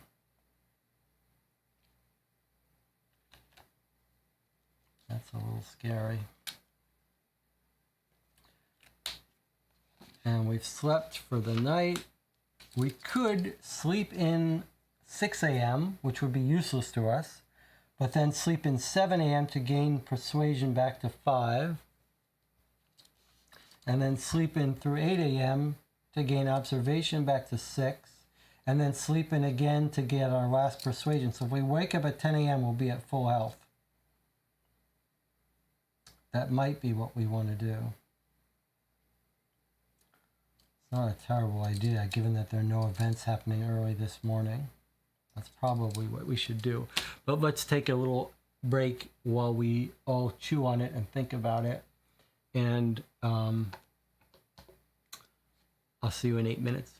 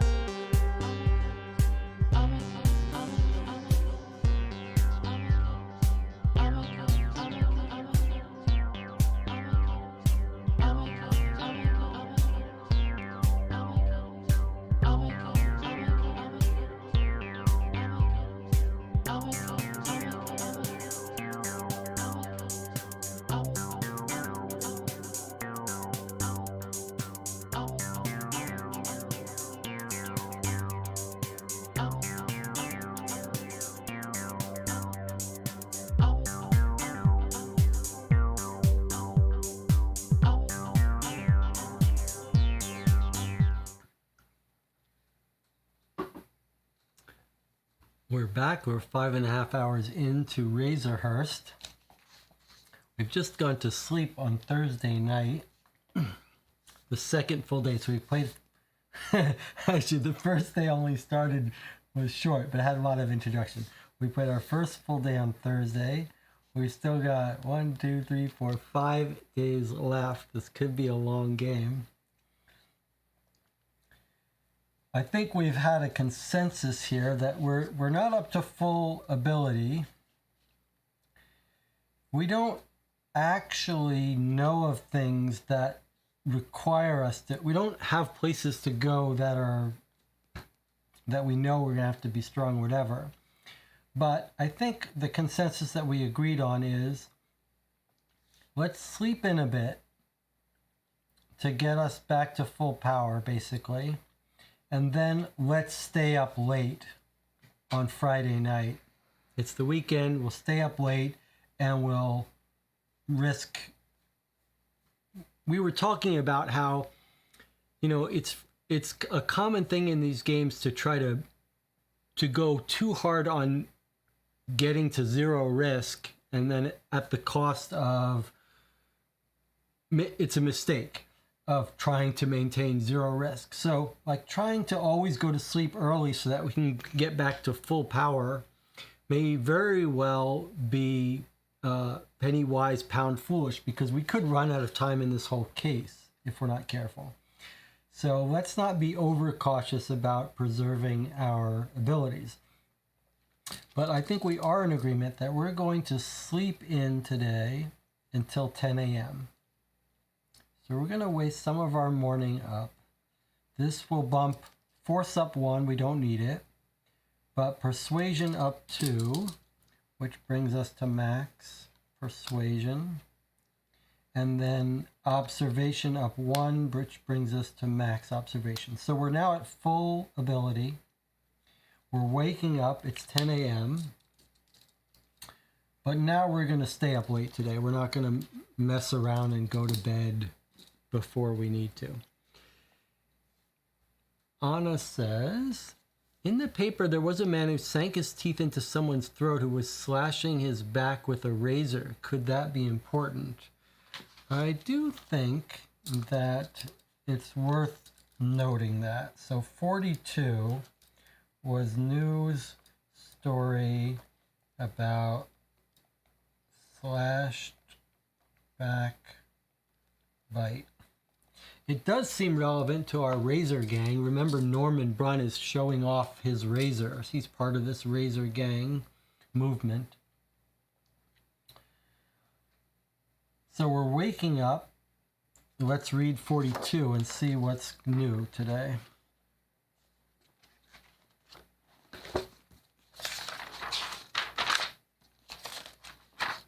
Friday, 24th June, 1927. Kreuter greets you as you enter the Darlinghurst police station to start your day. Back on the case, I see. McKay's really keen for results, so I hope you aren't getting distracted by trivial matters like eating and sleeping. Have you traced who was riding around in the taxi with Brunn yet?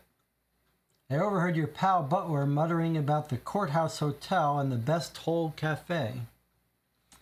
We went to the Courthouse Hotel. That's their first stop. The Best Hole, we know, is where they had their second drinking. First drinking, second drinking. You grunt non-committally, and he goes on. Butler's holding a second line up here this afternoon at 2 p.m. We already know that. We've scheduled it. You might want to watch him in action and learn a few tips. He winks. You laugh and start to move away, but Kreuter calls you back. Oh yeah, I've heard from the Shadow.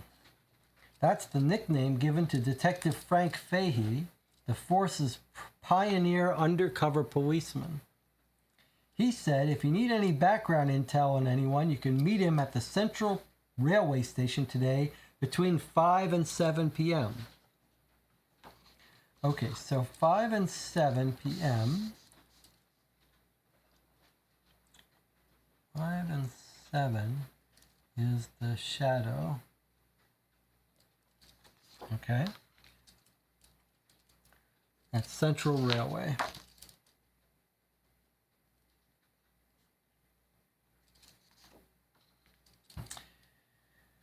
He promised to let me know where he'll be each day. If you miss him today, you should be able to find him another time. Thanks, Critter. Go on, off you go. That murder's not going to catch himself, you know. And then it just says leave and puts us off on our own. So, it wasn't 42, it was 200. That gave us that. And now we're at, so now we've got a new day, 42. We've got the lineup at 2. And we've got meet shadow between 5 p.m. and 7 p.m. All right, well, we're back on our own now. We just leave, go anywhere we want. So let's look at our thing. We know we've got a place we want to be between 5 and 7, which is fine. We want to be up late tonight anyway, so we might meet him at the end of the night, 7 p.m. We've got the lineup at 2. It's 10 a.m. now, so we've got a couple hours. The game is nudging us towards their second stop, which makes sense because we want to find the 4 people that were in that cab and talk to them. So that would be a natural next place to go. It was at the Barbary Coast where the Best Hole Cafe is. There's nothing else there that's relevant to our case, though, which is a little troublesome. Jonathan did want to go to the hospital and get more about the guy's death, so that's another candidate place. We also didn't finish our examination of the places here. We didn't go to his house, where his wife might have information, and we didn't go to Mac's illegal bar place. And we haven't been where the prostitute girlfriend of Norman Brunn is. So those are some good candidate locations. Now, we were talking strategy in the channel. We're at our full skill level. It's just going to get worse as the day goes on. So if we think there's a place we want to go that needs skills, we should do that first. And Jonathan also says we could go to Dowling Street to follow up on Miller's DOS location. That was here on Barbary Coast. Was it Miller's DOS location? No, it wasn't Miller's DOS location. It was Hassett's. Jim Hassett is the guy we met at the bar because we went to that meeting. He's the person who says when they went to the second bar, I got off and went home. We talked to him already, so I feel like we've already done his thing. We don't really have to go to his place. His DOS place near Central Station. I suppose we could, but I feel like that's probably redundant. I'm not saying we didn't.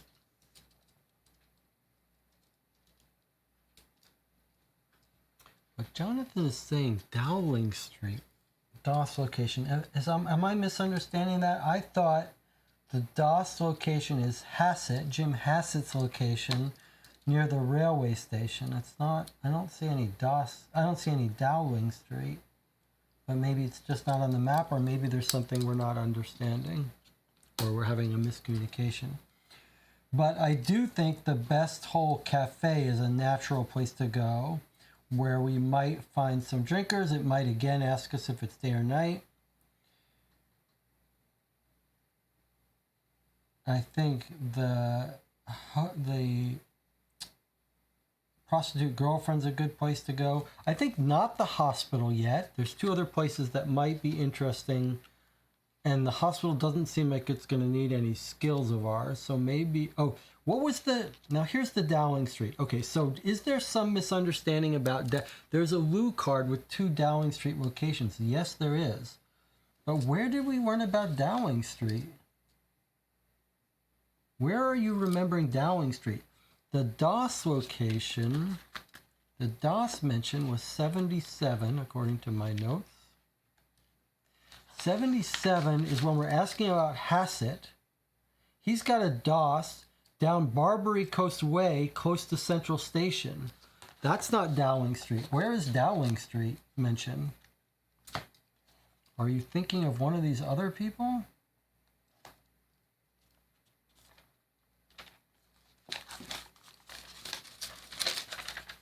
Where did we hear about Dowling Street? It's not the prostitute's address. Is it Dickie O'Brien that mentions Dowling Street? I don't remember a Dowling Street mention. Dickie O'Brien just lives not about Doss. My bad. Dowling Street is about Miller 170. All right, let's look up what this Miller thing is. Miller lives somewhere near down Dowling Street, but he spends more time, and then he can't blame him. The lowly company at courthouse outshines what he has at home. Okay, good. All right, so 170. Let's find that so we note that properly. Did I not even write down that 170? All right, let's write it down here then if we didn't. So 170 is Miller at Dowling Street. Okay, so that's our Dowling Street. Good. That's where Miller lives. He doesn't seem like he's really involved in this case in terms of following down efficient leads. What we know is they pushed him aside and said, this doesn't concern you. And then they killed Brunn and he stuck around. So it doesn't feel like he has information to share with us. I'm not saying he doesn't. I'm just saying it's not my most promising lead. I think more interesting for us would be to try to track down Henry Slater, who's Brunn's old friend from Melbourne. Maybe the wife knows where that is. So for me, the more interesting places are the cafe that they went to on their second stop right before they got into trouble, the two places down Charlotte's Lane near the actual murder, the location of the prostitute, and I'm just trying to think what will require more tests from us. It seems not too unlikely to me that Mac Hargrave, who runs this illegal place, might need some persuasion or forcing, and his wife might need some persuasion. So I think we go back to Charlotte's Lane. Let's finish up around the crime scene and go to the guy's house. This is going to be one of my new heuristics. When the person gets killed, you go to their house because you can search around and maybe you find some stuff before someone cleans it up, before someone gets rid of the evidence. So we're going to Charlotte Lane, which is nice because we've blown it up here. We're going to go to Charlotte Lane. We're going to go to Mac's place where the shooting occurred, right in his backyard. And we're going to go stop by the wife and see what she says. First stop, let's do what I said. Go to the house before they get rid of evidence. So we're going to Brunn's flat in Charlotte Lane. So the first thing we do is we have to travel to Charlotte Lane from the police station. Doing that ticks off a clock. So we've already now travel. We've already eaten up our perfect stuff. Down observation by 1. And now we're in Charlotte's Lane, and we're going to go knock on his door and see what the wife says about her husband. Now that her husband's been killed and dead, maybe she'll be a little more forthcoming.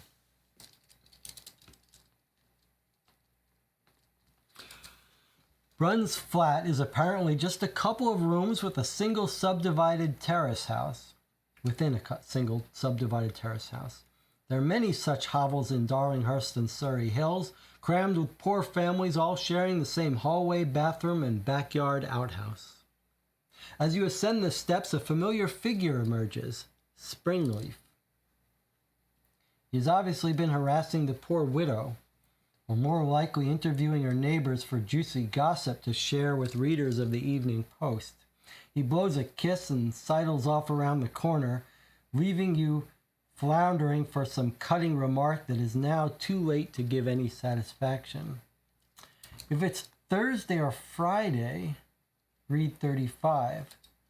1 p.m. Saturday. I feel like this we shouldn't know, 1 p.m. Saturday, so we're going to pretend we don't know this information. All right? So this is a gamey thing that if we were going to sort of use this information to our benefit, we would make a note that we should come back here before Saturday at 1 p.m. But that feels unthematic.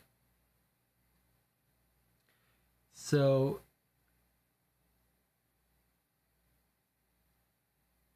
there's a comment, Jonathan saying we use time moving cards.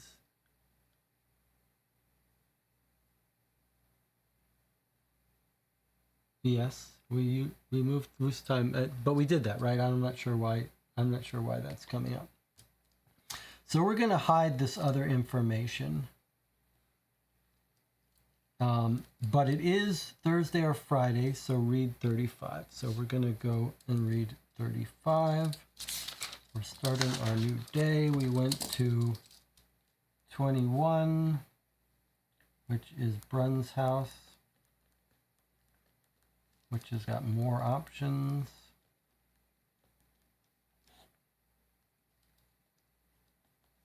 Now we're going to 35, but I will make a note to remember that there's more things to do.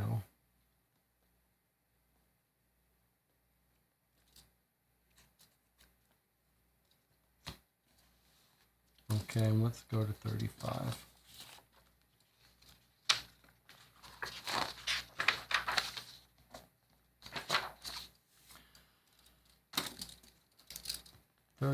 From 21. Brunn's flat is tiny, just a pair of rooms on the ground floor of the house. Brunn's boisterous sons, Keith and Noel, seem to fill most of it until their mother chases them outside to play in the street. Irene Brunn is slight, that's his wife Irene, slight and dark-featured with large, expressive brown eyes. She looks sorely aggrieved by your presence, but seems willing to answer your questions, even though, she says, I've already told it all to Mr. Butler. He's the hotshot detective that we're trying to compete with, I guess. You decide to take it gently. So why don't you start with what your husband was like? Irene Brunn answers immediately with slightly too much emphasis. My Norman was a hard-working, respectable man. He took my religion when we married in Melbourne and was a dedicated Catholic, even though we seldom went to Mass. Let's bring him up so we see who we're talking about here. His big fault was he was too trusting of others, and that's how he got in trouble, being easily led by others. I used to beg him to drop those bad characters like Razor Jack and George Wallace. But he was too good-natured. It got him a walloping, too. A couple months ago, he tried to break up a fight down at Mac's, and 2 bullies laid into him, too. Got him and Razor Jack on the ground and kicked them till they bled. He needed a couple nights in the hospital after that. It was those Kellys. Bastards. Now, this is pretty huge, because she's saying fight with Kellys at Mac's months ago. That's important because one of our witnesses said that they believe they recognized the gunman from a previous fight at Max. Do you remember where that was?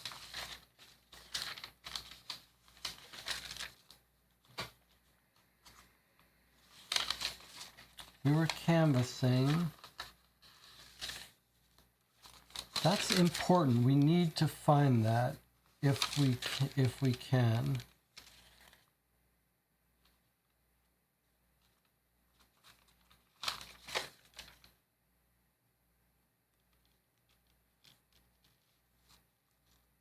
Does everyone remember that when someone said that they were seen at Max during a fight, that they thought they recognized the shooters? I believe it was the shooters they recognized. This is the witnesses, one was calm, one was bouncing. Maybe the Kellys we're gonna see or like that. I think we've got a theory here of this case already, but I don't see this scene I'm thinking about where they were seen fighting.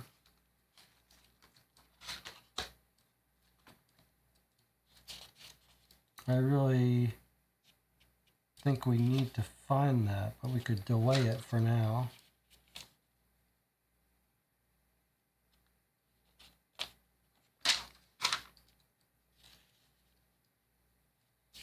I'll make a big note then on this sheet. Find prior paragraph mentioning previous fight at Max. Maybe someone will remember it. Jonathan Warner says, to be honest, I don't really recall that bit. No, I definitely recall it. I absolutely recall it. All right, so what do we do in such cases? We make a card, our unresolved card.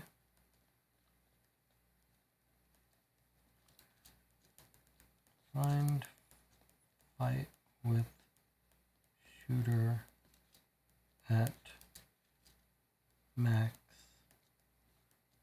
prior to on Thursday.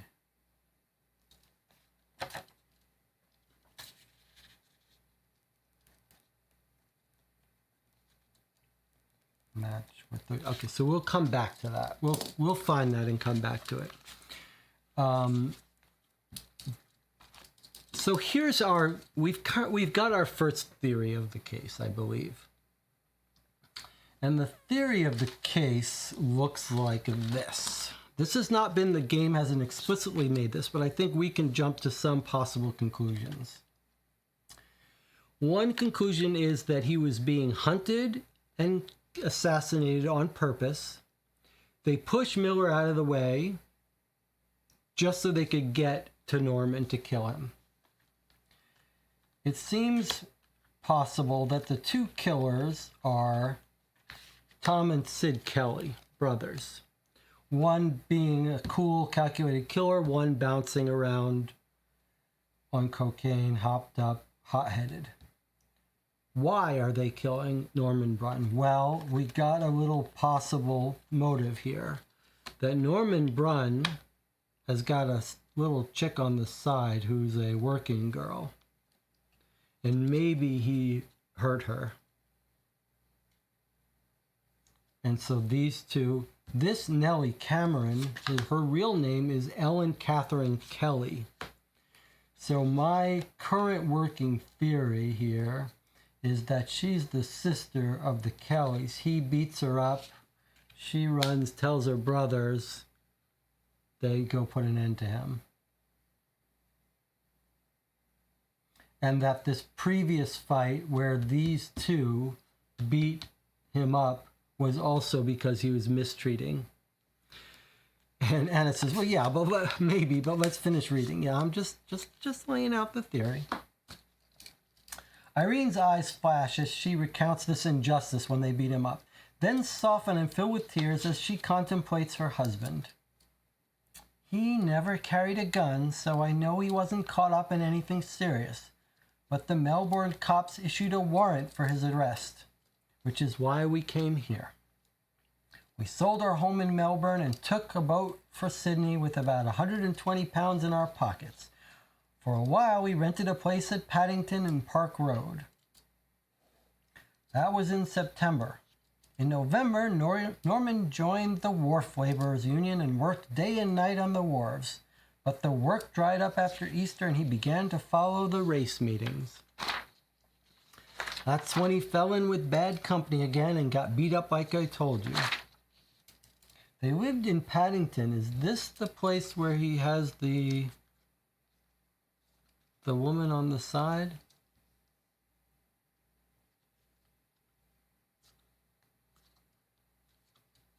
Did I lose? I feel like I lost the place. All right, we'll come back to that.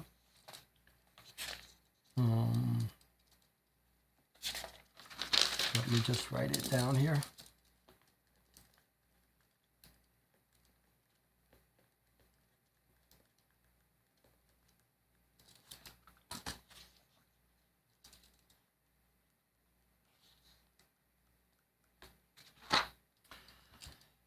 Tell me about Wednesday night when he was shot. Well, I didn't worry when Norman wasn't home for dinner. He'd been staying out most nights. I went to bed at 9:30. Something like an hour later, I heard 3 loud bangs in quick succession. She hears 3 shots. I jumped out of bed, and one of the women in the flats said to me when I told her I had heard shots, "Oh, that is only the backfiring from the taxi garage." But I got dressed, and anyway, and a few moments later, Mac came in and said Norman had been shot. So Mac came in to tell her. Miss Brunn pauses for a moment, eyes unfocused, before going on in a small voice. By the time I reached Charlotte Lane, Norman was on his way to the hospital in a taxi. One of Mac's neighbors, a woman of the Primrose Path. Someone remind me what Primrose Path is talking about. Is that some church thing or something? A woman of the Primrose Path told me, "There's been a mistake here. They did not intend to get that man. Because I heard them say you have nothing to do with this, just before the gunshots. That's how I know they shot Norman by mistake." Now, we think that's a red herring because we think they told Miller that you have nothing to do with this. Not 100% sure, but I think that's more consistent. So another witness heard that you have nothing to do with this, but we think we're interpreting something slightly differently. Irene then relates how she and Mac dashed off to St. Vincent's Hospital. Finding that her husband was not there, went to the Sydney Hospital. "Where I saw you there," she adds. Gently you ask, "Did Norman say anything to you before he died about who had shot him?" Test your persuasion. If greater than 6, read 68. Okay, so this is why we thought to come here early in the day while our skills were still strong. So our persuasion is 6. So this is basically a guaranteed success. Another 1. 7. It is high enough to beat it, though, so we did beat it. 68. So 68 from 35.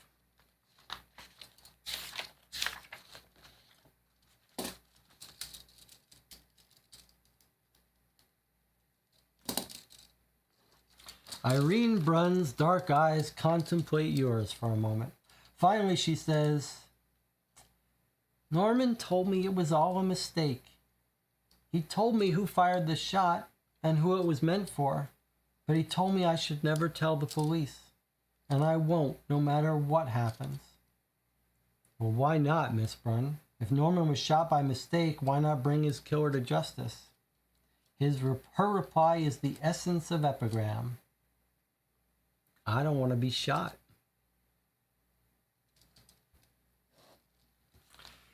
Well, that was a very interesting thing. Norman says it was a mistake.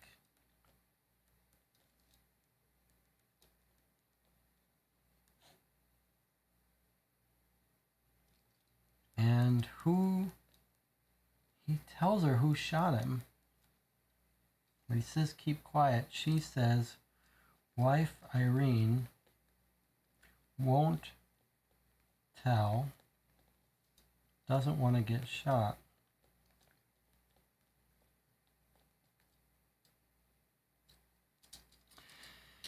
It's interesting, all the witnesses reporting hearing different number of shots. I feel like it might be, we might want to read, he's got a bullet in the back and then a bullet in the neck. And I was thinking, I wonder if one of the bullets was a mistake, fired by one of his friends trying to shoot at the shooters and hit him by mistake. But you wouldn't hit him like 3 times by mistake, would you? I guess it's something to keep in mind. We're told that the man in the gray was the shooter, so that's not a mistake. Jonathan says, it's interesting that it says Irene emphasized the my Norman, so it seems like she might know he's having an affair. Yeah, I think you're right. I did get that impression too.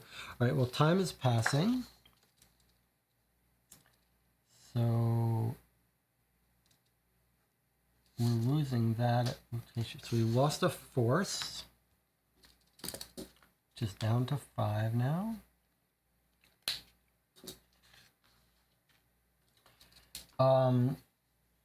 Now, let's make sure I haven't lost. Okay, Palmer Street was the place where the prostitute lives. Can someone look up Primrose Path? So, Palmer Street, where they used to live, is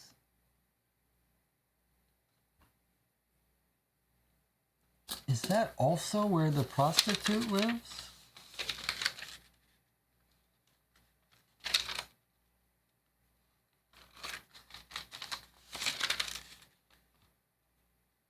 Palmer and Stanley, yeah. So they used to live on Palmer Street. And the prostitute is right up Palmer Street. And there's the church.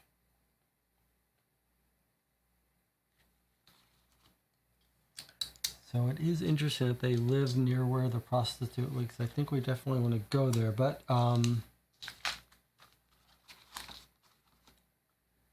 while we're here at the scene of the crime, we've only got one more place to go, and I think we should go there. Although I say we've got only one more place to go, but remember, there was more reason to come back to Brunn's flat on a later day, which we probably want to go through. In the chat, and is saying maybe the drunk guy only thought those words were meant to him, but really they were meant for someone else. Well, that's certainly a possibility. We're not definitely settled on the idea that this has nothing to do with you, but I do like that interpretation. They pushed him down. It makes sense that they were coming for Brunn. All right, but while for efficiency, I think we should go to Mac's house and talk to Mac's place. John says it looks like the Primrose Way might mean a Puritan, so maybe like a...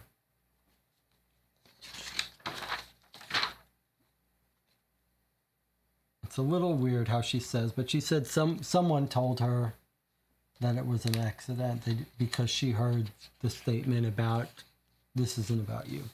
All right, so we're leaving and we're going to Mac's place, which is 22.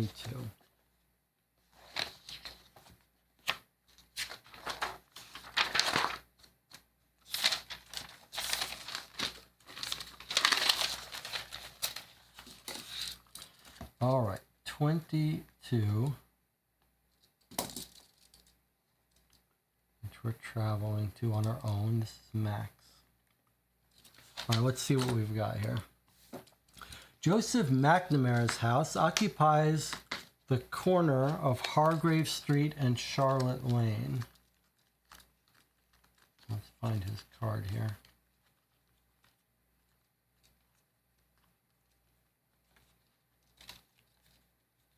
It's directly across from a checker cab depot, so Hargrave Street bustles with motor taxi traffic.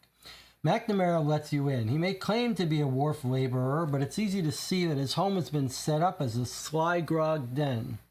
with several small tables and a hatch into the adjoining kitchen to act as a bar. McNamara himself is ruddy-faced, burly, and good-natured. You can imagine he would make a popular barman. He seems more willing to talk now than he was when he was in the hospital. You begin by asking him how long he had known Norman Brunn. Oh, a long time, 8 or 10 years, though most of that he was living in Melbourne. Recently he got a flat around the corner from here, and he'd often visit my house. Tell me about Wednesday. The day he was shot? Well, I'd been out drinking at the Burdekin Hotel in the afternoon and come home to sleep. Then about 10 o'clock there was a knock at the front door, and it was Norman and some others, drunk, so I didn't get up. Then I heard him say outside the door, "I'll go round the back and hop over." I seldom locked the back door, so I got up to lock it, but they were there before me. They had hopped over the back fence, opened the door, and came into my kitchen. Who were they? Oh, Norman, Miller, Snowy, and the other chap. Okay, so we got more information on the four of them. Norman and Miller we know. Snowy we don't know, but that kind of sounds like it might be O'Brien, who we mentioned, who was told to us might be dealing cocaine occasionally. And the other chap, I think, is going to be Henry Slater, who's Norman Brunn's friend from Melbourne. So I think these might be the four, but I'm not sure. Norman, Miller, Snowy, and the other chap. Let's write that down. Norman, Miller, Snowy, the other chap. I think that might be O'Brien and Slater, but not sure. Who is this other chap you mentioned? Now, I didn't recognize him, but one of the others mentioned the name Hassett. Anyway, Norman said, "Got any beer, Joe?" And I said, "No, I'm that drunk I haven't left any. I'm that drunk I haven't left any for myself." Not sure what that means. I'm that drunk I haven't left any for myself. All right, well, he says actually, who's the other chap? I didn't recognize him, but one of the others mentioned the name Hassett. So actually, Hassett is one of these people, not one of them. Is he saying the other chap is Hassett? I didn't recognize him, but one of the others mentioned the name Hassett. So the other chap looks like it might be Jim Hassett, but I thought Jim Hassett went home. Anyway,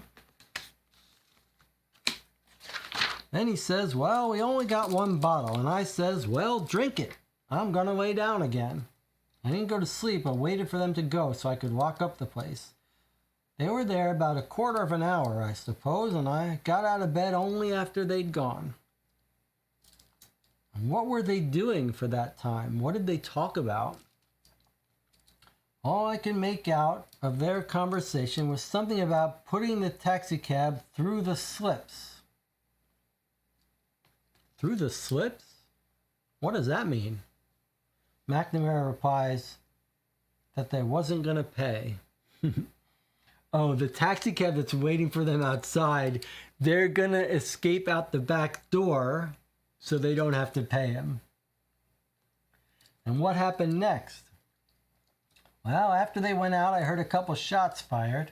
I jumped up and ran onto the lane. Norman was laying on the ground with Miller and a police constable standing over him. I fetched the taxi driver who was standing at the corner, and they took him off to the hospital. Remember, he was waiting at the hospital hoping to get paid.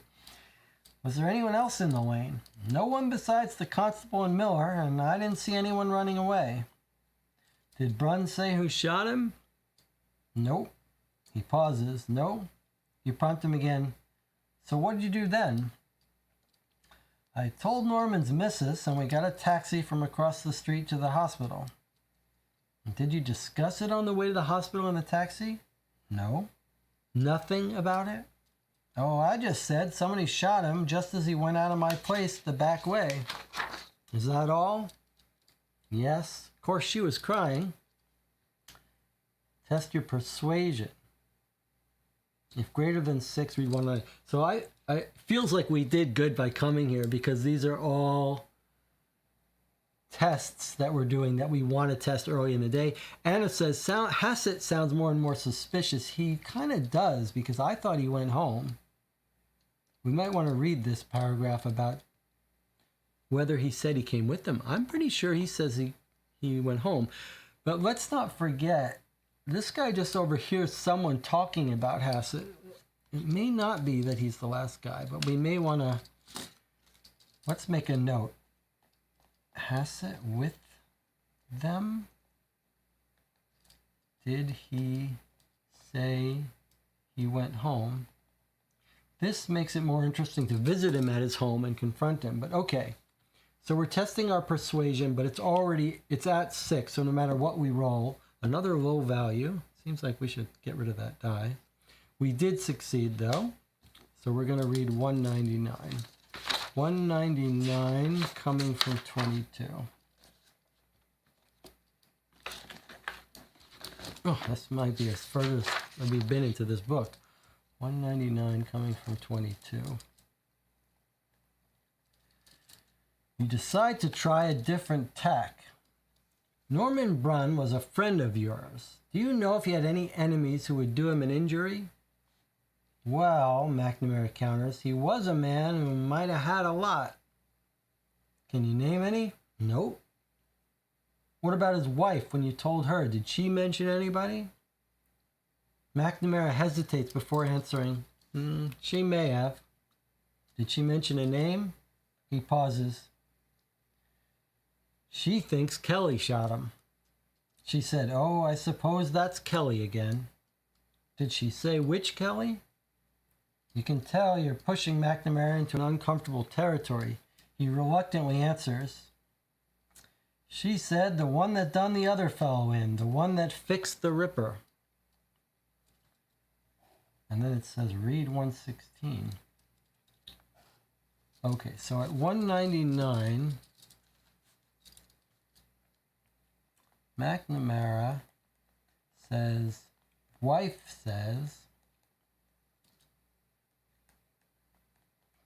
Kelly shot him. Which one?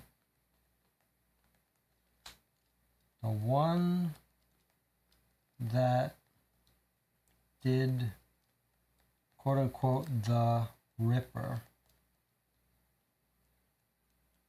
So who's the Ripper? We don't know, but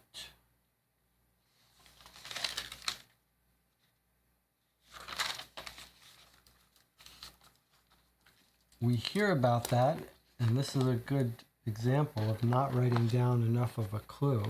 When we talk to her in 35, Razor Jack, she mentions, was in the fight.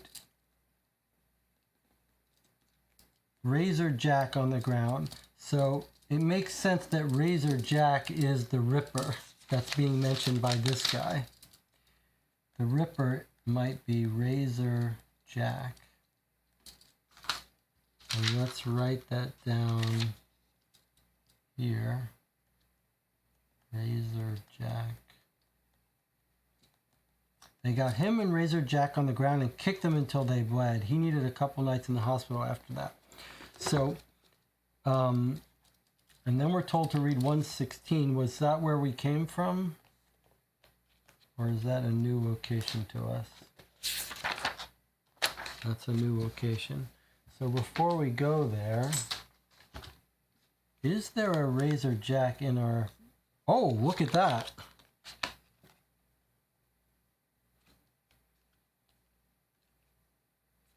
So I thought the reference to Snowy being one of the 4 people was a nickname for someone, but actually there's a Snowy Cutmore.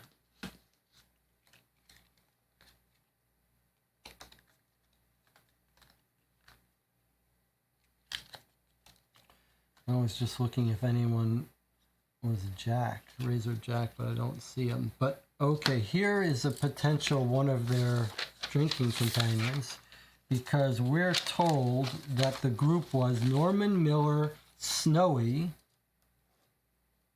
and the other chap, who might be Jim Hassett. So he might have all four now. If the person who mentioned Jim Hassett was telling the truth, then those are our four right here. This is the first we've heard of Snowy, and Jim Hassett we thought went home. Snowy Cutmore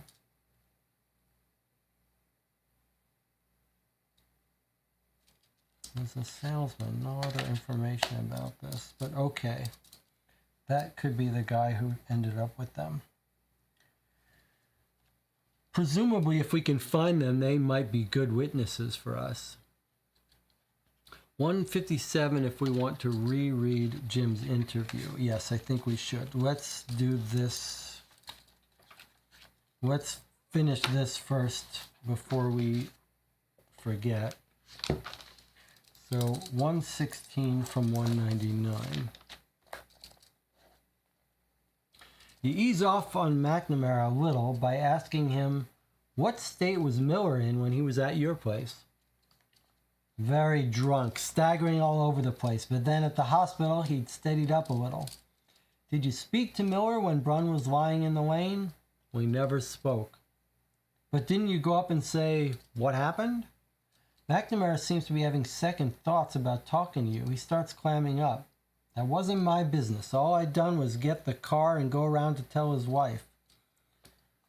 What about at the hospital? What conversation passed between you and Miller at the hospital?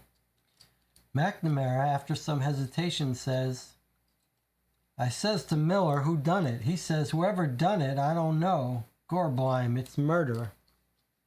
Murder indeed, you think to yourself, but you can tell McNamara said all he's going to say about it.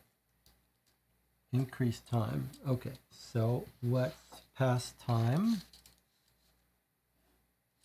Pass time at 116.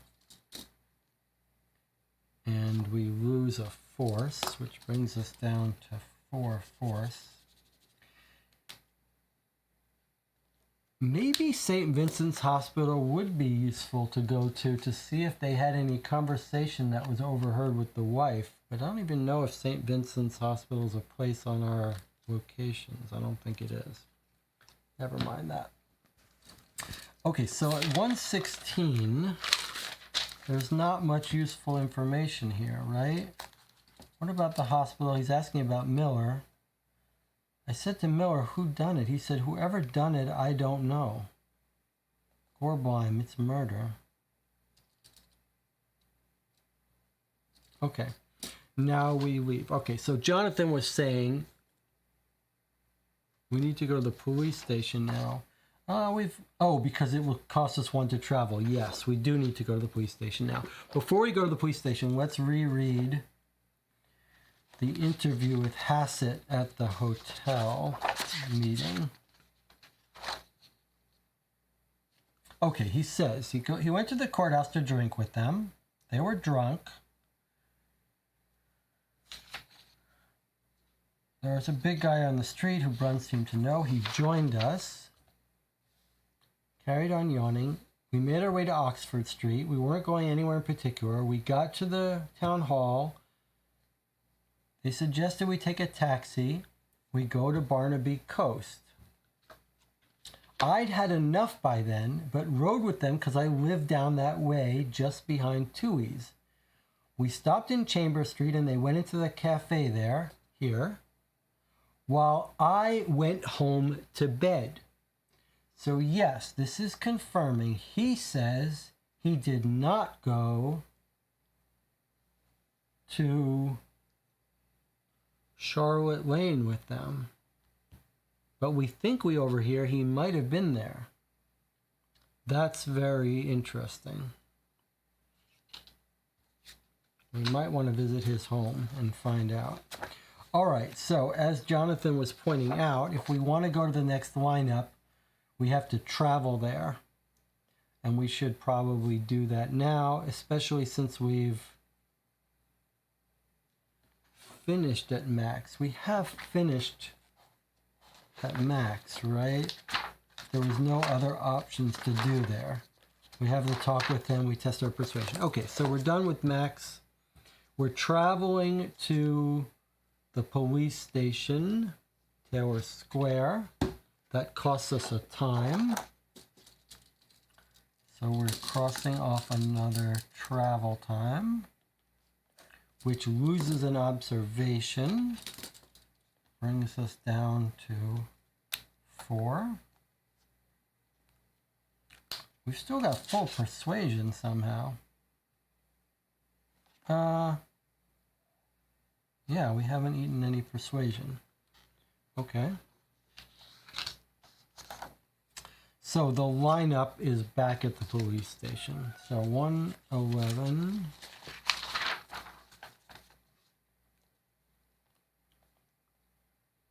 If it's 2 or 3 p.m. on Friday, read 9. So that's what we're at now. Okay, so 9.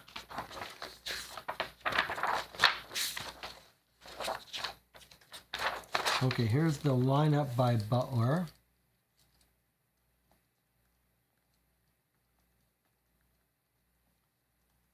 Lineup number 2.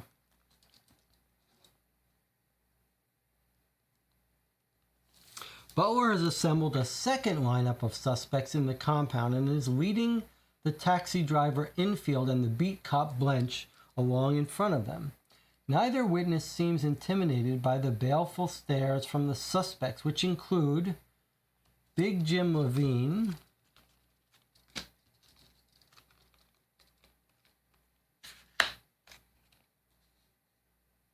Snowy Cutmore, who's now in our sights, Dickie O'Brien, the guy they were drinking with, and Wally Tomlinson, who's the last person in our set here. So here's the new lineup. Infield pauses in front of Cutmore, but eventually looks over to Butler and shrugs. I don't think any of the men who got into my cab in Paddington are here. I can't be sure about the 2 others outside Max. It was too dark. Constable Blench can't be sure he saw any of these men on the night of Brunn's shooting either. Butler gestures for the suspects to leave via a side door, then runs a frustrated hand through his hair. Time passes. That loses us a persuasion.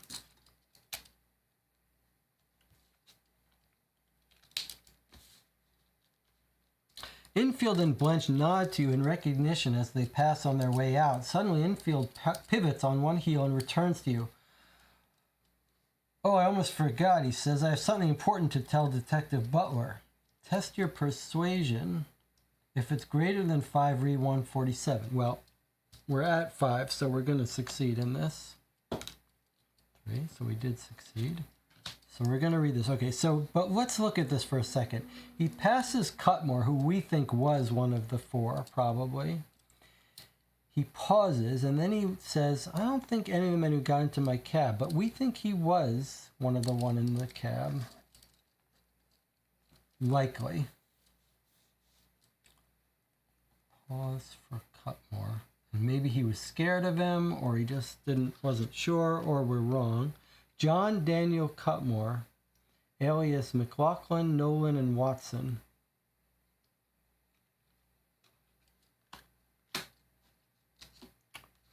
These guys, not so much. My theory about Jim Levine was just that he was the guy who wrote the note about Meet Jim, but we don't know. Okay, so we succeeded in this. We're going to read 147. So 147 from 9. Infield hesitates. I really should tell Detective Butler, but I suppose you can pass it on to him. Well, last night I was sitting in my cab outside the Paddington post office when a thick-set man in a dark gray suit walked up to me. He's talking about Thursday. It's just as well you didn't recognize anybody in that lineup yesterday, he said. There'll be another one tomorrow. Be equally as careful, or else you'll find yourself in hot water. You clarify, he threatened you? Were you afraid? Nah, I said, how do you come to know so much about it? Infield apparently has the boundless naive courage of a bantam rooster. Then he said, that's all right, remember what I told you? And he walked off down the street. And did that affect you at the lineup today? Nah, of course not. And was that man here in the lineup? Nah, and he wasn't here yesterday either. Now remember to pass that on to Butler for me, he says, and departs. Well, that is interesting. He seems naive enough to not be lying. Otherwise, why would he pass it around? And now he says he wasn't in either lineup. Infield says he was threatened. Basically, he doesn't think he was threatened, but he was, by someone not in the lineup. Okay, so lineup 2. We came from 9. So let's make sure the person who's threatening him was not. We've got Big Jim Devine, Snowy Cutmore, Dick O'Brien, and Wally Tomlinson. So those people weren't involved. And then lineup 1 was Big Jim, Greg Gaffney, Sid Kelly. No, those were the people planned and not the people actually shown up. The lineup number 1 was Tom and Sid Kelly, Greg Guffman, and Frank Green. So according to him, it wasn't one of the Kellys then. Okay, and then we get sent back to 115. Which is back in the police station. All right, it kicks us back to the police station. Okay.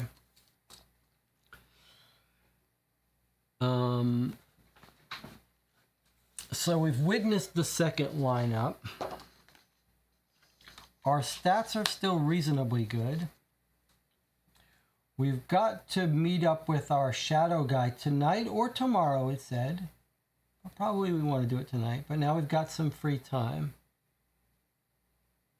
We do want to go back to that bar in our station at night. Let's not forget that. But for now, we've got time. We actually don't have that much time if we want to meet the shadow. But the shadow guy, our informant, undercover, he's actually there until 7 p.m. So we've got a bunch of time before it's 7. And maybe we don't need to have any skills when we meet with him since he's on our side. So let's be productive here. We're going to travel.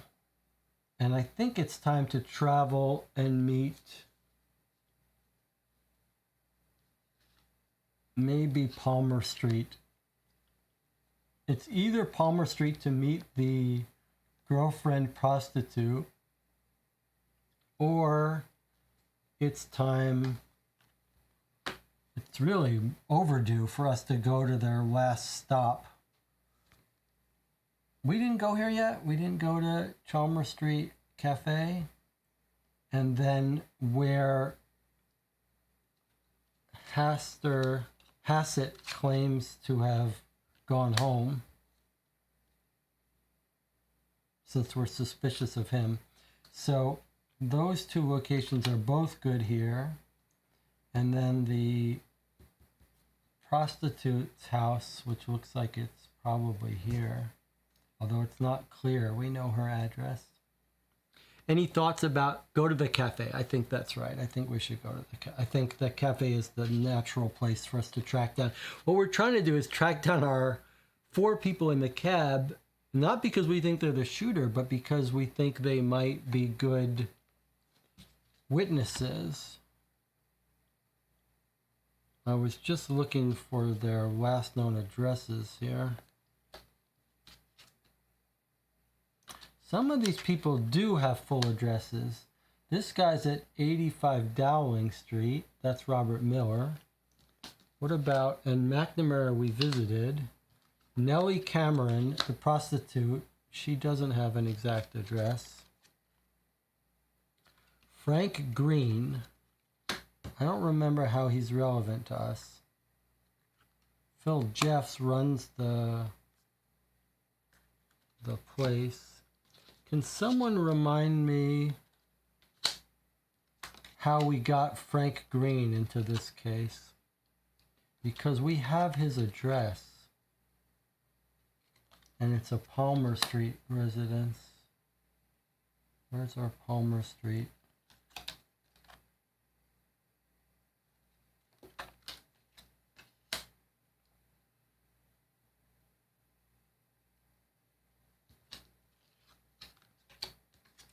Frank Green, the little gunman, 191 Palmer Street. Well, we have an actual address we can go visit him, so it's kind of important that we figure out who he is. He was brought into one of the lineups. That's it, huh? Well, we can go visit him. I don't know why, if he was just brought into a lineup. All right. Anyway, we're not going to do that right now anyway. We've decided to go to the cafe where they went drinking. So maybe we'll take a break first. I'll see you in 8 minutes.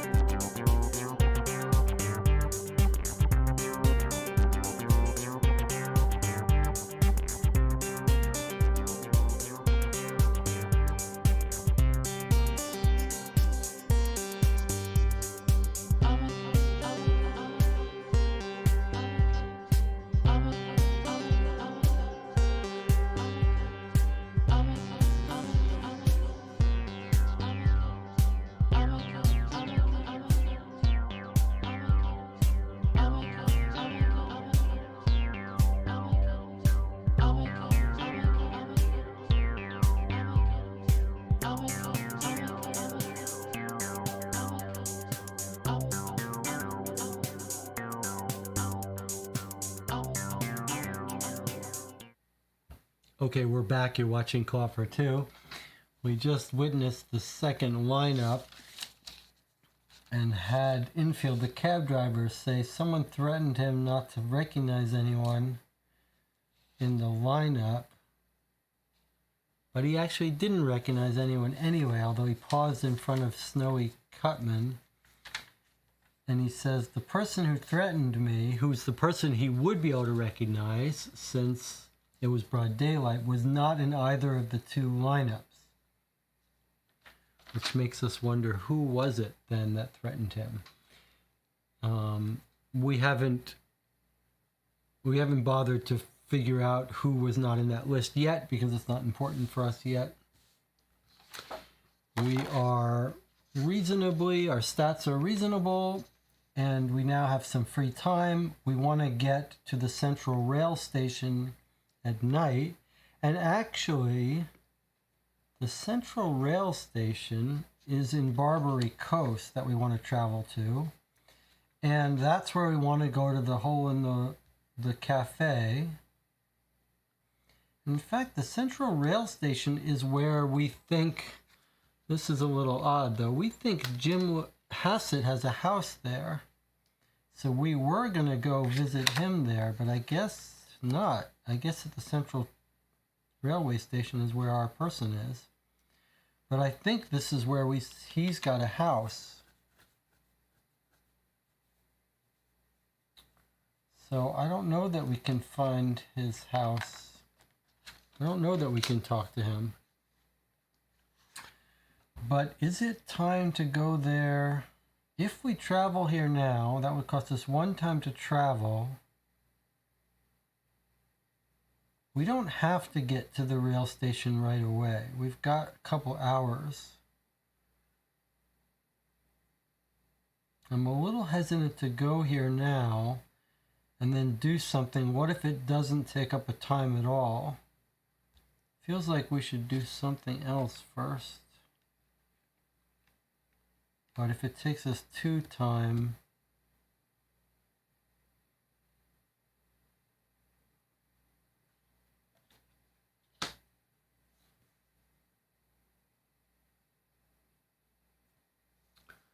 we're currently at the police station. There's nowhere else we want to go to here, so we're going to have to leave here. The question is just, do we travel here to the Barbary Coast and then go to the cafe and think we're probably going to eat up a time, which will make perfect timing for our undercover? Or should we plan on meeting the undercover later? No, that's pushing it too close. Let's do that. Yeah, Jonathan says cafe, and I think that's where we go.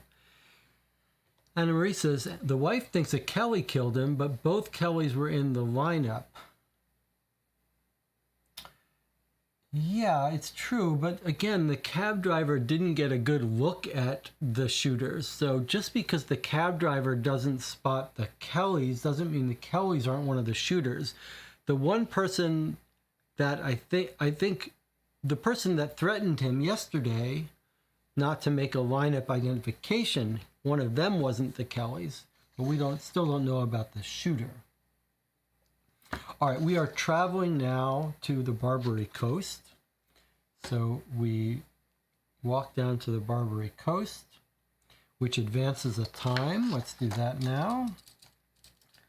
So we traveled, which loses us an observation. Our observation score now is quite low. I think we're risking missing some stuff, but that's life. That's how it works. Now we do have high persuasion and force, though. We haven't needed to use our force yet, but maybe we're going to now. So now we're going to finally the Best Hole Cafe 20.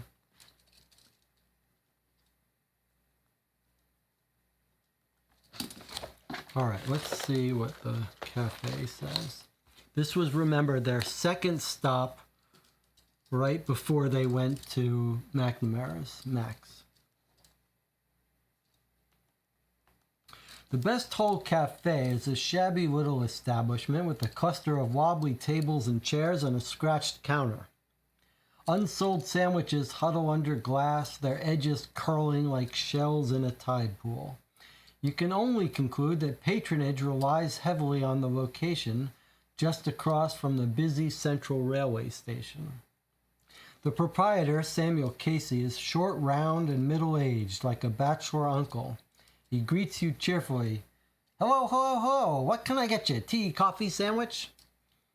Actually, I'm a detective investigating the death of Norman Brunn. I believe he visited here on Wednesday evening, shortly before he was shot. Casey's manner abruptly changes and he becomes more reticent. Yes. As I told Detective Butler, he and some friends stopped in for a quick drink. With me, he hastily adds, to allay any suspicion of after-hours alcohol sales. Though you're pretty sure he does it. They all do. They all sell after hours. So, time passes. And then it says read 193. So, time passes. That was weird that time passed for that one thing. So now we're down to 3 fight. I hope we don't need to fight. And we're jumping to 193. 193 from 20.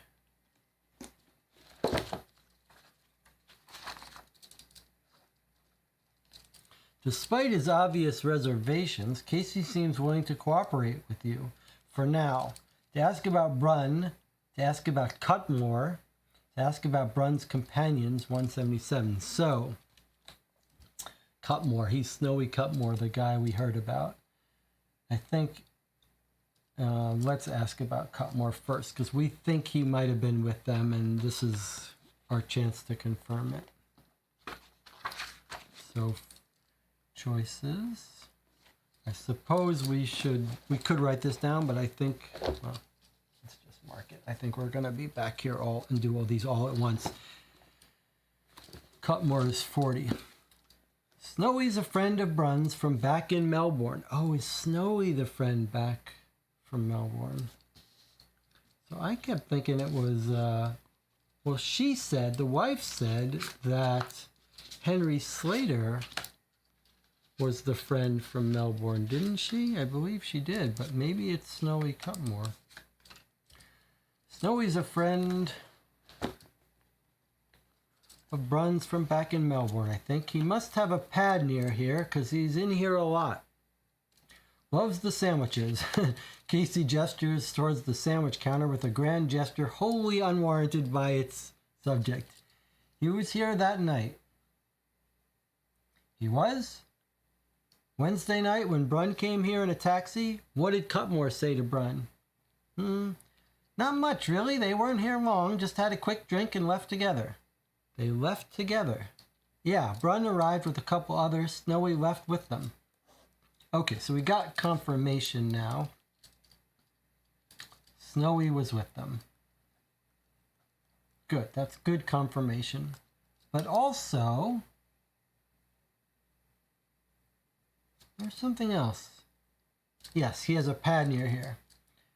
Lives nearby. It would be great to find where he lives, to talk to him. That's why we're tracking him down, right? To see if we can get a discussion with them. Well, Anna just made an important comment. This sends us back to 193. A man in gray suit was threatening the cab driver? Is that right? Was he threatened by a gray suited man and I somehow missed that? 147?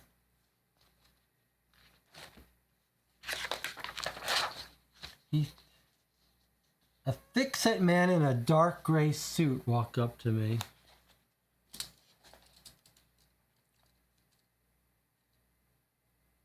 In dark gray suit. I can't remember if the other discussions were light gray suit or not, but I wonder if that's our shooter.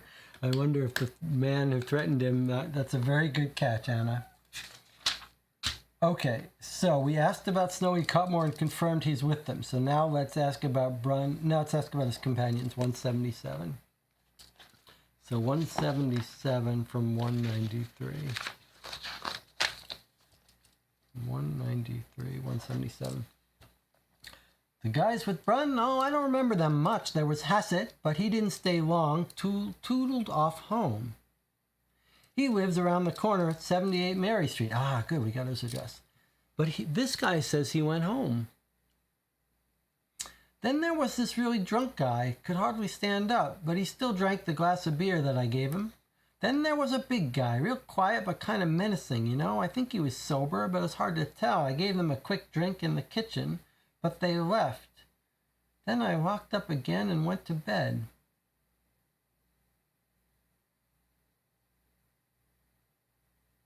Test your observation. That's going to be very hard for us to beat a 7, but let's write down this information. This is getting interesting here.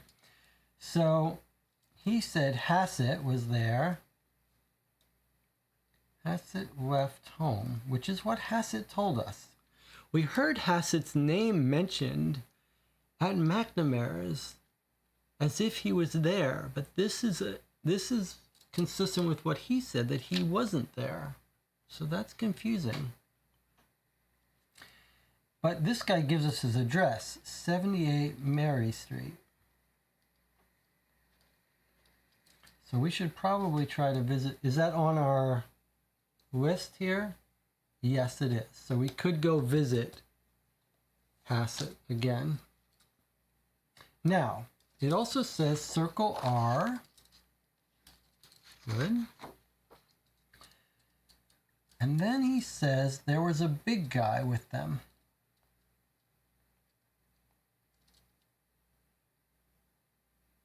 Quiet and menacing.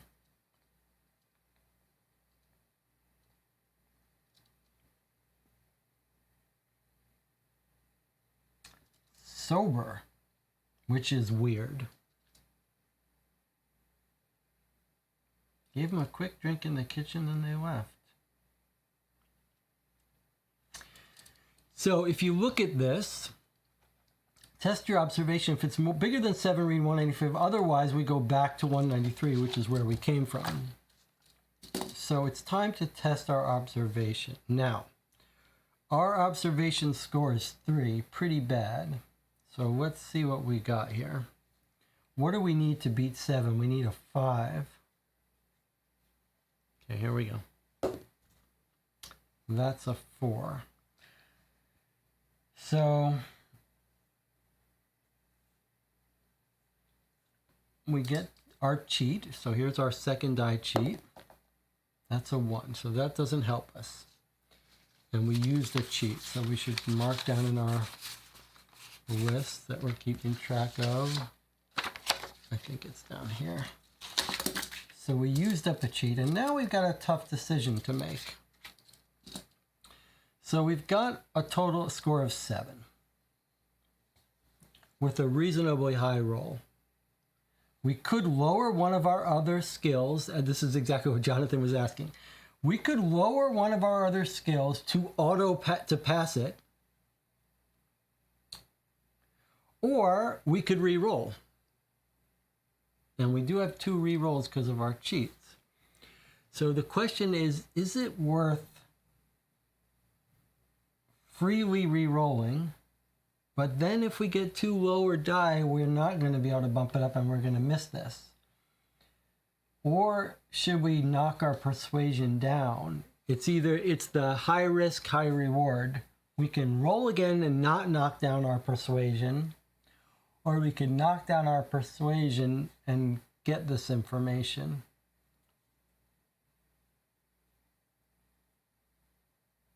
It's observation, though. We're not going to convince him to tell us anything. It's just something we're going to notice about this place. I want to stay up late and look what's happening here. Our persuasion is jumping down by 2 in the next 2 time periods. So I don't want to knock down persuasion. I think I'm more willing to skip this observation if we fail it. So instead of knocking down persuasion, we're tied. So I'm going to choose to re-roll. We've got 2 chances, and I'm going to hope to pass it without paying for anything because I want us to stay up late. But if we fail, I'm going to be okay with us not reading it. Okay, so that's a 5 and a 3. We did pass.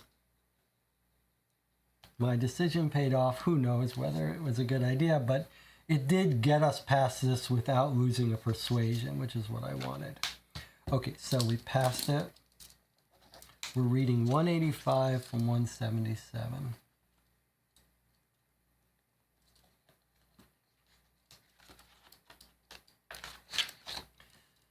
Let's see. I was willing to I was willing to skip this one, but it looks like it could have been quite useful. So maybe it was too risky a thing. You look through a doorway to the kitchen where Casey gave Brun and his companions a drink. It's a mess of plates, dishes, bread crusts, and limp lettuce leaves. A table at the far wall next to the hallway door is spread with half-read newspapers and a half-eaten plate of stew. Is that where you gave Brun a drink? You ask, nodding at the table. Yeah, sure, replies Casey. Are those the glasses they used? You point to 4 drinking glasses left forgotten, half under a newspaper. Oh yeah, you're right. It was late and I figured I'd clean up in the morning. I must have forgotten. You're in there in a flash. Can I take these? Casey shrugs, so you carefully wrap each glass in a sheet of newspaper, taking care not to touch them. Hey, I haven't read that page yet, but you silence him with a look. Thank you very much, Mr. Casey. I'll return these glasses in a couple of days. You've been very helpful. You drop the glasses at the fingerprint division when you return to the station later. They usually take a few days, but Kreuter always lets you know when the results come back. Casey wishes you a righto bye-bye as he shows you out. Add B to your knowledge. So if I had... Yes, I did. We got that decision to re-roll now looks like a terrible decision. Like, we would have missed out on this whole fingerprint fun if I had re-rolled poorly. Whereas if we did Jonathan's suggestion, we would have guaranteed to get this. If I thought it was just going to be a skippable thing, but that was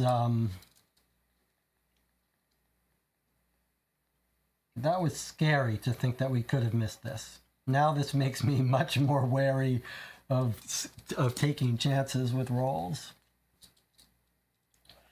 So that's concerning. But I'm very happy that we're going to get some fingerprints. It'll take a couple days. That's quite fun.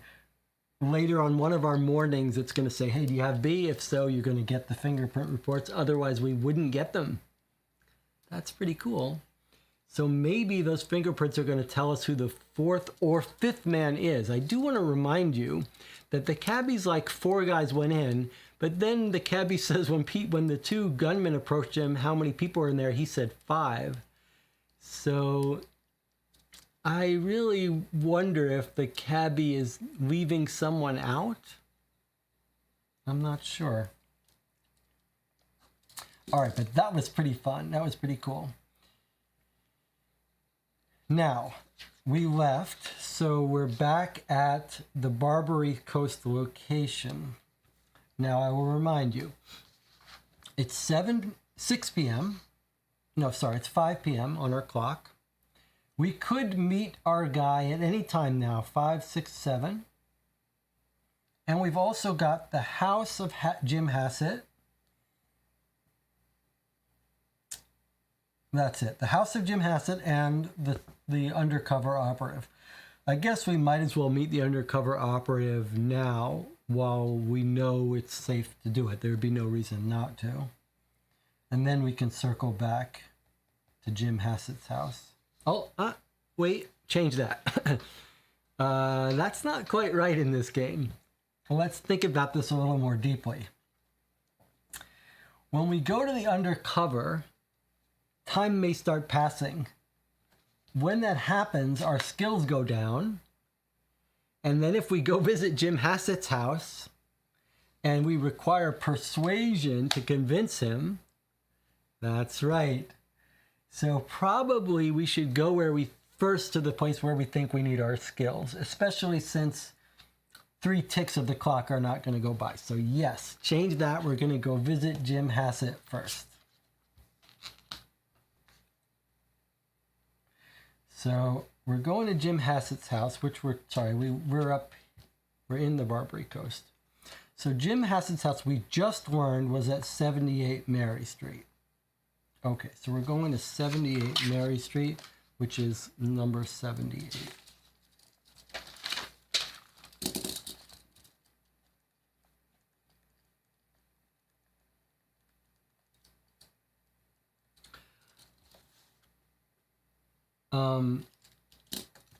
Jim Hassett. Now, I don't want to speak too soon, and I don't want to speak at length about this because we'll have time to talk about these things later. And it's 6 a.m. now, and we want to finish up this day. But I do think it's worth noting that we just finished 5 games of Bureau of Investigation where the time issue didn't seem to work well for us, and where we sort of came down on the idea that you can't make it work. And here it's, of all the games we've played, and this is close to Gumshoe, this feels like this is the closest I've yet seen in a game to making time feel like a reasonable strategic element that feels sort of balanced. I don't want to speak too soon. I mean, we'll have to see how it plays out, but so far I've been pretty damn impressed with how time is a issue to worry about, but feels reasonable. Okay, here we go. The door of 78 Mary Street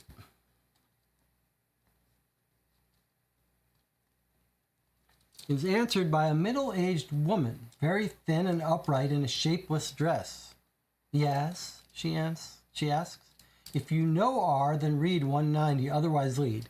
In other words, we do know R. We know that this is where Hassett lives. That's what we just acquired. And this is saying, hey, if you just stumbled on this place, if you think you could just randomly go to places without knowing why, you're wrong. But we do know why we're there. We're here to talk to Jim Hassett. Tell him we're here. I'm looking for Jim Hassett, you explain. Is he in? No, I'm sorry, he's out working. Can I pass on a message to him for you? Are you his wife, you ask? This raises a schoolgirl giggle from the lady. Blood suffuses her cheeks and her eyes sparkle, so she's blushing. Oh no, I'm his landlady. My name is Miss Laura Smith. But the way he says it leaves you no doubt.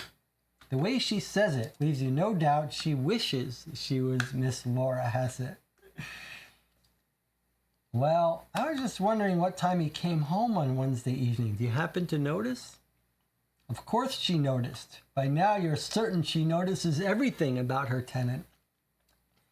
Oh yes, he was home just before 10 o'clock. I had been sitting up, knitting, and I saw him come in. He'd been drinking, but he was sober enough to wish me good night before he retired to his room. Thank you, Miss Smith. You've been very helpful. Time passes, and add I to your knowledge, which we already had circled. Okay, time passes, so we lose a persuasion. All right, we didn't need a persuasion from that space, but it was still the smart decision. Now, okay, so she says he's home, Hassett, home before 10 p.m. He's semi-sober. And he seems calm. So this tells us he wasn't there, right? I forget the exact time of the shooting.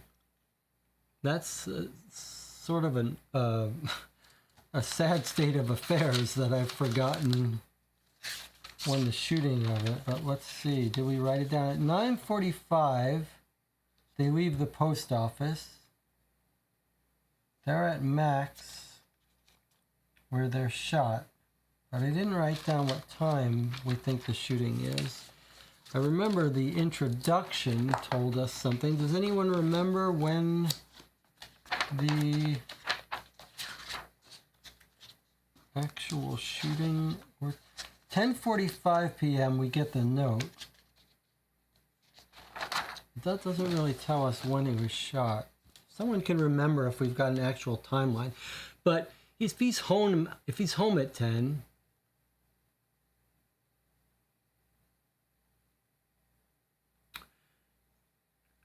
Anna said, I thought it was 9:30. Well, that's kind of important then. Maybe we need to read the cab driver's statement. John says, do you have a note of where we found I? I'm not sure I do. I'm not sure I've been keeping consistent records of where we found things. I should be, but I haven't been, so I'm not sure.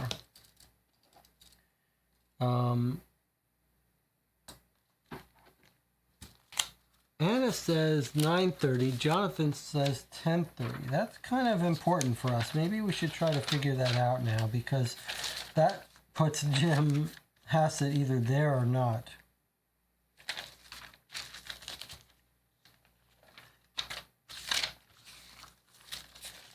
Let's see. It would probably be at the cop. The constable was 62. We talked to the constable 62. And we talked to the cabbie on 36. Let's look at those.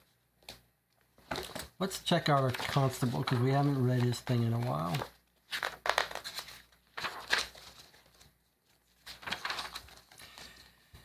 At approximately 22:30, I was on duty when I heard 5 shots. Well, there we go. It took us 1 second to find it. That's not bad. That's good detective memory. So the shooting was at 10:30. Let's get that down on our timeline. 10:30 p.m. shooting.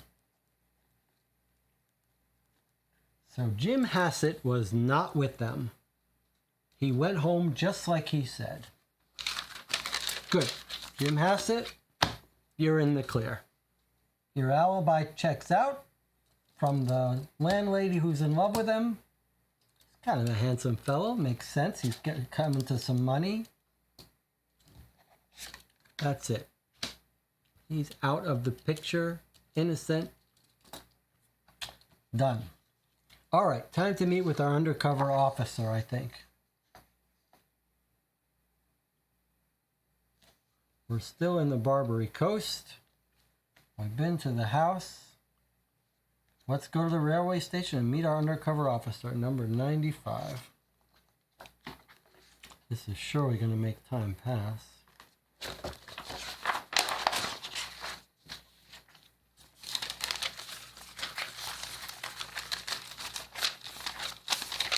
This notebook has been perfect for this case.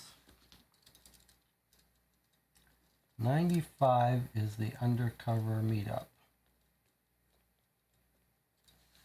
And it's 6 p.m. In many ways, the Central Railway Station is the heart of the city, and therefore of New South Wales itself. The rail lines that terminate here fan out across the state and the continent of Australia. The incoming carriages burst with optimistic young men from the countryside, buoyant with the promise of the city's opportunities. The outgoing carriages are heavy with disillusionment as the young men return to their rural hometowns with empty pockets and a stock of yarns about the city's cruelty. And among the seething mass of humanity circle the magsmen, fortune tellers, and pickpockets, ever alert for a bumpkin or an unwashed wallet. You can remember your own arrival here many years ago, the quiet of your rural upbringing already a fading memory. Like so many others, the city took you in and swallowed you up. There's no escaping Sydney now, even if you wanted to. You've been assimilated. If it's between 5 to 7 p.m. on Friday, read 44, otherwise leave. Oh yeah, remember the cop said, like, you can meet him every day, he's going to find out where he is. And today, this is where he is. Okay, it is between 5 p.m. and 7 p.m., so we're going to go to 44. So 44 from 95. You take a seat on a bench near the large station clock. Soon, a crumpled man in a hunched suit squeezes in next to you. He smells of cheap whiskey and expensive dreams. It takes you a minute to realize it's Frank the Shadow Fahey, pioneer undercover detective with the Darlinghurst Police, wearing one of his personas. Place 3 tip tokens on your detective card and then read 145. So we've got this new mechanic for the first time, the tip tokens. So here's what we're going to do.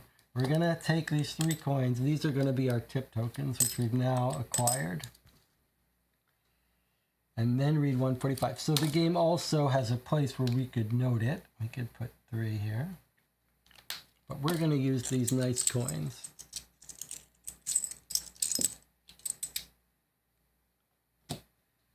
Then go to 145. So let's make a note. We got 3 tip tokens. And then we go to 145. This, I note, is going to be a real person, a real pioneer undercover operative, I'm guessing.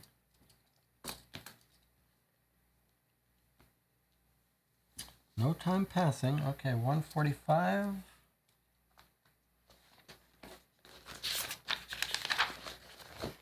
Whoa, look at this.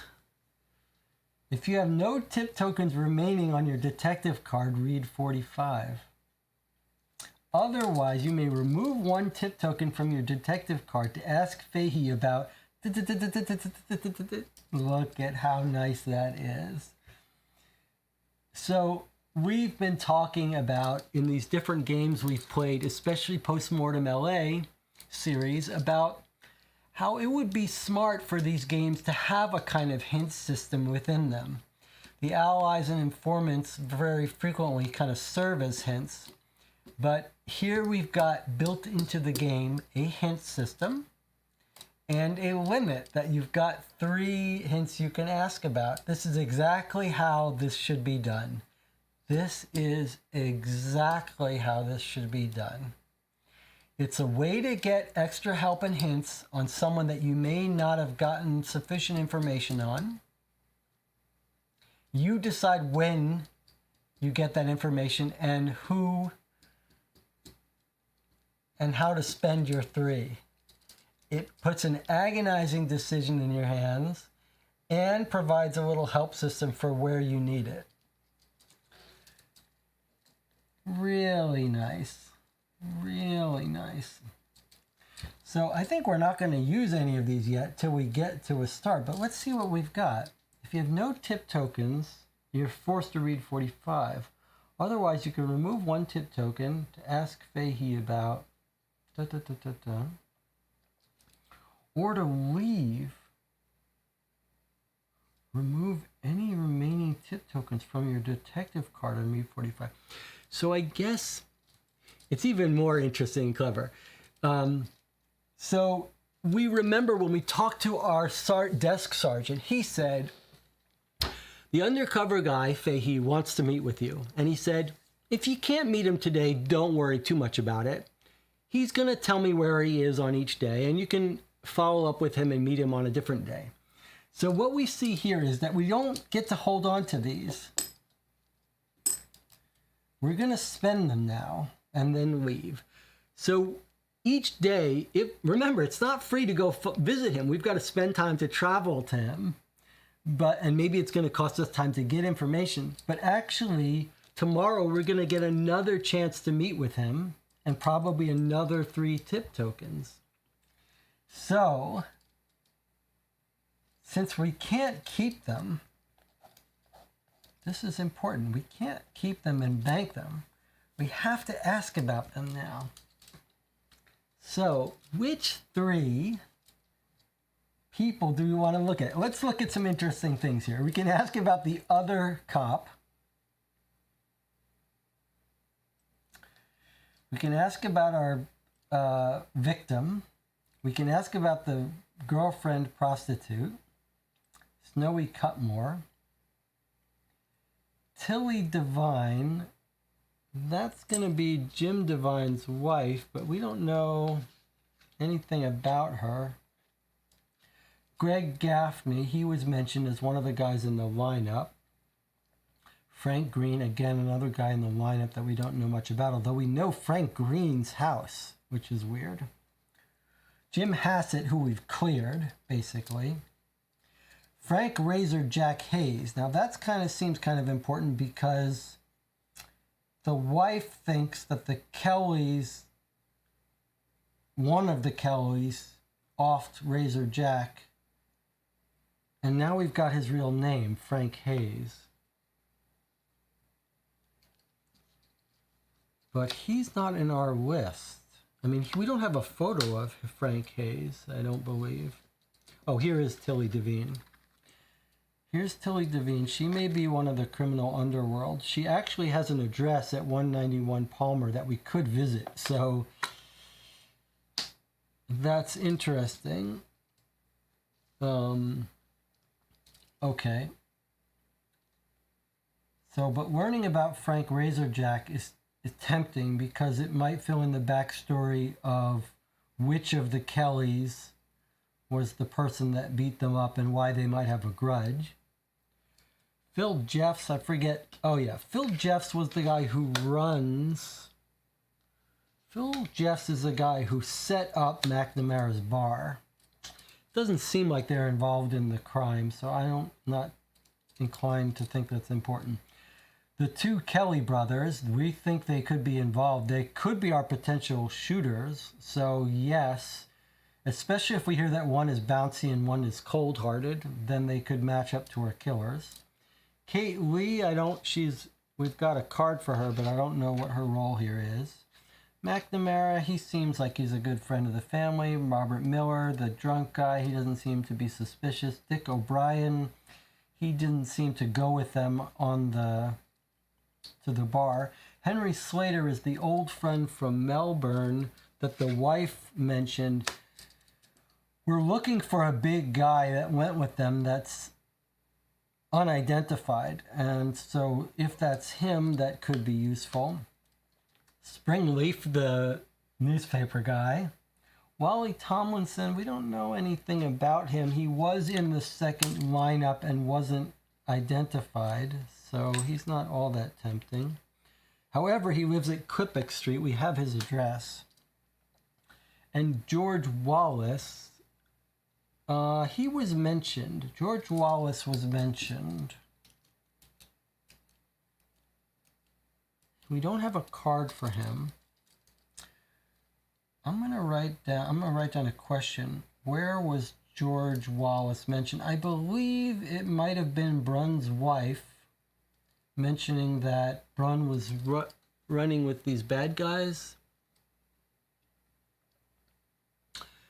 So let's look at what the chat says. John Kean, the author of this game, has said John Fahey's real person. Anna says, wouldn't we want to know more about Brun? He was involved with the races too. Jonathan Warner says, I'd lean towards Butler and Springleaf if we're worried about spoilers. Well, that's an interesting approach. Jonathan Warner says, are we going to think of this as a hint system as more as an essential element? So what Jonathan is saying, this is tricky. Jonathan is saying we normally avoid hints systems completely. And so he's suggesting, hey, if we want to avoid hints, let's not ask them about people. Or should we think of this as an essential element? That didn't even occur to me. So Jonathan is raising an interesting question. He's saying, look, we don't normally play hints, and so if this is a hint system, we should try to avoid using it. But I was thinking of it more as an essential part of the game, so we want to gather information.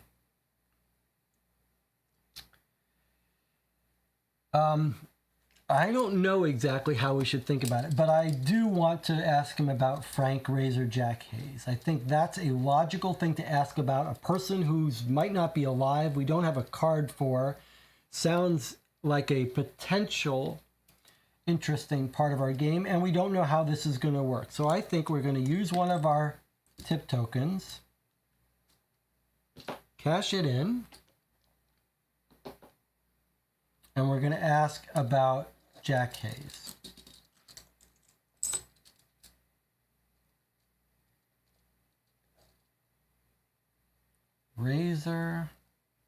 Frank Razorjack Hayes. Let's see what this looks like. Let's see how this works.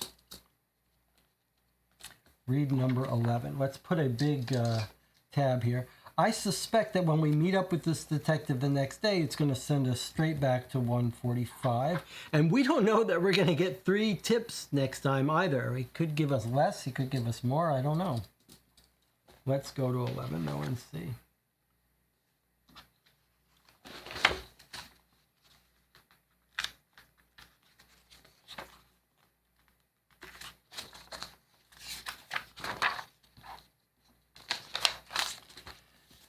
Here's 11, which was a tip. Tip from 145. Razor Jack's nickname is well earned, muses Fahey. I'd guess he's probably sliced up more faces in the last couple of months than even the Surgeon General. He's thin, dismal, and feared by almost everyone. So he's thin. He's not the big guy that was with them, but we think he got beat up. The only times he gets excited is when he flicks open a Bengal razor and when he gets talking about this new political party in Germany he's read about. The Nazi party, maybe. They're all about the need for the strong to dominate the weak or something. Seems like our friend Razor Jack can relate to that. Actually, there's one man in Sydney who's not scared of him. Tom Kelly shot him a couple of weeks back in Liverpool Street. It was probably in retribution for Brunn's gang holding up one of Phil Jeff's sly grog shops there. Anyways, the bullet went right through Razor Jack's chest and out his back. Nobody expected him to live, but apparently he's recovering just fine in Sydney Hospital and will soon be back to slicing up prostitutes and drug runners again. After a moment's contemplation, Fahey sums up his assessment of Razor Jack Hayes. The Lord works in mysterious ways. Add P to your knowledge. So I think we're going to, from this, the fact that it's giving us things, we're going to, I guess, probably not view these as unfair tips, but part of the game that we're to make use of. I think. So we added P. Oh, there's more information here we want to write down. So the wife tells us that she thinks maybe the person who shot Brunn is the same person who did Razor Jack. So we now know who that was. Which Kelly. She said one of the Kellys, it was this Kelly. So now we know what the wife thinks. That it was Tom Kelly shot Jack. So the wife suspects that Tom Kelly is going to be the shooter of Brunn. That's a good lead for us to track down.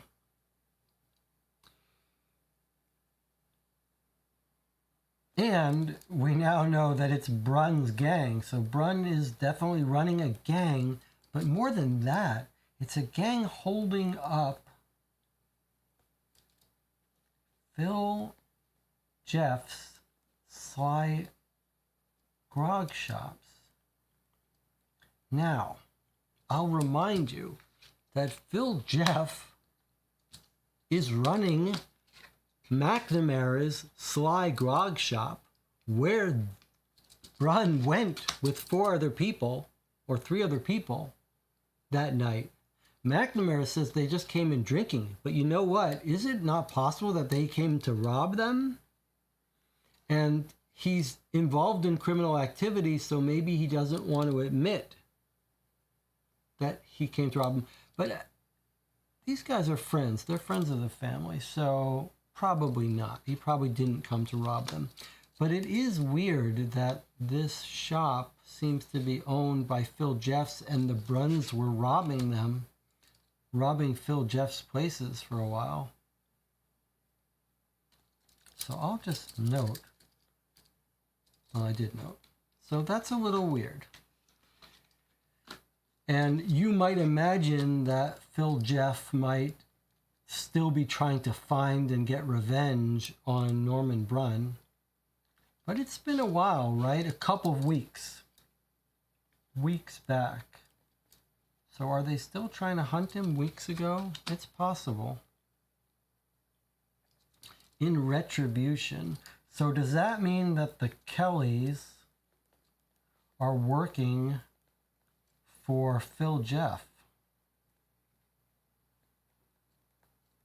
So I was thinking it was personal about the sister, but now I wonder if it's not about Phil Jeff hiring them.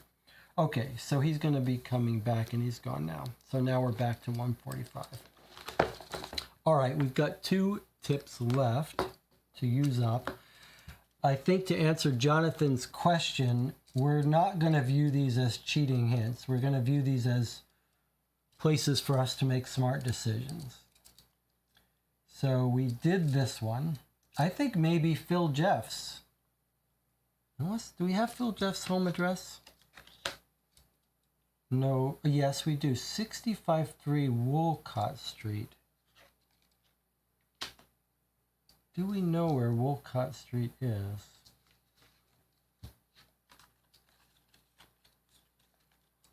Palmer Street. Cemetery. Yes, we do know his address. There's his address on King's Cross. In fact, it's the only place in King's Cross that we're interested in.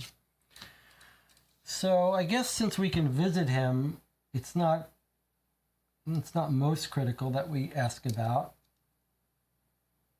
Maybe more importantly that we ask him about the Kelly brothers if they're our best suspects.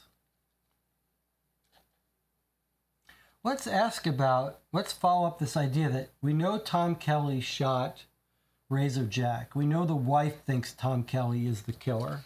So let's ask our undercover about Tom Kelly. And then Anna's saying maybe we ask about Brian. All right, so let's start with Tom Kelly. So here I'm giving in our second coin. And we're asking about Tom Kelly.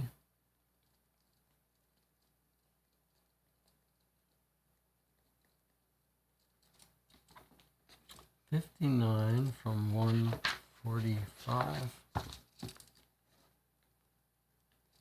Tom Kelly seems to crop up in the middle of every bit of trouble. He's like a bad penny or maybe herpes. Anyhow, the latest thing was between him and Razor Jack Hayes. A couple weeks ago, I guess we should write his full name. This is an interesting thing that happens when you play these games. You don't write the full names, but then occasionally someone will refer to their different part of their name, and if you didn't remember it, you get in trouble. Hayes, okay. A couple of weeks ago, this cab driver shows up at St. Vincent's Hospital with a guy in the back all covered in blood. It's old Razor Jack, and he's got a .38 caliber hole right through his chest and out the other side. Doctors can literally see right through him, so they patch him up and give the undertaker advance warning, but somehow Razor Jack pulls through. He's still laid up in Sydney Hospital, but it's clear he's going to live despite it all. So the cabbie says he was driving along Liverpool Street when he saw two men arguing on the footpath. Then one pulled a revolver from his coat and shot the other, before jumping into a car and speeding away. The cabbie pursued the car and took its number before returning to drive the unconscious Hayes to the hospital. We traced the getaway car to our old friend Thomas Kelly, who will stand trial in a week or two. Add P to your knowledge. Wow, this undercover guy has got lots of juicy, good information for us. So I circled P. And then it's sending us back. So let's understand this here. So this is our second mention of St. Vincent's Hospital. That Razor Jack went to. Maybe that's why the wife thought that that's where our guy would go. We've got a .38 caliber.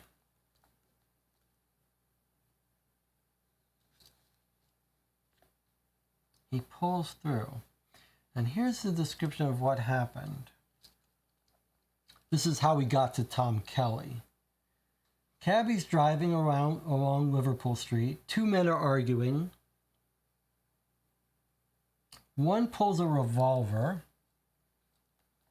So we're going to write down revolver, this .38 caliber bullet, probably a revolver. Shoots the other one, shoots Razor Jack, gets into a car, speeds away. Cabbie pursues the speeding away car, takes its number, turns out to be Thomas Kelly's car. So we didn't eyewitness Kelly, but it's Thomas Kelly's car, so it could still be the other brother borrowing his brother's car. So let's just make sure we don't assume for sure it's Thomas Kelly. Okay, and then we go back to 145, which is here. Okay, so now we're talking about the next place we should go. Okay, so I'm going to let Jonathan and Anna decide where the third place is. Jonathan is saying maybe Slater, since we don't know too much about him. I like that idea a lot. And Anna was saying, shouldn't we be asking about Norman Brunn, our guy who was killed? That he might know some information about who might have wanted him killed. So I think both of them are good guesses, good ideas to ask. What should we spend this coin on? Slater or Henry Slater, who's right now is just a red herring for us, or ask about Brunn himself.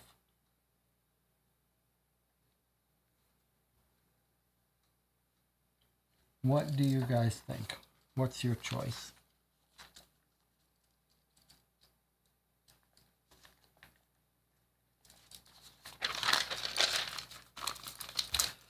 Jonathan Warner says, let's do Brunn. I think that is a logical decision from a detective standpoint. You would want to, like, we either ask about this guy who could be a complete red herring that we just sort of on a whim, or we say, what have you heard about our victim who wanted to kill him? So we're going to Norman Brunn, 74.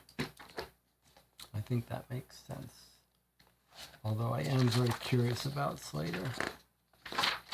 So 74 from 145, and that's our final coin,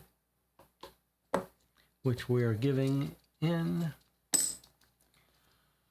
Brunn, well, as you know, he had some sort of falling out with his gangster buddy, Squizzy Taylor, down in Melbourne, so he showed up here a few months ago. 74 is a tip about Brunn. So falling out, probably not relevant, but you could imagine a falling out guy from Melbourne could have hired someone to come kill him. So he showed up here a few months ago to have a crack at Sydney instead. Fancied himself a bit of a big shot. Teamed up with a couple other exiles from Melbourne, Snowy Cutmore and Frank Hayes. Frank Hayes. Is Frank Hayes our guy? Our fourth big guy? Where is Frank Hayes?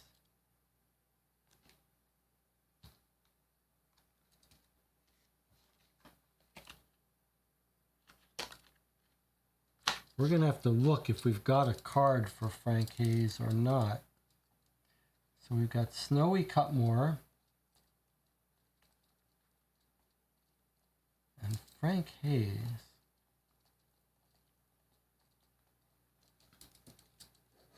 Oh, and that fat psychopath from Adelaide, George Wallace.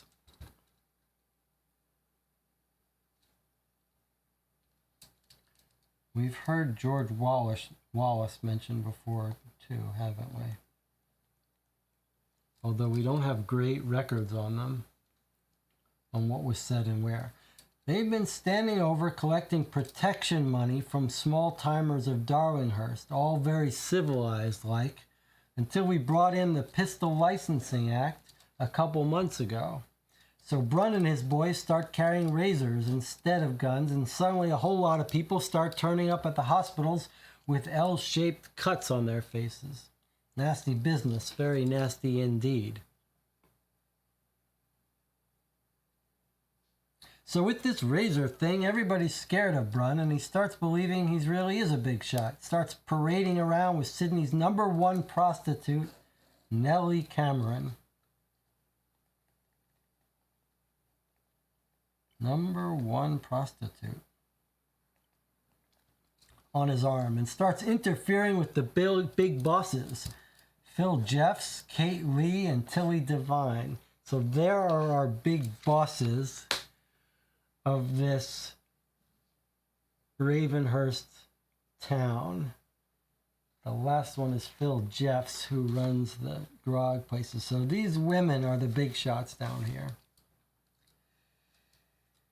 Word is one of them got sick of him and ordered the hit. Or maybe they got together and orchestrated it. Either way, Brunn ends up cold on a slab in the city morgue, and the good criminals of Darlinghurst all breathe a collective sigh of relief. Okay, so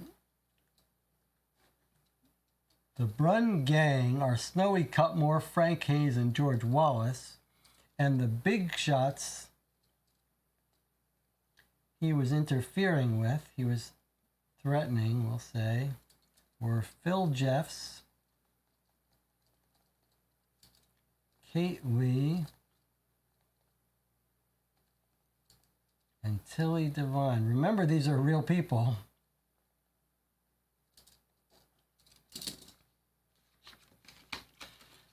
So now we don't have cards for George Wallace and Frank Hayes. Frank Hayes was the Razor Jack Hayes, right?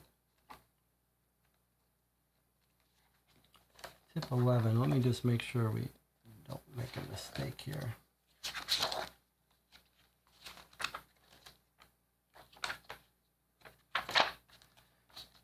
Razor Jack's nickname is well earned. Razor Jack Hayes.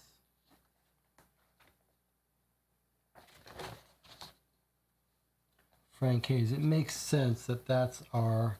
So that's part of his gang. That makes sense. And George Wallace. I wish I could remember what else... where else we learned about George Wallace. Does anyone remember? So one of these, George Wallace, psychopath. George Wallace is a psychopath fat. And then Frank Hayes, we think, is Razor Jack Hayes, right? And Snowy Cutmore, we know. So the question is, was George Wallace the guy that showed up in that went with them to the bar?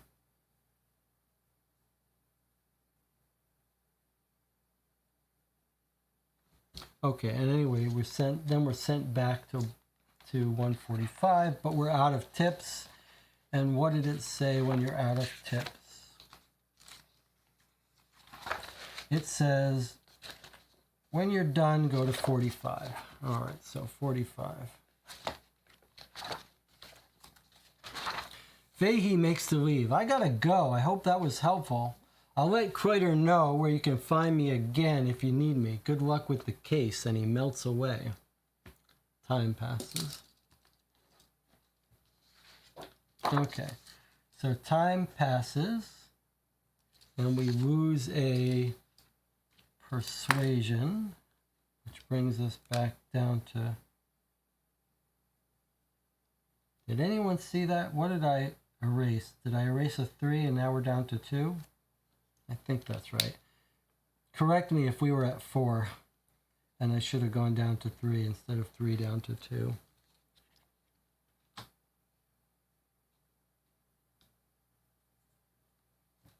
Okay, and then we leave.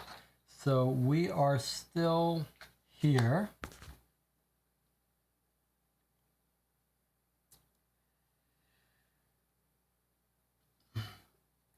And we're now in the nighttime. I want to remind you that the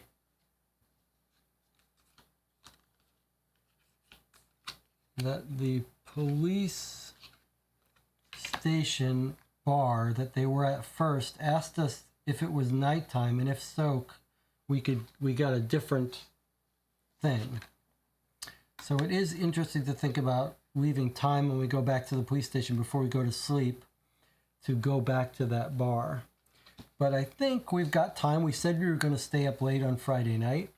It is fun that it's Friday night in real life here. And our stats are reasonably good, so we should take our time here and go to some new place. So where would you like to go? We could go to another place on Barbary Coast. We learned about the bosses. Here are the three bosses, the big shot bosses. And one of them lives at Klippick Street. So I think we should stop by while we're here and visit with Kate Lee and see what one of the big shot bosses has to say for herself, whether she ordered this hit. 35 Irene mentioned Wallace. Irene is the wife of Brun, which makes sense. She was talking about her husband's bad friends. Yeah, okay, so that's what we remembered. That Wallace is like a trouble. He fell into his bad friends. All right, I think while we're here, we're gonna visit Kate Lee. Unfortunately, we don't have much persuasion, but she's a big shot. She's not going to be persuaded by us, so I don't think we were going to be able to persuade her anyway. So let's go to 25 Klippick Street and just see what she has to say for herself. So 25, which is Kate Lee. We don't expect her to admit anything, but let's get a feel for her.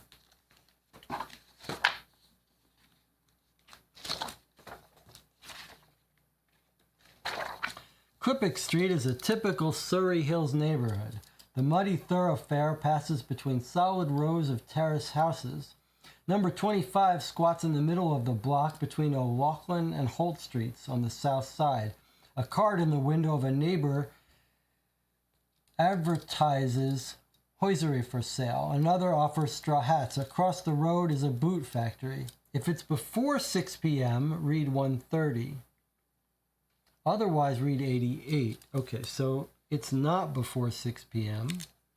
I don't know if that's good or bad, but we're going to make a note here. So we went to 25, and 25 said before 6, after 6.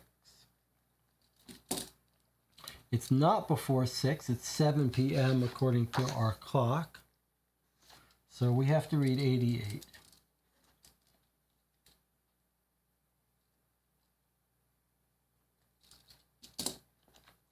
Let's see if this tells us, hey, no one's home, or light filters out around chinks in the curtains on number 25. The muffled sounds of many conversations can be heard. You try the door, but it's locked. You knock and it opens a crack. A young man's voice barks, "Password." If you know the password, give each letter in the word a number. A is 1, B is 2, up to Z26. Sum the letters, look up that section in the index.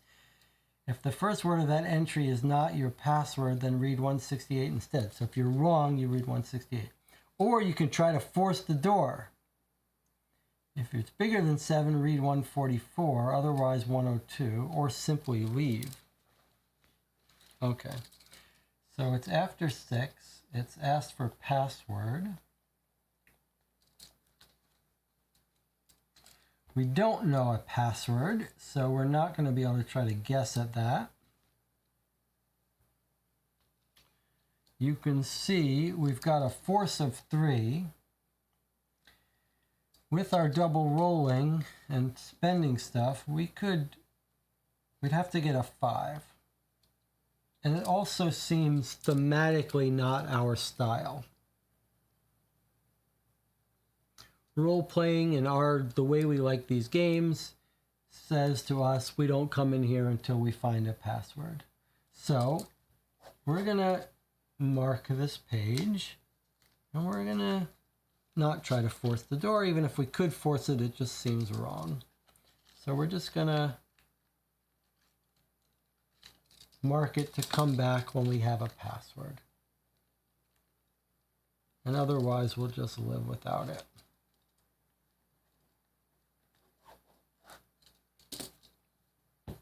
Okay, so we're going to leave. No harm, no time passed. That's fine. And it says, We have the boss, Tilly Devine, and Brun was with Big Jim Devine that night, right? Who has a Tilly tattoo. No, Brun was not with Big Jim Devine. Brun was with Jim Hassett. We saw a note from Jim saying to meet Jim, but that was just our theory. But we didn't have any interaction with Jim Devine. I don't believe our guys had any interaction with Jim Devine that we know of. We were just guessing that he may have been the person who wrote the note saying meet with Jim Bassett. But it could have been Jim Bassett who wrote that note himself. Or, yeah. So, correct me if I'm wrong, but I don't believe that our guy was with Jim Devine. So we're just going to leave here now. But now we're at Barbary Coast. We went to St. Mary's Road. We went to Klippick Street. We went to the Best Hole Cafe. And we went to the railway. We have no reason to go to... Well, that's not quite right. We've heard about Toohey's Brewery.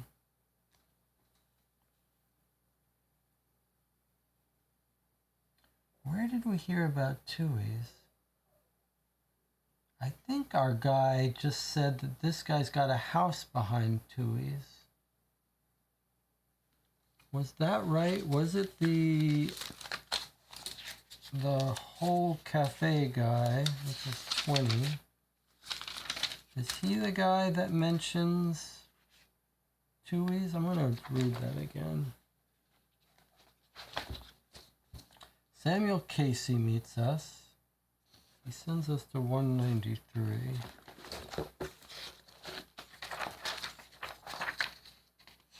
To ask about Brun. Did we not ask about Brun from this guy? I think we did. If we didn't, then we missed an opportunity. Now we should do that now before we leave. I guess we didn't. Okay. Were you a friend of Brun's? We're talking to Casey now. I went back to the cafe. Went back to the cafe to follow up on Casey. Were you a great friend of Brun's then? Oh no, he used to come in sometimes to meet his friend Snowy Cutmore, and then sometimes he'd borrow money from me. You're smart enough to realize that Brun's borrowing money is code for extortion. Brun was obviously collecting protection money from the Best Hole. Maybe he needed money on the night he died. Well, that's an interesting thought. Why would he need money?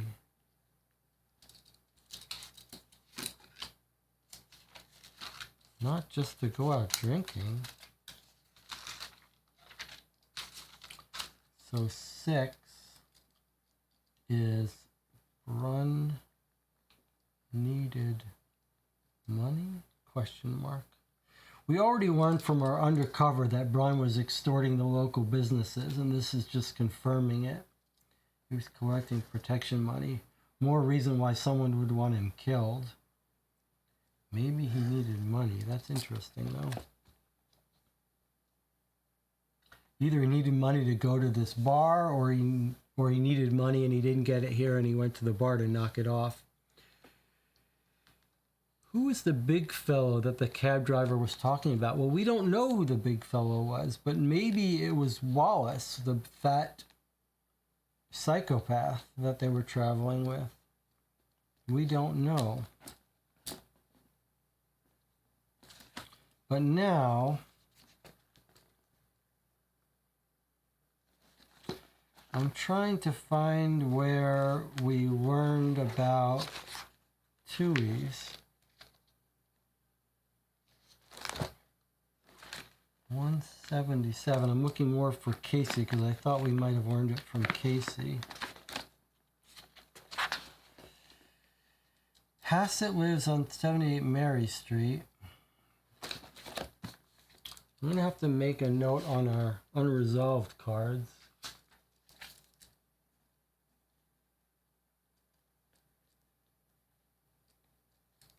Thursday night. Who mentioned Tui's? Because that's we have an address for a Tui, and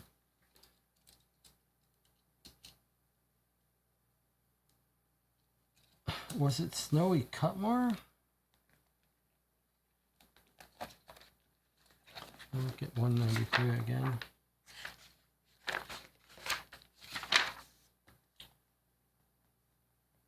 So we did these three now. To answer about Cutmore, read 40. Snowy's a friend of Brun's from back in Melbourne. He left with them. So I can't find where they went to. Well, who mentioned Tui's? If someone remembers, let me know. And Anna is saying, who was the big fellow the cab driver talking about? I believe that's still an unconfirmed question for us. But I believe it might be George Wallace now, who we don't have a card for.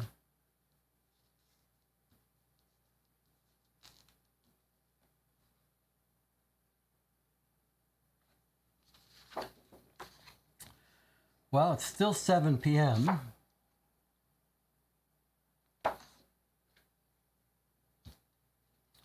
We are where? We're at Barnaby Coast. We've been to Clippix. We haven't been to Tui's Brewery. I'm going to stop by Tui's Brewery and see if it lets us talk to them. The game has been pretty good about not letting us go somewhere, but let me catch up. Anna says, it looks like the wife was very naive, thinking her husband couldn't be up to something bad just because he didn't have a gun. And the big guy could be lost. Okay, so if we go to 29,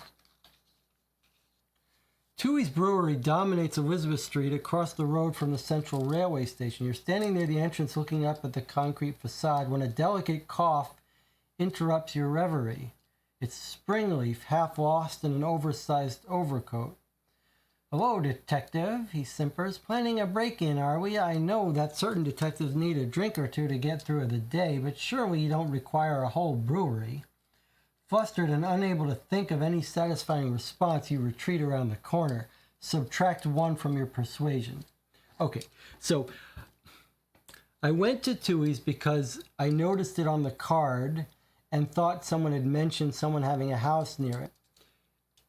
The game is now punishing me for just traveling to a place without a good reason. So we actually lose 1 from our persuasion, which puts our persuasion down to 1 from 2. Not much functional difference, but kind of fun that the game punished us for doing that. That's a fun idea, because you shouldn't be just wandering to places. Okay, but time didn't pass. It's still 7 p.m. We've still got some skills. Let's not forget we're going to have to travel to the police station. But I think it's time maybe to visit the famous #1 prostitute in all of Darlinghurst. So let's go visit her. Where is she? Nellie Cameron. We don't have an address on her card, but someone told us where she lived. I believe it was 184 Palmer.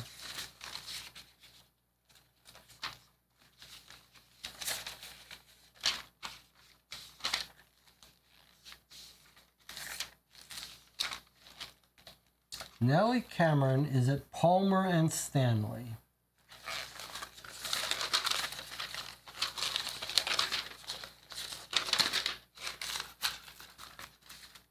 Palmer and Stanley. Let's use our glasses. Here's Stanley going across. Sorry, here's Stanley. And here's Palmer. So right here is where she lives. And there's 184, the Presbyterian Church. So it looks like the #1 prostitute in Darlinghurst lives right next door to the church, or above the church. She's kind of a looker, actually, 1927. I can see why she was famous. Why she was well liked. Anyway, our guy is got her as a girlfriend, or he's just claiming to have her as a girlfriend. But either way, we're gonna travel to Palmer Street. So we're gonna end this day depleted. But look at this, we've lost a force. So this is actually kind of risky for us. Not risky, but likely to end badly. Because she's going to need persuasion, right? Nellie Cameron is not going to willingly tell us information. So there's a very good likelihood that we're going to fail to get information from her. Now, do you think there's any risk that we'll be able to go back, right? We'll be able to visit her again if we fail to get information from her, right? I have to assume so, because I don't want to give up. Do we need to reconsider? I do not want to go visit her, fail a test, and not be able to go back. Anna tells us that they said she works there. Ah, that makes more sense. She doesn't live there, she works there.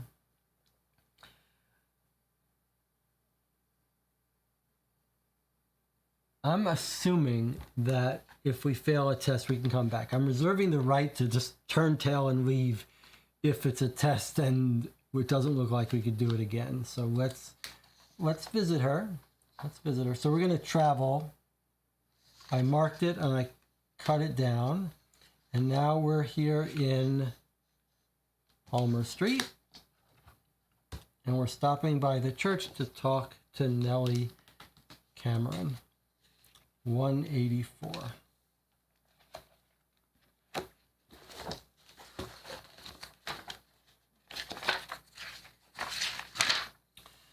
The Woolloomooloo Presbyterian Church. Oh, this is Nellie. Presents a blank stone face to the corner of Palmer and Stanley Streets. If it's daytime, read 172. Otherwise, if you know N, read 188. Otherwise, 110. Well, that's interesting.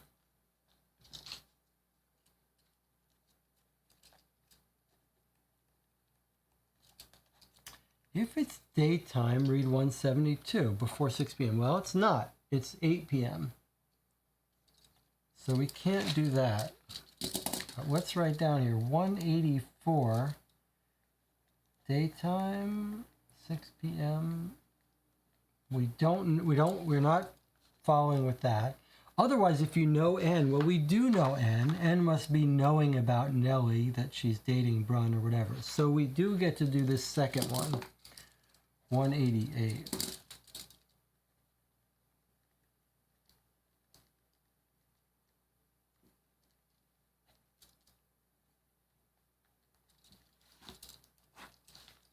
All right, let's read 188. 188 sent from 184. So if it was daytime, we have gotten off ramp there first. So here's 188. A young woman lingers near the corner. Her hair is reddish blonde and her coat is open despite the bite of a winter night, revealing the thin dress of a flapper underneath. A man approaches her and speaks. She laughs and places one hand on the lapel of his jacket, an intimate gesture. But then she notices you watching and directs a cold stare your way.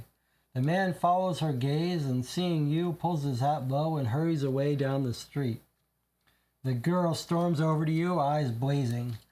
"What are you staring at, pervert?" she hisses. "Hello, Nellie," you reply. "I'm with the Darlinghurst police and would like to ask you a few questions." She takes a step back, looking at you anew. "Test your force. If it's bigger than 5, read 48. Otherwise, read 174. Well, we're going to have a hard time. Well, maybe we can beat this. So we're not actually, we're intimidating her is what we're doing. Okay. She's a hardened woman of the night. She's seen it all before, so we're going to have to tell her how serious we are about this. Anna says, I think she's only there at night. Okay, so it's good we went there at night. That makes sense that she's working only at night. Okay, so we have to test our force. We need a 4 to beat this. Okay. That's a 6, so that's a success. Leonard really wants to talk to you. So he threatened her. He wasn't going to do anything, but he had to make her think that she needed to talk to us. So 48. 48 from 148. You step suddenly forward and catch Nellie Cameron by the wrist, squeezing hard. You speak slow and low in the most authoritative voice you have. Where's Leonard? I suggest you cooperate, Miss Cameron, or else I'll have to take you back to the station for questioning. Nellie's eyes widen and you feel the pulse in her wrist quicken. Detective, she says, looking coyly downward, of course I'll cooperate. You suddenly realize it's all a game for her. The gangsters, the prostitution, flirting with the law. Nellie Cameron is just a young girl on a thrill-seeking adventure, though one that could easily get her killed. Nevertheless, for her, it's all for kicks. You decide to play along and pull her by the wrist closer. You speak softly into her ear. Where were you on Wednesday night? She takes a breath and gently bites her lower lip before answering, I was working here on Palmer Street. And can anyone verify where you were at 10:30 p.m. that night? She shifts her weight slowly from one foot to the other, rubbing her thighs together.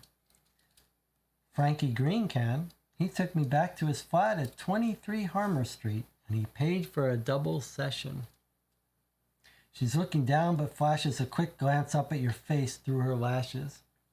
Suddenly you're disgusted. Shoving her away, you demand, don't you even care that Norman Brunn, your lover, was murdered?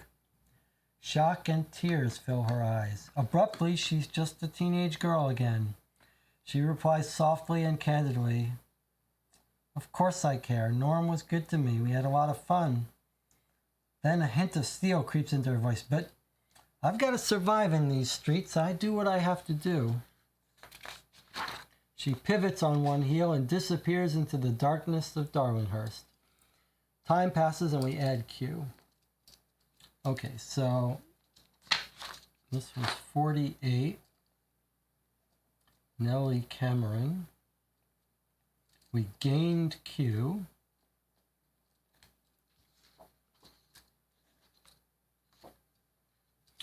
And time passes, so let's just do that first.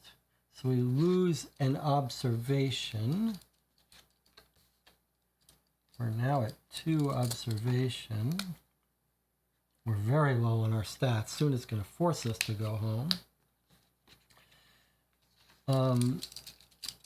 And now, but she gives us her alibi, and it's actually a double alibi, right? Because it's also an alibi for Frankie Green. So she gives us an alibi for Wednesday.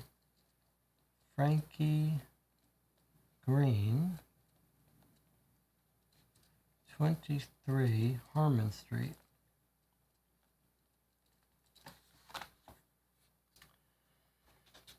Well,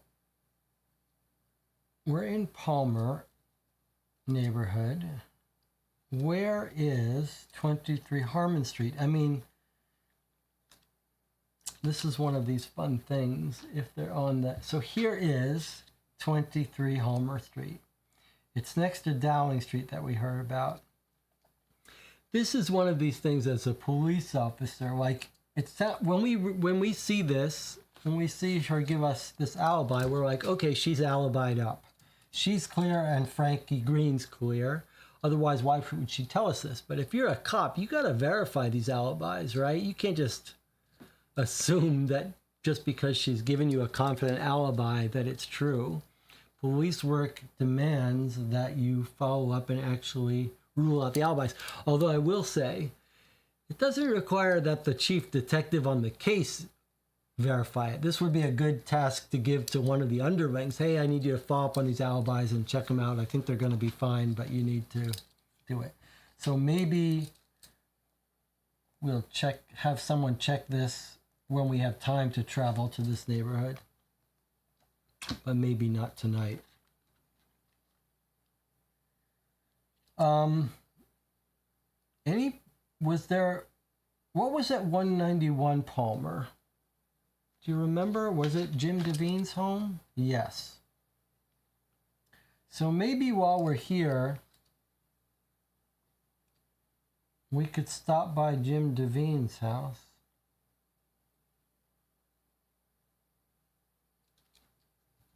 What do you think? I mean, we are running low on time, but as long as we don't have to do any tests, we don't care.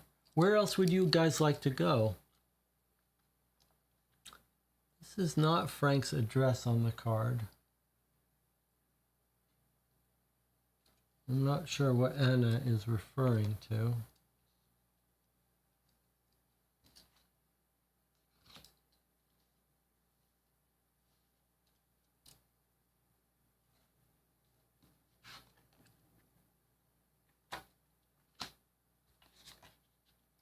Jim Levine, who's not really involved in our case, but is maybe the husband of this woman who's running this town. Frank Green. Frank Green was at 191 Palmer Street. That's interesting.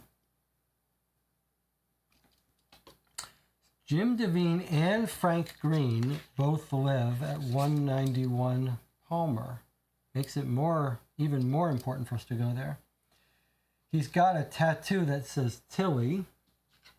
So that confirms he's the husband of Tilly. He's got a tattoo of her. Here she is. She also lives at 191 Palmer. He's got a scar and a tattoo of a female bust on his right arm. What do we know about Frank Green?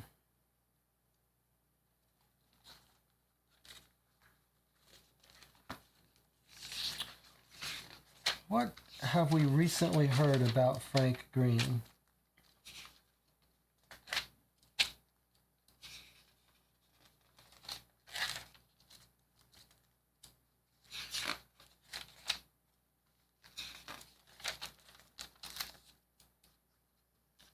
I know we heard something about him, I just don't remember what.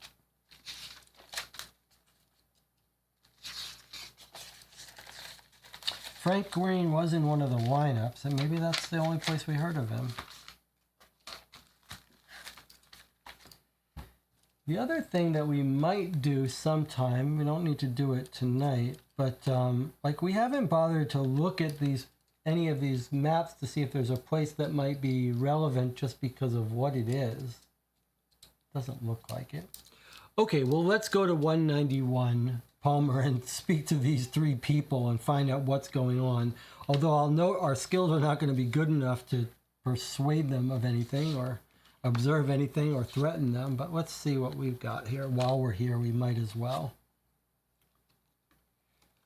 Okay, Leonard, you're going down to 191 Palmer Street.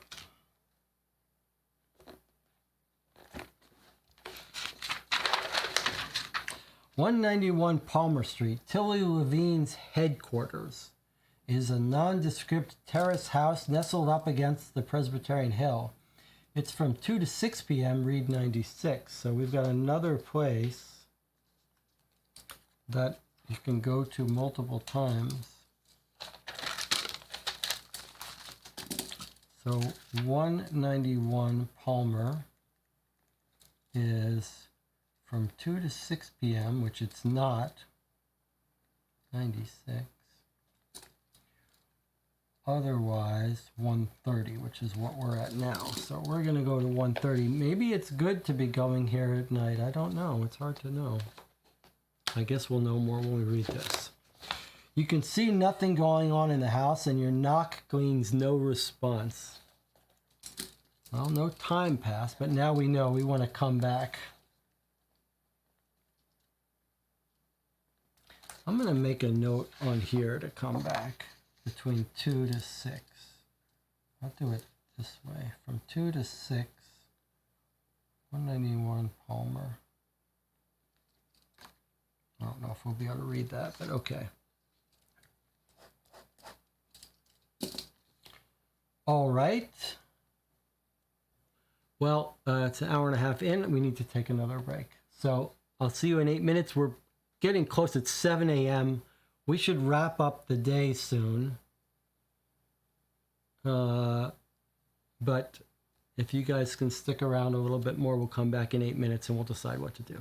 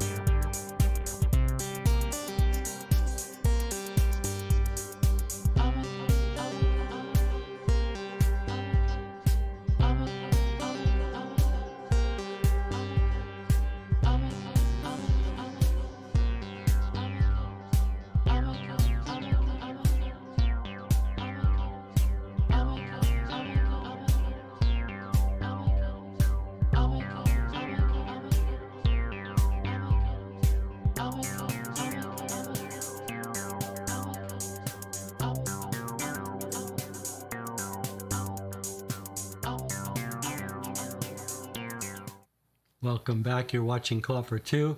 We are wrapping up our first session playthrough of Razorhurst.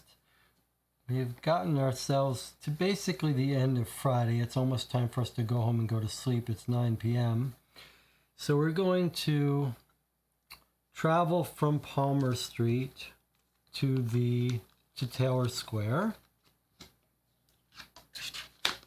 As we do that, we incur another time click. It's now 10 p.m. We lose a persuasion, which brings us down to 0 persuasion. Remember, when everything gets to 0, we must head home. But it's not like these reset to their max after we sleep. So there's actually, every moment that we bring these down makes it harder to get them back up the next day. So we are going to pay for having a long day today. Now we're at Taylor Square. Before we go to the police station to go to sleep, we're going to go back to the courthouse hotel,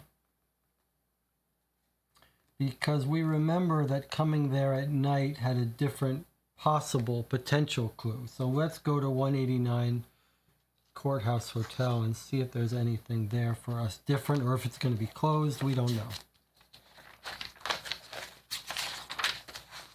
The Courthouse Hotel skulks at the opposite corner of Taylor Square from the police station, as if hoping not to be noticed. If it's nighttime, read 58. So that's what we're doing that's new. So we can remove this now because we've gone to both places. So 189 Courthouse Hotel. If you remember, this is the place they began their drunken evening. They left quite early, so there's no reason to necessarily think that people of our interest will come back here. But they might. But they might.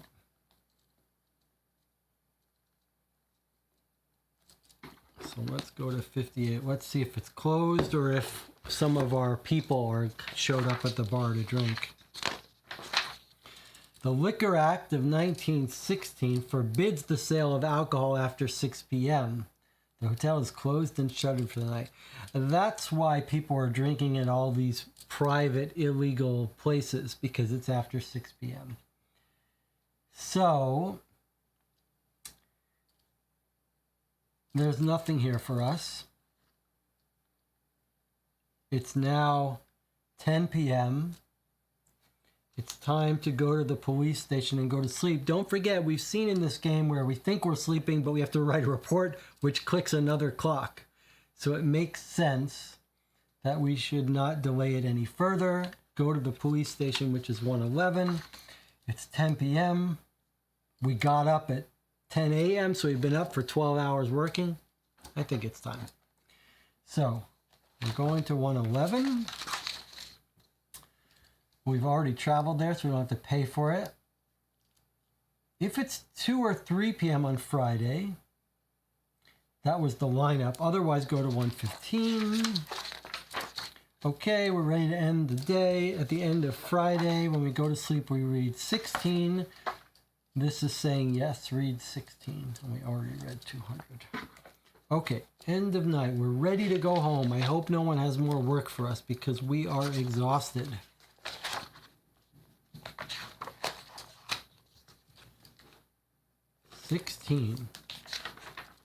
It's actually a lot to read now, unfortunately, when we're tired. Let's read it.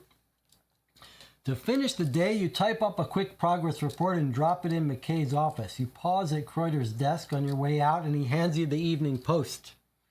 He's ringed an article on page 4. All right, so 16 is a long article.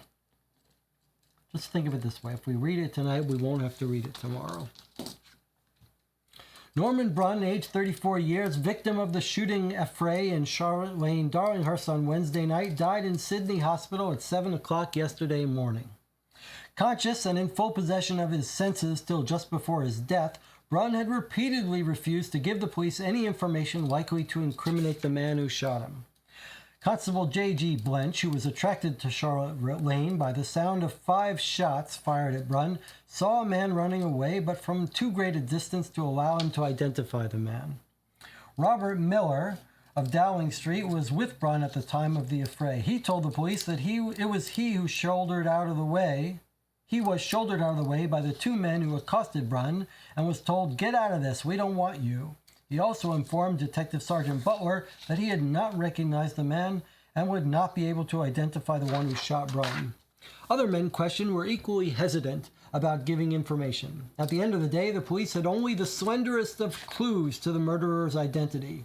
Detective Butler had been successful, however, in tracing Brunn's recent history. From that, he was able to deduce the probable reasons for Wednesday's affray. From Victoria. Brunn came to Sydney 8 months ago, a fugitive from the Victorian police. A charge of shooting and wounding had been laid against him in Melbourne, and he had absconded from bail. By the time his hiding place in Sydney had been discovered, the man who was alleged to have been wounded had recovered and refused to be a party to any prosecution. The charge was accordingly withdrawn. Brunn nevertheless decided he would not go back to Melbourne. According to Detective Butler, he had discovered in Sydney a new field for exploitation, a field so profitable that several well-known Victorian criminals followed him to Sydney. They formed what is well known in the back streets of Darlinghurst as the Razor Gang. Its object was a crude form of blackmail. Its working methods were very simple. Its victims were people who, for their own reasons, wished to avoid the police, against whom charges were outstanding.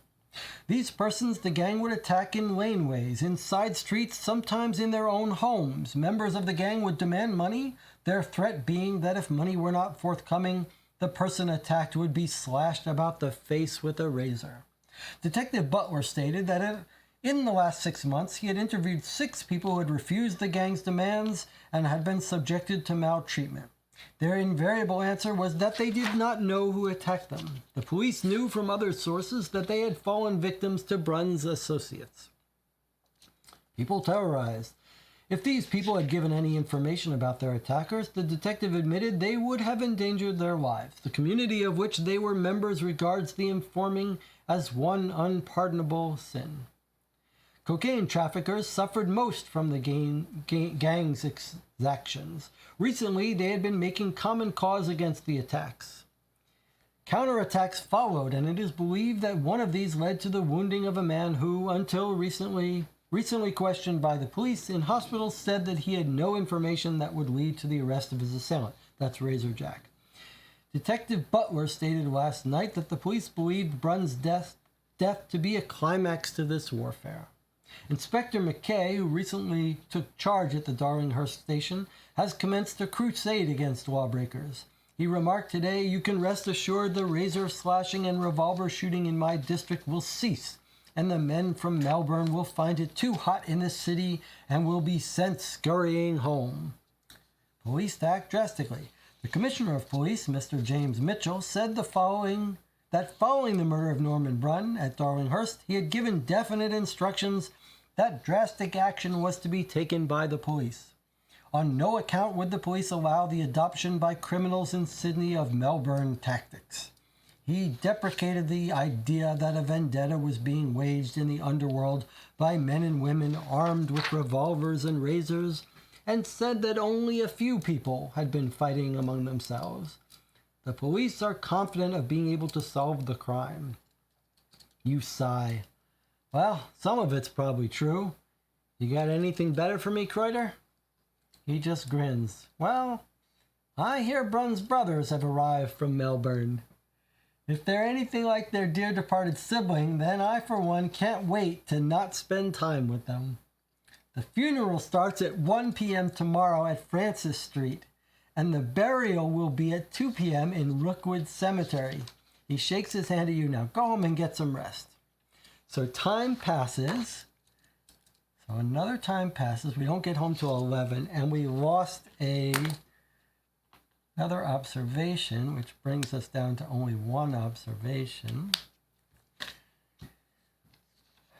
And then we sleep. When we sleep, we gain back 1 to fight.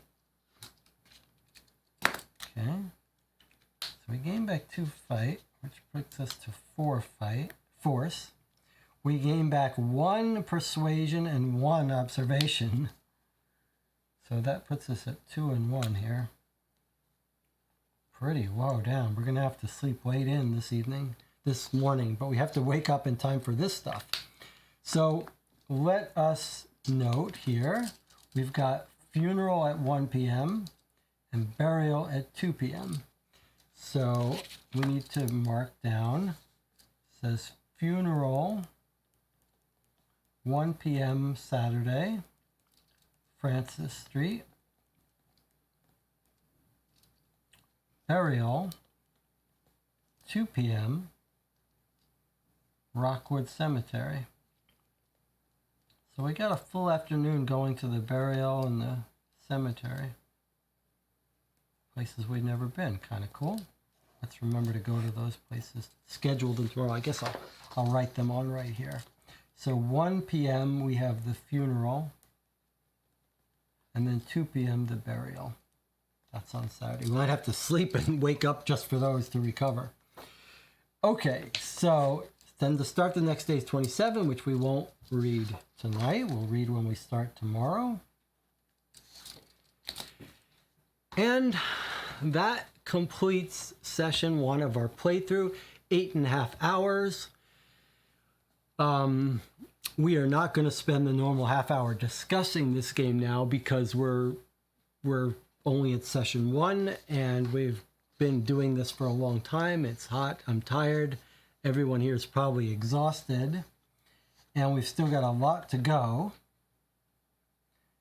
We finished at least a third of the game, I think. So maybe if we may have to play Saturday and Sunday night, as we expected. We might have to play this entire weekend, Friday, Saturday, Sunday.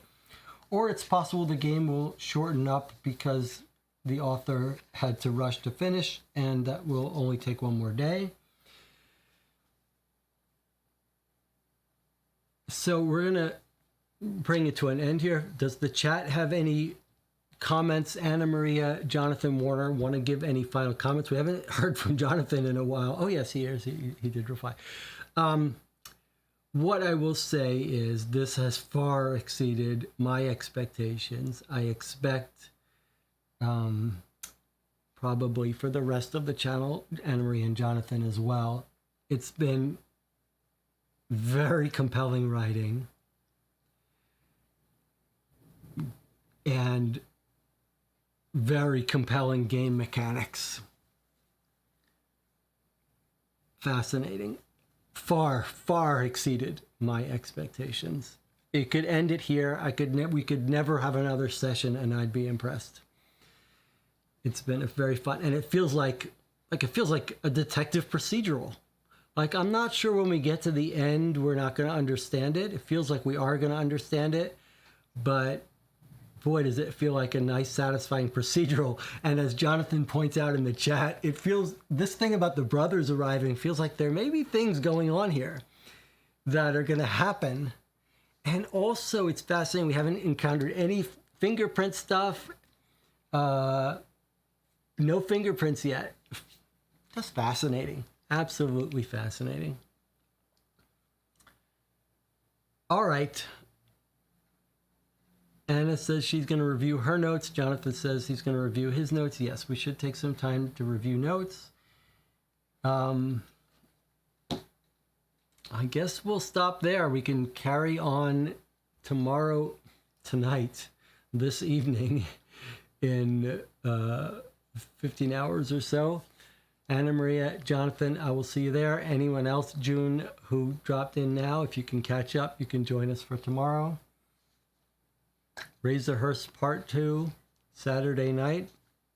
I'll see you then. And with that, goodbye.